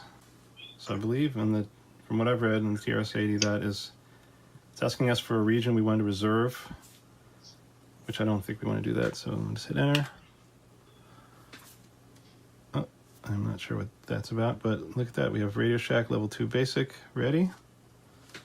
You may have noticed that the font doesn't match the font in the character ROM on the TRS-80, and that's because I hacked up the implementation using a Commodore PET character ROM, but it's still enough to show us that the CPU is actually writing valid data into video RAM. That looks to me like maybe we can tell the CPU is running and the replaced RAM and ROM is working. If we look back at the CRT here, you can see that, yeah, it looks like those messages, the same messages we saw in the virtual display are here, but the characters are different. I'm going to try to switch it now to the setting without ROM replacement so we can verify if it's actually the ROM that's the problem here. Okay, turned it off, switching to setting number 7, which is the same except no ROM replacement now. So we'll get the same, we'll get the ROMs that are connected here instead of what is on the ROM emulator itself. So let's see what we get on startup now. Okay, yeah, we're back to that page with the 9 pattern there. So I would say that is, I think it's a fairly good indication that the onboard ROM has a problem, which we have fixed by replacing Or the it. static RAM for the So that's something screen. to look into. It looks Well, pretty it's clear to both. me that the ROM emulator. Because the thing is, it was running as long as he uses the onboard ROM on this little device, like it's bypassing the ROM on the motherboard at that point. And it actually runs, it boots basic, it comes up with memory size and prints that out. As soon as you switch back to the ROM on the actual TerraCity itself, those messages no longer come up. All right. Yep. So the RAM's in the same state. He's still using the onboard RAM. The nice thing about Right, this is yeah. that you can test these individually and you can see the results, so you can actually track it down. I think this would be a great diagnostic tool. Now, in the CoCo 3's case, like on the CoCo 1 and 2, I think this would work great once he gets the 609 version of it running. On the CoCo 3, though, because of the MMU and stuff, I'm wondering, like, I think this is actually, since it's linked right to the CPU, it's only going to see the 64K that it's presented with, which means if you have MMU registers added to the mix from the gimme and that's screwed up, I don't think it'll work properly. No, it won't. So I don't know if there's a way for him to bypass that or not. Maybe he has to make a little gimme adapter thingy too or something. Stuff similar to that has been available for embedded systems for a long time. You just basically have a ribbon cable going to the computer and it plugs into the ROM slot or whatever. And yeah. Oh, yeah. Well, the one in this case, because he plugs it in the CPU socket, he's actually got access to the ROM and the RAM both simultaneously. Do the other ones do that too, James? Depends on. It depends on taps what the it is. address lines. Yeah, but they're just slightly, they just cost a few dollars more than $40. Yes. A whole lot more than 40. And the dip switch is where you can actually switch, like shut the internal ROM off. I'm going to use the ROM on the main motherboard, or the same for the RAM. Well, does he show? I mean, he could have a few other problems with that one. I noticed his ROM was a separate ROM card, because those Model 1s, there's sockets for a ROM, but the Tandy needed to use 2 ROMs to go into that socket. So you notice there was a ribbon cable coming out of the ROM socket. So that the was ROMs going are to on the other side. Like when he flipped the board over in the video, the ROMs are on the other so side. It He did show those. could be the ribbon cable, could be the little ROM board, whatever. But this helps you not narrow it down because you can necessarily. actually get it to boot properly. Like if you can get the video screen to come up like he showed on the virtual terminal, then you know the CPU's running, you know the ROMs are running well enough when you use the onboard ROM to actually put those messages on the screen, like the machine's running. As soon as you shut the internal ROM copy off from his little card there and he's running the ROMs on the motherboard, all of a sudden it stops. It doesn't even get that far. But it may not be the ROMs, it may be that connector. It's probably ROM. a multitude of things from the sounds of it in this one, because he actually he was so there's a testing few RAM and things stuff too. to look at. Not But this buying really the helps ROMs. you narrow down where the problem is without having to Mind get to you, the the- electrical level. The ROMs are 40 years old, so yeah, it could be bad ROMs too. Yeah. Yeah. But it's a pretty fascinating little card. And I could say, like, he's got, disassembly and debugging tools and stuff that are also built onto it. It doesn't go them too extravagantly in this video. But this looks like a really good solution for troubleshooting, like for any of you hardware guys trying to figure out stuff. I think this looks pretty Yeah, good. like I say, I think I need one of these. I'm gonna have to look into it. Yeah, And he has them in stock sometimes, and other times he doesn't, but he always offers back orders. Cool. And how much did you say they are, Sloopy? They're like $40. Now that's per CPU, or is it a generic one you can? I don't know. I've known about them for a year, and it was never near the top of my want list. So until recently, and there's actually the 6502 ones in the mail on the way to me to now, and The Z80 one I just ordered because I only found out about it when I was telling you about it last night. Yeah, and So- like you mentioned here, I'll just play the very tail end of here when he talks about upcoming. Yeah, What we're 1630. seeing today is that the Rhymulator Z80 seems to work on the Model 1. CPU is running. We're able to replace RAM and ROM and debug, as well as get a virtual display using this computer. So I'm pretty satisfied with that. Model 1's going to have quick bullshit Rhymulator on announcement it. before you go. In addition to the Z80 and 6502 versions, you will see some other CPUs supported by the Rhymulator fairly soon. Keep an eye out for a 6809 version coming soon, which is the processor used on the Tandy CoCo. Thanks very much for watching. If you enjoyed the video, please feel free to subscribe. Sorry, that was the reason I think Sloopy pointed out to me. Yep. But yeah, that looks pretty good for debugging hardware, I think. And what is that board that's on there? He's got a board plugged on that board. What is that one? I think it's like it's. Is that it's the one of the Wi-Fi module for sending the stuff over? No, to the Wi-Fi It looks like module is a ESP12. Looks like a Pi or something. Yeah, it's the small Pi. I think That's it. Yep. Yeah, it's not the Yeah, Pi it's the Pi. Zero. It's Yeah, another Pi one. Zero. It's like a 2 or Yeah. something. Pi W? No, it's not the 0W. It's I'm not sure. I don't have it in my hands. It's supposed to be here Tuesday. So So it's a more powerful computer being used to diagnose a lesser computer. pretty much. Yeah, pretty much. Sort of like Gimme X is a more powerful computer. Yeah. Even the CoCo VGA is a more powerful computer. Yeah. So Anyway, it looks really cool. So Sloopy, when you get a chance to fiddle around with it there, maybe come back on the show and kind of give us a little demo if you can. Okay. Even if it's on a Model 1 or 3 or something. I don't own a Model 1 or 3. What are you? Did you order the 6502 or did you order the Z80? I ordered the 6502 about 3 weeks ago, and I ordered the Z80 last night when I found out about it. Okay. Well, whatever you want to demonstrate on it, I'd just like to kind of see it more in action, where we can ask questions. You can try something. Right. Yeah, I'll be on Discord with it next week when I get it, so you can see it and drool over it.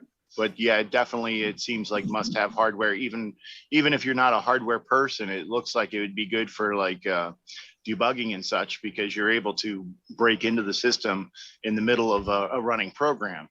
Yeah, So because you it has can other see- options to halt the CPU, so you can dump the memory and all kinds of stuff. Right, too, sort so. of like the debugger inside of VCC or MAME, where you have the debugger where you can break into the running program and see what's going on.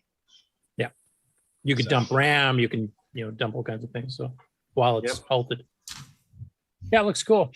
Right. Now, before I get onto this one here, I just wanted to mention something that's mentioned in the chat. Fred Provancha, who's actually working on the control program, the new version of control panel for the next version of Nitrous 9, also posted, he says, I've resumed work on Andark 3, the CoCo 3 graphic adventure game. The last 2 days, I've created graphics for 5 rooms out of about 200. So I know some people have been bugging him to get back on that game, and he's back on it. So hopefully we'll have some updates for him in the next few weeks too. Maybe a demo. So this one here is from Dave Veary.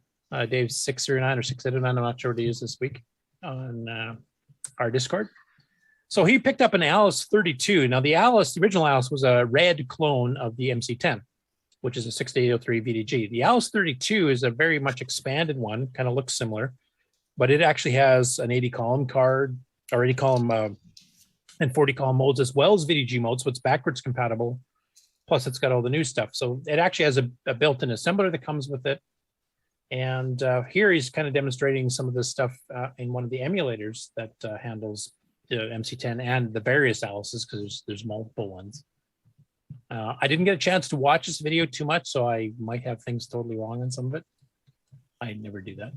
So I'll just play a little bit of a clip at the beginning here.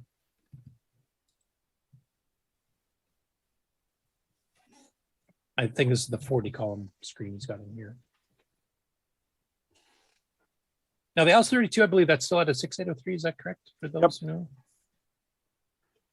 Yep, still 6803. And of course, some French in there. Error. There's no commentary, but this is riveting for the audio listeners, I can tell. Trust us, it looks awesome. So, I mean, here he's showing debugging in the actual emulator itself, but that assembler that you're looking at on the right-hand side, that is actually built into the LS32 and came with it. So pretty fascinating stuff. Now, James, you're fairly familiar with the LS32 and 90? Yeah. What did you want to know? Well, I was just wondering, like, how extravagant is the assembler? Like, does it have like breakpoints and a Z-bug style thing, or is it? Just I haven't used the assembler. I don't. Back in the day, I would have loved it, but I use a cross assembler all the time. Okay. Think of something. It's similar to EdTASM from what I've seen. Okay. Because I think next time we can get Dave on the show, maybe have him go through. I think he just got it, so he's kind of learning this stuff himself. He just wanted to throw up a video to kind of show how it ran. Next up on the Dragon section of the news here. So Richard Harding, they've been organizing the next Dragon meetup, which is going to be the 40th anniversary of the Dragon, same as the Sinclair Spectrum had this year. And they've been kind of narrowing it down. So they've got it kind of narrowed down. They want to have it in October. It's not going to be at the Cambridge Museum like it has been the last few years. And we've had them live presenting on here. They're actually going to have it in Wales at Port Talbot, which is actually where the Dragon facility was, where they actually made the Dragons back in the day. So for the 40th anniversary of the Dragon 32, they're planning on having it right in the old neighborhood. So they were asking for some people to, mention the different weekends in October to see when people would be most likely to be able to show up. So if you are in the UK or Europe, or if you're able to afford to fly overseas to attend the show in October, if you have any dates that would definitely work better for you, please go on to the Dragon group on Facebook, respond to his post about it so they can kind of get voting down and narrow down and try to get everything booked and ready to go. So that's an ongoing thing. Once they've actually figured exactly when it is, we will mention it on the show. What's the Dragon build? Do you know what the Dragon building is being used for nowadays? I don't know, but they did post some pictures of it.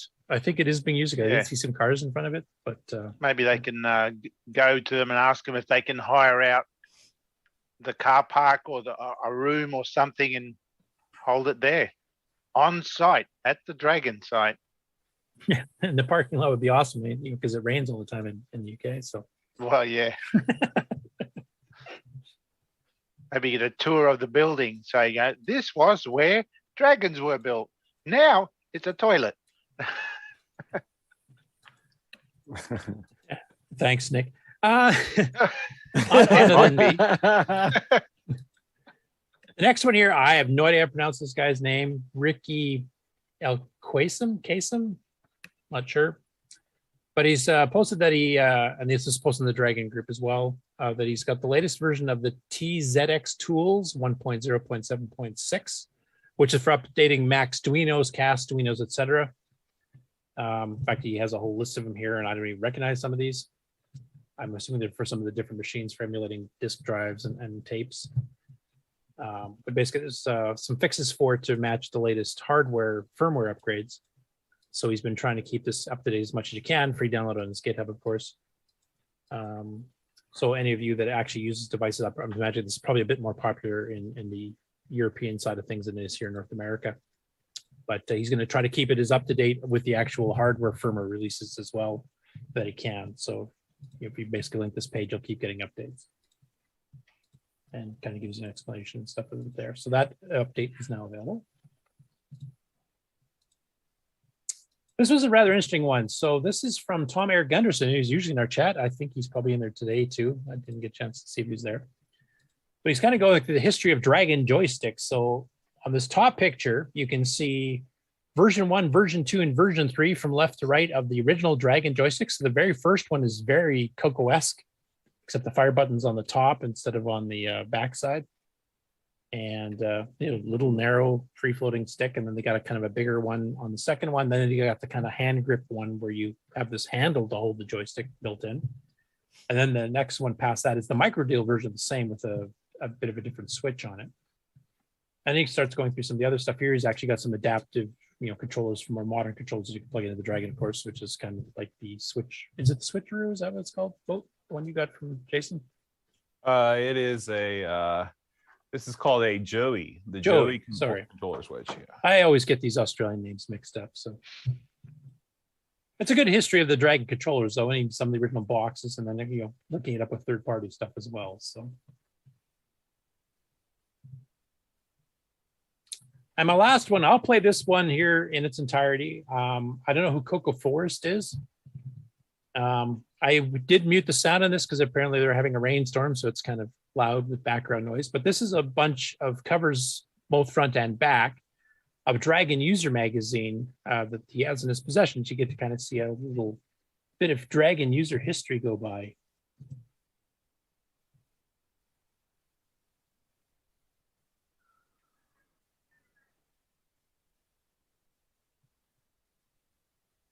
And notice this is the international edition. I bet they wish 60p was 3 1/4. Oh, it says 260 US on the cover, so that must have been equivalent at the time. I was going down by then. There's 325 for 75 pence. That's August 84. I will say the cover art has nothing on the rainbow. Yeah, that was what Fred Crawford did all those paintings. Yeah.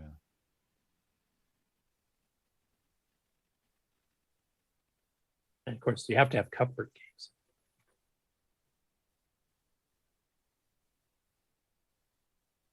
The white square in the bottom is some stupid ad that's trying to pop up and failing on YouTube. So just ignore it. It's not part of the covers.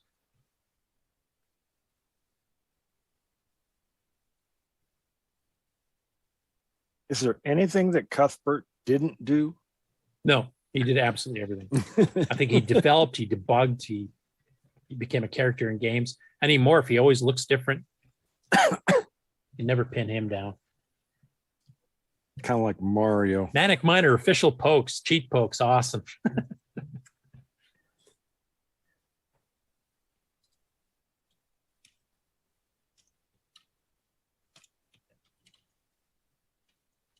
This is Cuthbert Chronicles, so it's not just Dragon. Yeah. Which was Dragon Dad's own magazine. Or no, that was Microdeal's own magazine.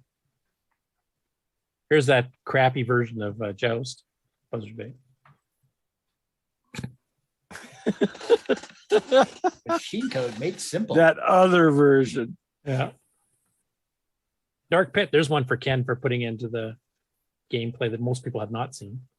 Is that a Tutankam clone? No, it's... How would you describe it? You have to pick up treasures. It's more like dungeons, except single screen. All right. Is it like Old Mummy for the ZX81? I would have to see that one to see what it is. Dungeon Raiders a Ken Kalish one, which is a clone of River Raid, sort of, weirdly. Except I tried playing Dungeon Raid, and there's a spot if you die, you can't get out of, because as soon as you reform, you die again. You die again. And you reform, you die again. You reform, you die again. That game is a cruel mistress. Yeah. Game. There's certain spots that if you die, your game's over, because it's Actually, impossible. I want to back that one up just a sec here. So this is one of my favorite games of all time, Grabber. Tom Mix did it in the States, and of course, you got it resold by Microdeal. One thing I did not know, there was a Commodore 64 version. I have never seen or heard of it. I'll look it up. And I mean, this is one of the few CoCo 1 and 2 games. There was a few like Crazy Painter, a few others, and Nick's own pipes and his upcoming Jumpin' Joey that actually have multi-voice background music while you play without extra hardware. Grabber was my favorite of that genre, and I had no idea that it is C64 version. So I'd love to see it if you guys have C64s and find that game. I'm looking it up now, actually. And then Dragon Bingo is the other end of the spectrum. Quick, Nick, to Lemon 64. I'm looking it up. I know I found the CoCo version again. There's one of the official cross license from the arcade, Mooncresta, for the Dragon, which never came out in North America for some reason. There's Boat's favorite game of all time. And there you go. And that's it for the news. Okay. So wake up, everyone. We're done. Oh, except I got a few things to show. Project updates and acquisitions. I just wanted to show here because I mentioned it before. Hey, Just Curtis, before you go on, I found 200 more pictures of BoatFest. I'd like to share with everybody real quick. Right. I want full commentary on all of them too. And 4-hour show just became 8. And make it feel like we're There's got to there. be a way to turn this into a drinking game to make it more entertaining. Well, just be like, Boat, just drink. That's all you got to do. Don't worry about a game. That's the game. Well, if you notice the scroll on the bottom of the picture, there's WeFax in it. Ooh, there is. So a couple of acquisitions I picked up at BoatFest besides the BoatFest paraphernalia itself I showed. This was one that I actually got for free because it was one of the few things I could fit in my luggage. I'm sure a lot of you guys are familiar with it. This is actually a cross-reference between the MC10, CoCo, Model 100, and then Model 1, 2, 3, 4 basics. So basically it's got, which systems each command's available on, the syntax and examples of it, which is kind of good if you're trying to translate software between the machines. So that was kind of cool. And for those of you on Facebook, you probably saw pictures of Frank, Jason, of Retro Rewind, me, and Jason, Coco Man, where I finally got my switcheroo with a working video box, if that's the power supply. Don't care about that. But basically, I was going to get this from him at the fest, and he had, of course, these in stock, and he had one of these ready to go, and then he went and tested in the hotel room, and it didn't work. So I wasn't able to get it at the fest. So since we were passing by not too far from him on the way down to BoatFest, or actually on the way back in this case, he was gracious enough to meet us kind of in the middle, out in the middle of a parking lot of a gas station that was busy flooding at the time. From the pipes beneath, it was actually completely covered in water. And people inside were freaking out, but we were in the parking lot, so we didn't care. So I managed to pick that up. So thanks to Jason, and we had a selfie, a group selfie of all of us. So that's my project updates and acquisitions. I sent you a link in the chat for the grabber game. I can't find a video though, but there's a picture screenshot of the Commodore 64 version, but no video. It looks Which very chat? similar to the CoCo. Oh, I sent it directly to Curtis. Okay, While you're looking for that, I got a new acquisition. Okay, go ahead. I got a new curling iron. Oh, I hate to break it to you, Sloopy, but that might not be incredibly useful for you. I got an L. Curtis Boyle limited edition curling iron, also known as a pine sill.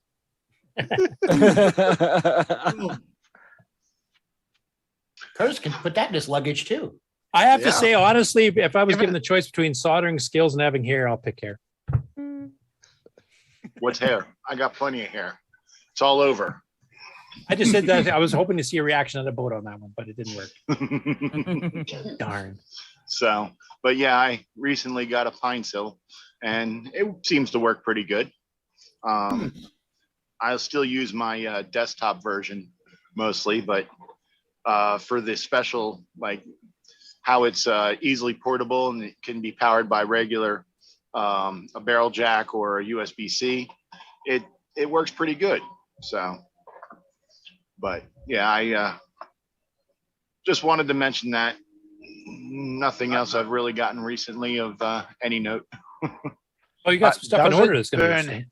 Yeah. But does it burn hair? That's the ultimate test. Yeah. Give it a shot. Yeah. I did actually get one other thing, but sort of.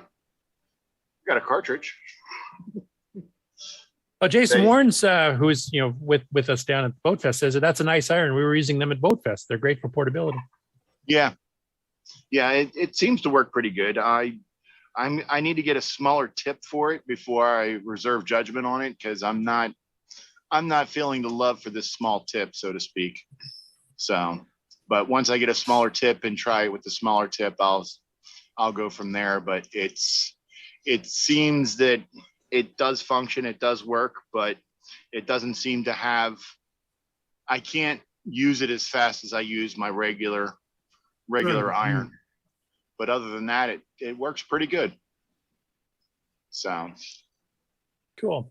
Okay, just before I forget, I'll share the screen quickly here just to show the grabber for the C64 screenshots. Yeah, I couldn't find any video, but anyway. Yep. So yeah, it looks very similar. Yeah, the intro screen looks like crap. Yeah. Like that's just. Who wrote the CoCo version? What's that? Who wrote the CoCo version? Is Mike it the Huey, same same guy? guy that wrote Draconian. Yeah, but this one's written by John Wood. I was just wondering if it was going to be the same person. That's all. No, definitely not. But yeah, the gameplay looks the same. I mean, it's not showing some of the later mazes. So I can't see if they're the same or not. But Such a wonderful palette. yeah. Bone has a special guy that description of grew that up with a palette. I'm trying to computer remember what that's it is. nuclear green. But what was your description of the Commodore palette?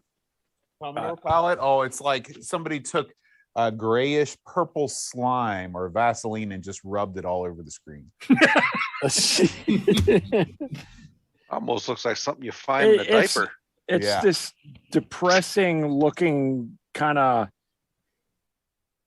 pastel sort of colors. I understand the love of the SID. The SID chip is great, but anybody that can look at the colors that the C64 can put out and say that it can touch anything that the NES does is just delusional. They're delusional. It can't even make red. Like normal red is impossible on the C64.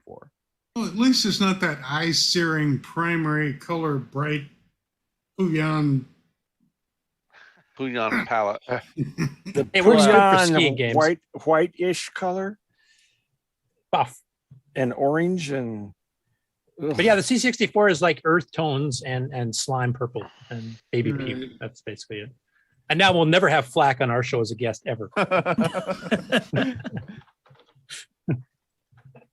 Yeah, the gameplay, I mean, just from the screens here, the actual gameplay screens, it actually looks pretty close. Same mazes and yeah, it looks much the same. I'd be interested to see hear the music because obviously the SIDs are more advanced than the yeah, that's just what I was hoping to find. that was my first thought was what's the music like? Because that one played music in the background on the CoCo. Yeah. I was actually thinking that might be a good idea to do a comparison video on the two versions here. Yeah, Just have to- you got a Well, C64? there you Ken? go. You Yeah. got something to do. I got a Well, the C64 download's here. there. Now, did Yeah, you bring I've them already- all with you down to the cabin's the question. Yeah, I did.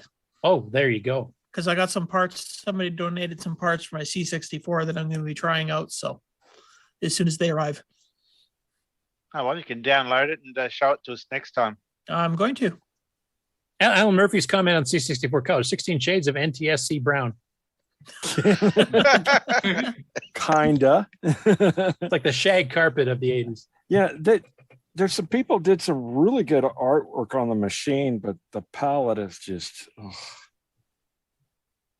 See, And it's Boat, not- you're amongst friends here. Well, I mean, what can you do? You do the best you can with what you have. Oh Honestly, with most of the CoCo games that came out, can we really say anything? Well, I already mentioned the nuclear green. It was like, ugh. It's nuclear green or slime purple. Yeah.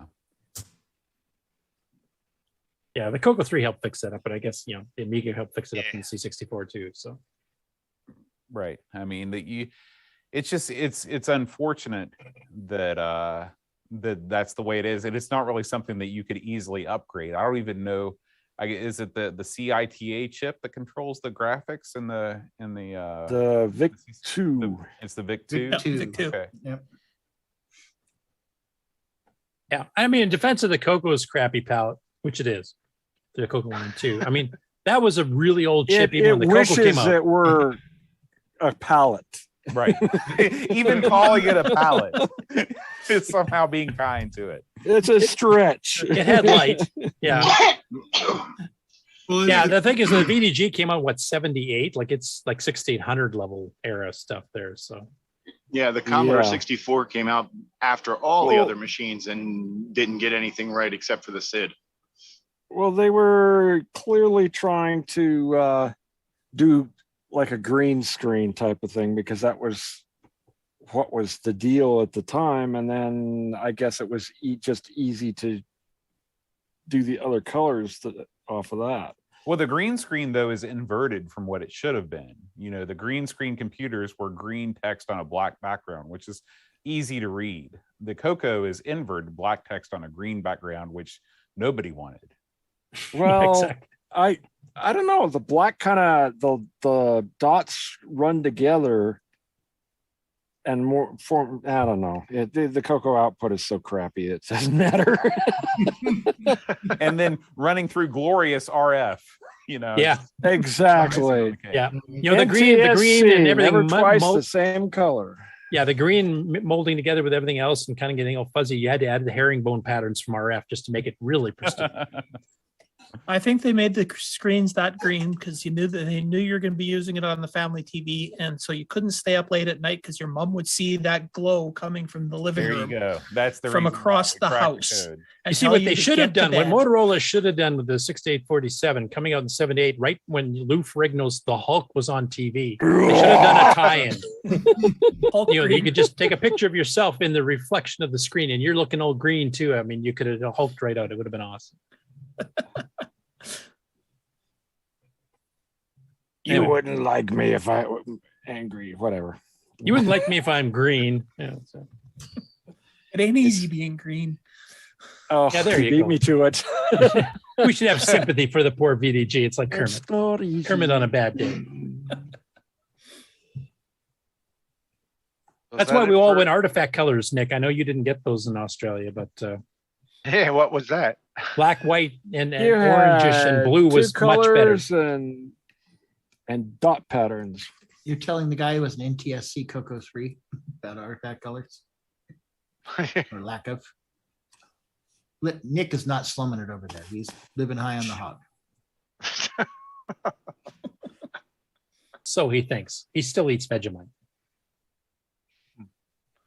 We're sorry. Only for breakfast. That's so you can diet the rest of the day because you're in the bathroom vomiting the rest of the time. But anyway. And yeah, that's how I get through the show. Well, you don't need Vegemite then, just the show will give you vomiting, so you'll be fine. Rails? What rails? And That's all I moving had. on. Anybody else have any project updates or acquisitions since I showed the couple of things I had? Sure. I think JLC's messing with me a little bit. They got in 10 new network cards and they came all capped and taped together. Let's see.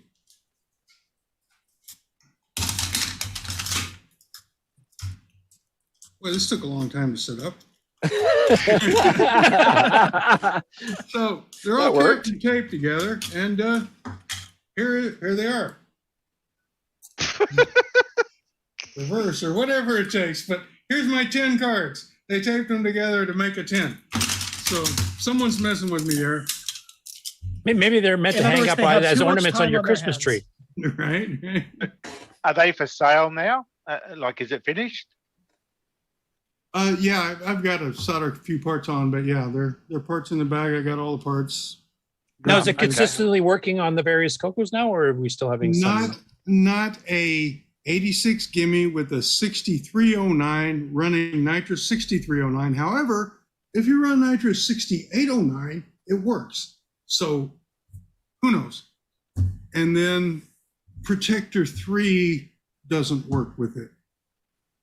That's the Cloud9. The Cloud9 CPU protector. If you take it out, the same machine works. See, that's kind of leading me to believe it's a very subtle timing difference because I know in Nitrous 9 itself, 639, we found some older gimmies did not handle. What was it? We did a store A in the main kernel page, which is a couple cycles faster than a clear, and we had to revert it back to a clear to get it to boot on every machine. So there's something. But 2 cycles made enough of a difference; it would crash.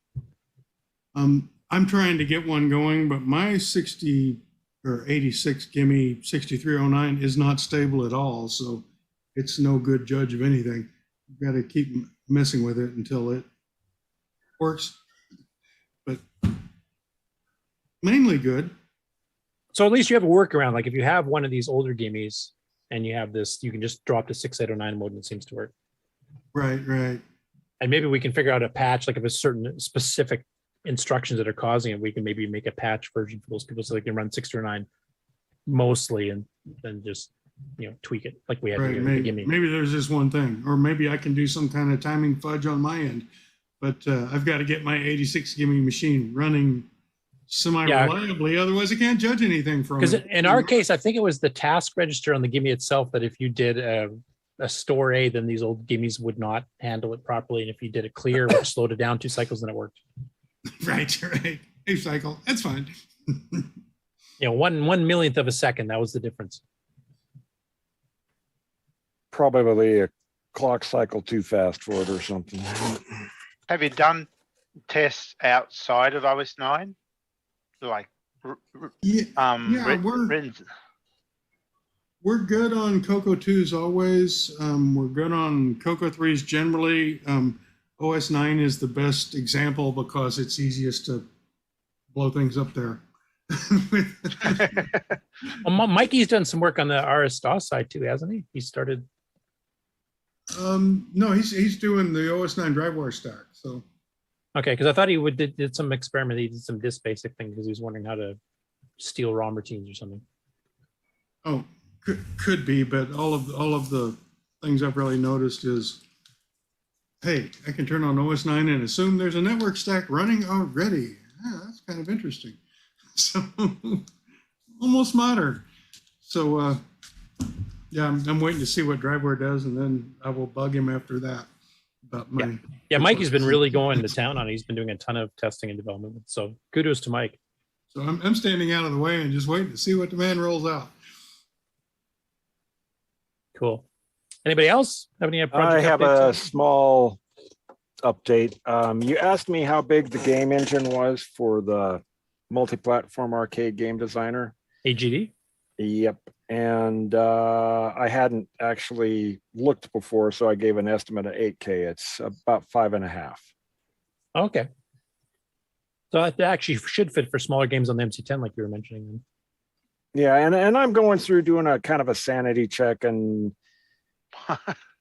finding any sanity. Boy, you're in the wrong crowd for that.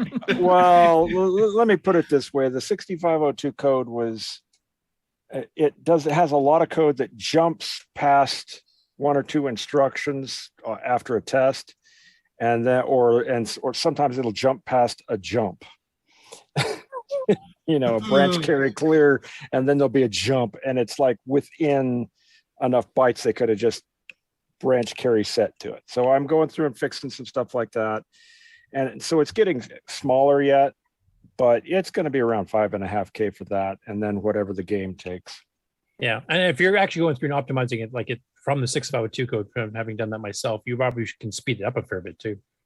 Well, there's a lot of the 6502 code I already replaced where it deals with a 16-bit pointer, and I just load 16 bits, update the pointer, and store it back out, or whatever, or just use it in a register, and it makes the code about half as big because you're not having to do 8 bits at a time.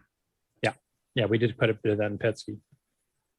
Cool. I mean, I wouldn't mind somebody like, I think you mentioned before too that the port that Para and I can't remember the other guy's name that did the CoCo and Dragon versions of it, but it's not fully optimized either. It's kind of a no, conversion. It treats it basically all 8-bit as far as like what I so looked that at. engine could be sped up a fair bit too and shrunk. Well, most of this code could go right across, and then you'd also have the Y register to do even more optimizations to it. So it eventually, hopefully it'll go over there. Yeah. But right Ryan, now you I'm just both trying to could make use- sure I didn't do something like load D from 2 variables and expect them to be in the right byte order or something like that. Because like X and Y are stored in big endian order, or not big endian, I mean little endian order. The Y comes before the X in memory, but in the register, the X is, in the most significant byte. And I'm just making sure I didn't do a little too much optimization while I was writing it. Yeah. Cool. Well, keep us up to date So- on it, especially if we can maybe get when you get to the point of maybe demoing Yep. some of the smaller HDD games. I'd love to see those on the MC10. Sloopy, you had something else you wanted to show as well, I believe.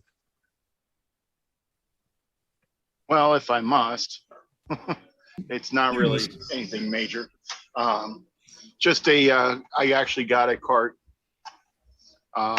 It's one of the new flash packs from Jim. Jim Brain of Retro Innovations. Yeah. By the way, I have to say, I, Frank had a lot of praise for Jim when we were at BoatFEST. Yeah. And it's a nice little cartridge. It does the what do you call it?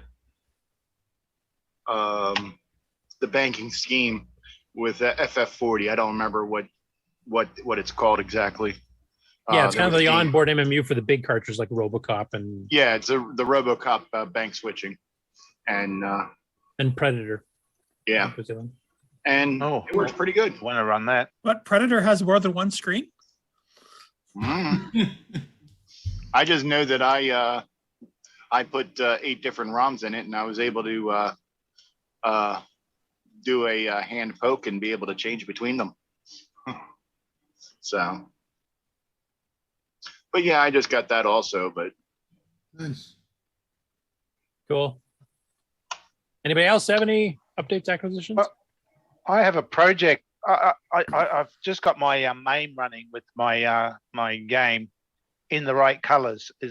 So I thought I'll do a project update and just show the game if sure we can jump into a project update. Just make sure to share your sound. Oh, well, I do have the sound on. I'll check. I'll just try share the screen. And whoever's hosting, make sure you turn the sound up for it, because Yep. evidently that guy that was hosting last night didn't turn up the sound for your game. He should be shot for Alright. such treason. I don't think I can turn up sound here. Is that coming through? Is this my? I see a static screen. Nothing's moving. Yes, I paused it at the moment.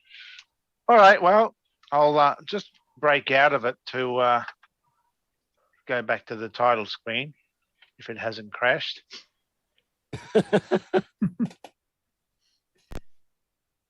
Hate emulators.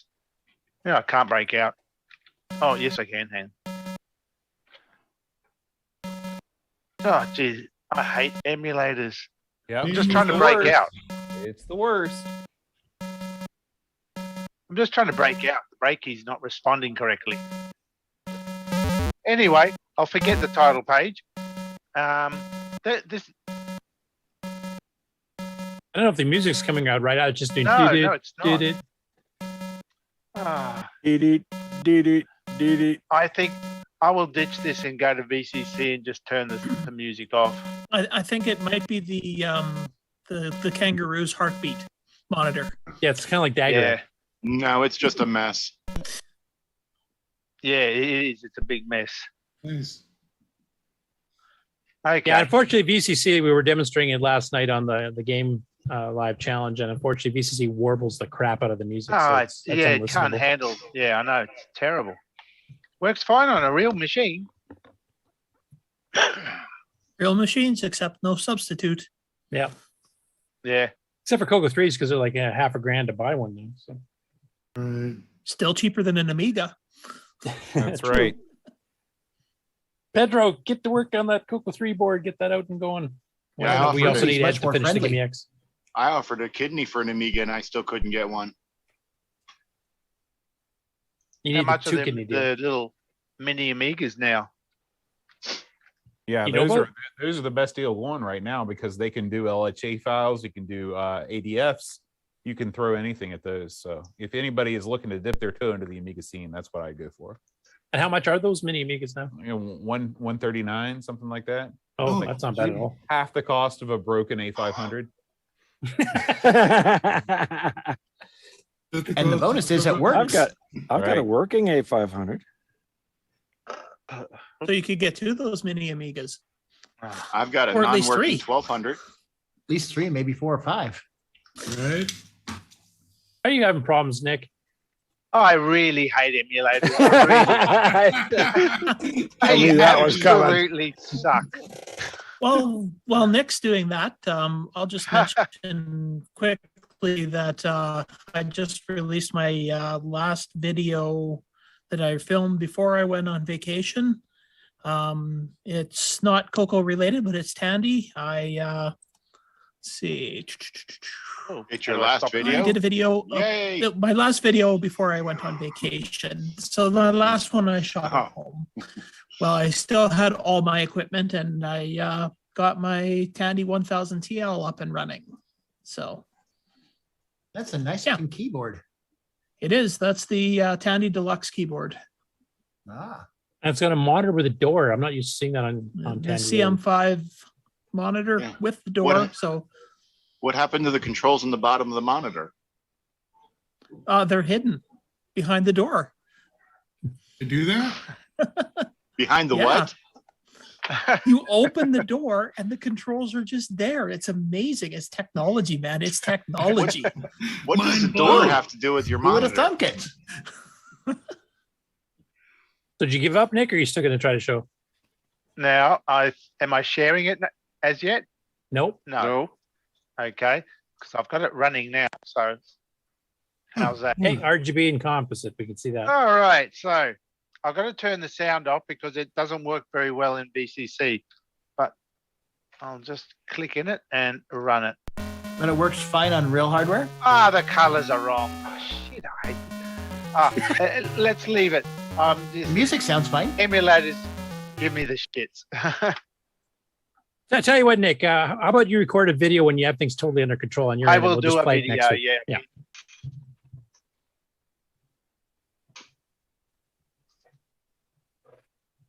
Anybody else have any project updates or acquisitions? Preferably one that works. Yeah. Or don't worry about it and just get it finished and release it next week. Thing is, it's got to work on the emulators as well. That's the annoying thing. Why? The emulators are wrong.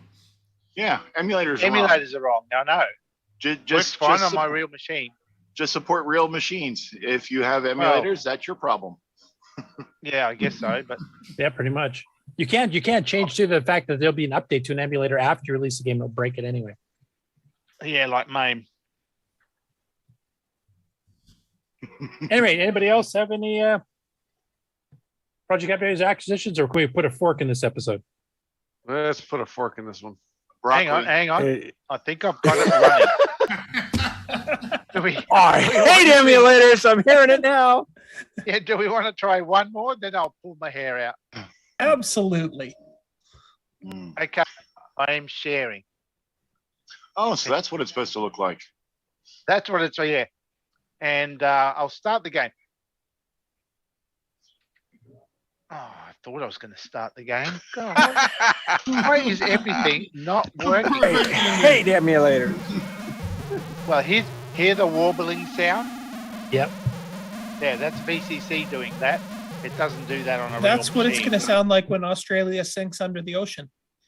Yeah, well, That's the underwater version. So anyway, luckily I can turn the music off because music drives me mad while I'm playing it anyway. So, but I just wanted to prove a point that even on a CoCo 1 and 2, I can have background music playing, which it does do, but VCC obviously doesn't handle the interrupts very well. MAME does. It does work in MAME, but MAME's got other problems. So it's the horizontal, vertical, or horizontal blanking. I don't know what it is. They obviously don't emulate something quite perfectly. And that's the problem. When you're writing code that's trying to push the hardware, sometimes the emulators do not operate the same way as real hardware. So it sometimes doesn't pay to try to push the hardware sometimes. Anyway, this is my Joey game, and this is the freeway scene. I've got my frog jumping. I don't know if I had the frog jumping. It's not a frog, Nick. Not a frog. I keep forgetting because it is. The game is based on Frogger. Look at the size of the thing. It began as a Frogger. It's bigger than some of the cars. Well, yeah, it's pretty low res. Actually, your character It's- looks like it's one of these Joey. cards I got from BoatFest here with some of those weird monster things. No, I'm just kidding. I'm He looking for a looks like couch very here. constipated kangaroo. So anyway, but it's using Semi-Graphics 8. Notice the problem that you have with Semi-Graphics. There's those. I can only have one color per byte. So when the Joey jumps into the graphics, other graphics, you can't have two colors in the same byte. Hence why I've got in the legs, you can see orange and black. You can only have a color and black for the background, but there's no way around that. Semi-graphics, that's the limitation with Semi-graphics, which is why the main game is played on I'll just pause it, is played on a black background. So that way you don't see the limitations of Semi-graphics mode. At So the what you moment, should you don't die. You can't die, although the program is detecting that you are meant to die. So I just got making a noise. Eventually, I'll have it go splat on the screen. So, well, so you actually, can jump across. What you ought to do is when the Joey hits a car, the car goes splat. Yeah, the invincible It's only- kangaroo. If it was a big kangaroo, maybe, but this is just a Joey. A Joey's a baby kangaroo. Well, so he's yeah, as big as some of the cars. Yeah, well, But can it jump?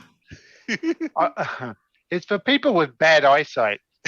So this is the second level, which is an original level over the old Frogger idea, whereby you've got moving barriers, which you've got to jump through the barrier, but not get run avoiding the vehicles. Yeah, that's right. There's vehicles in there, so you got to time it right to dodge the vehicles. But I can just ignore that, so I'll try and find a pathway. Made it.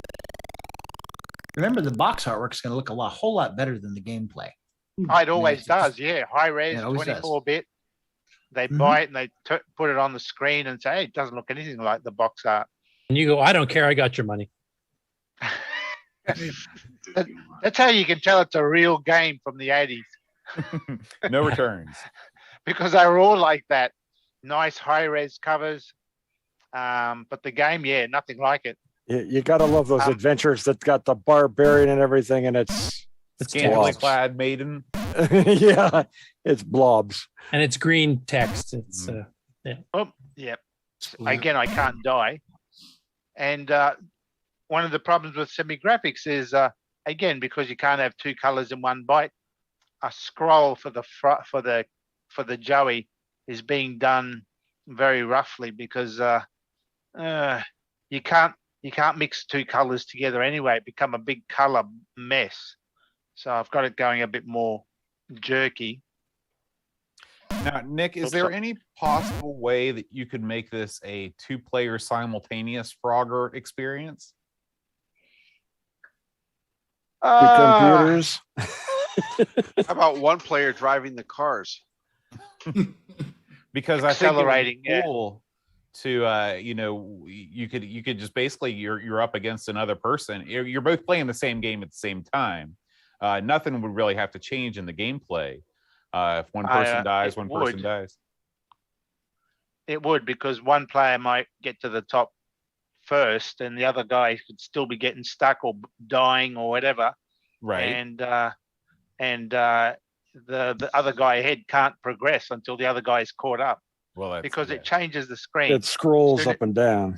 I see. Yeah. So I see. So when I go into it goes to the next screen. Likewise here, when I get to the top, it just goes to the next level. Okay. See, where's the other? Hey, you're player thinking would that be sit- multiplayer Frogger game at BoatFest, but that was like a single screen that everybody's on and stays on. Yeah, so single screen you could do it, but yeah, it's split up. Exactly. I didn't think about that. It's the compromise you have. It's a semi-graphics mode. It's a terrible mode. It's very low res. The worst thing you can do in that mode is horizontal scrolling, which is a bit of an effort, but I've got it working fairly well there. But yeah, you can see with the frog, it does create problems. Oh, it's a frog again. I'm still thinking frog. You're gonna get sued, man. Well, it was originally going to be a Frogger. Yeah, that's all my fault. Sorry. It's really more Yeah, of a no, big bug. It's a big bug. Rue. You call it mega bug. Ken reminded me, It's you're an Rue. Australian. What do you? Or cricket Yeah. capers or something. Yeah. But the thing is that you do get all the 8 colors in this mode. So that's the big thing about this using semi-graphics. 9 including You black. do get 8 colors and black, Listen. a black background and a I'm a black huge border. fan of anything you can do to get a black background. That's great. So Yeah, and this is the only graphics mode that does that. So you've got to live with the limitations, unfortunately. Unless you have a This is- CoCo VGA, then you can override it. But Yeah, well, that's right. I'm trying to design this to work on pretty well any 16K CoCo. CoCo 1, CoCo 2, CoCo 3, a Dragon. So I'm really working against so many limitations there. to be honest with you, from people back in the day that owned CoCo 1, CoCo 2, I bet you dollars to donuts, they would have preferred to have a semi-graphics game running with more colors than artifact colors and all of the other nonsense. Just because, I mean, they shelled out the cash for a color computer. You know, they want to see colors. Yeah, that's right. As long as you like it would green. have been good. Yeah, green's a color. I would have rathered a game with good gameplay and less colors. Just remember, it's a color computer, not a colors computer. If you got one, you're good. Yeah. It never promised more than one at a time.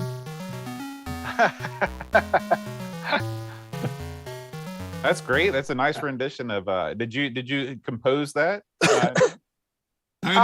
Well, yes and no. I mean, I know yes, it's time did. and kangaroo down sport, but did you program it in? Yes, I did. That's awesome. It's a Rolf Harris song. So yeah. 8 bits in And the it basement does- on the chat says, "Thanks, Nick. At least your game's working color for me in PAL land." yes, that's right. Yeah. And it does do the music while you're playing as well. But That's all. I I'll mean, start I it. want that played at my funeral. I've always loved that song. Except now you get the warbling because But it warbles. bug in Yeah, I VCC. don't understand why the warble in BCC. I think James is right. It's something to do with the H-sync timing's not quite It's right. funny because it must makes be. it makes it sound like an AY chip when it does that, because that's the It does a bit, I characteristic. It makes it sound like a badly programmed AY chip. Yeah. It's fine on a real CoCo though. It's only BCC. And MAME. No, MAME just MAME, is giving you MAME wrong doesn't colours. play the music properly. Yeah, it's the colors, and I think I can fix that. So that won't be a problem in the end. I'll just turn the music off. So yeah, I think I can fix the main problem, but this I don't know, because being a CoCo 1 and 2, you don't have very many options for the interrupts. I have to use the horizontal sync. So, and it's the only way you can get it to, because the music's being driven by the horizontal syncs. Yeah, I wonder if they're not interrupting for every horizontal sync. Well, they're not, because I have to skip every second. Well, no, I mean, one. they're you're, What do you mean you're VCC skipping, itself but is not? It itself is skipping. Oh, VCC, yeah, because this is working fine on a real CoCo and in MAME. It's only on VCC, so there's something with VCC that it's not doing properly. But anyway, so that's all I've got to show. I mean, I've got to put in the alligators or the crocodiles. The jaws are going to move. Yeah, the little turtles have to submerge every now and then. There's a snake to go on there, which you've got to avoid. And then, of course, I've got to make my Joey go splat when he gets hit. So there's Couch still in the middle of the few things to highway. do. Yeah. Yeah.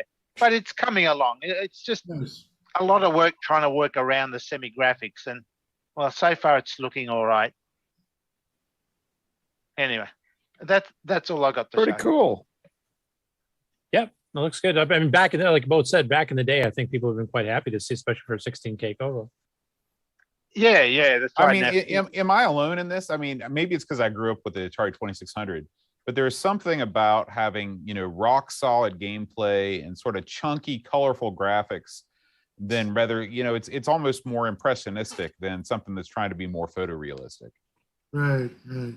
And that's what I'm hoping for. I'm hoping to make the game to be really good and colorful, but yeah, the sacrifice will be the lower res. But what can you do? You can't really do anything else. No, I think it looks good. I mean, it kind of carries on. Like Pipes didn't have too much stuff moving on the screen, but you did have two voice music playing in the background. And here you actually got like basically most of the screen scrolling. Well, that was around, the challenge. I wanted to prove myself wrong from what I said back then.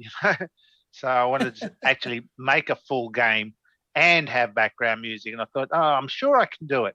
Now, are you gaining anything by using semi-graphics mode in terms of having the background music playing? No. Okay. No, it's strictly for the color.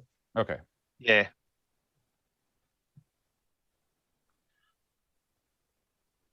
Cool. Yeah. It's looking good. It And the sounds thing good is, on certain things, but it's on certain things, that's right. Semi-graphics, I agree with John there.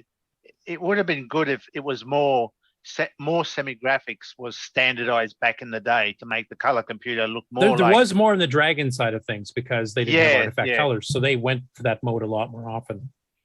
And really, back in the day when I was coming across from a TRS-80 Model 1 to go to the color computer, I didn't really want to go to a color computer because the colors were awful. I never liked the colors, and we didn't have artifacting, so any artifacted game was stripes, really ugly. So I didn't like the colors. So I was actually looking at other computers at the time, and the program that switched me across was Steve Bjork's Spectrum Analyzer. Because I thought, now there's some color graphics. Why don't games use that mode? So I went for a color computer, and the first game I did was Neutroid 2, which was using the semi-graphics mode. I was determined to get color on my color computer. No, you were determined to get colors, plural, on your colors. Yes. Then the Color Computer 3 came out, and that, of course, blew everything else out of the water. It was just great. I still have it. Yeah. Well, I know Pac Billy was pretty impressed when he came by, because I think I was playing Fractalus at the time, and then I had it so that if I was landing and waiting for the rescue pilot to run to the ship, I'd switch over and finish a couple of rooms of Rogue. Oh, so I was constantly bouncing back and forth between him, and yeah, he was pretty stunned.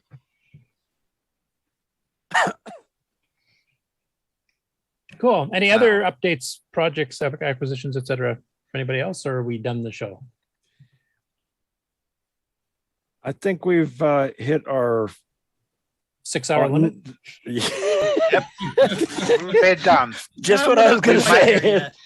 We've made up for last week. Yeah. All right. Evened it out. We're good. All right. Here's the outro.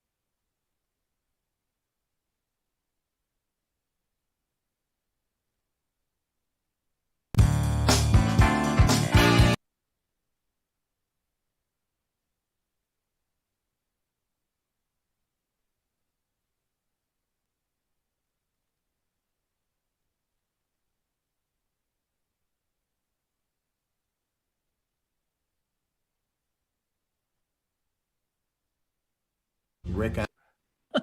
Okay, well, if we don't have any audio, we'll just abandon the outro. I'll have to work on that this week. Okay. That one. Anything else? Any final thoughts? I'm tired. Are we ready to go live yet? We're done with the rehearsal? Yeah, well, we got a couple. All right, so got something to fix on the rehearsal. I think we could stretch this out to a 6-hour video show when we actually do the show now. Okay, we could watch a live stream of Mark fixing up the audio issue there. There we go. Let's troubleshoot this live. Troubleshoot a drive? Well, okay. I think the same reason that the audio was going. They was sending the same channel was sending the Zoom out as well as the audio, so that's why we were going out too. So I'll have to fix that. There's a way to do it. Okay. So everybody play Moon Shuttle for next week. The rescheduled for those people that are just kind of catching up on CoCoTALK. The rescheduled Game on Challenge is now on Fridays at 8 p.m. Eastern, correct? Yes. Yes. 8 o'clock Eastern. So join us for that. Play Moon Shuttle on that one as well and get your high scores submitted. I see Boat already submitted some on the Discord. That's right. Yeah, before I even posted the game. Don't forget to bring your moonshine when you're playing Moon Shuttle. There you go. Okay. Well, I better get. So goodbye, everybody. See everyone next week. Everybody. Bye. We're sorry.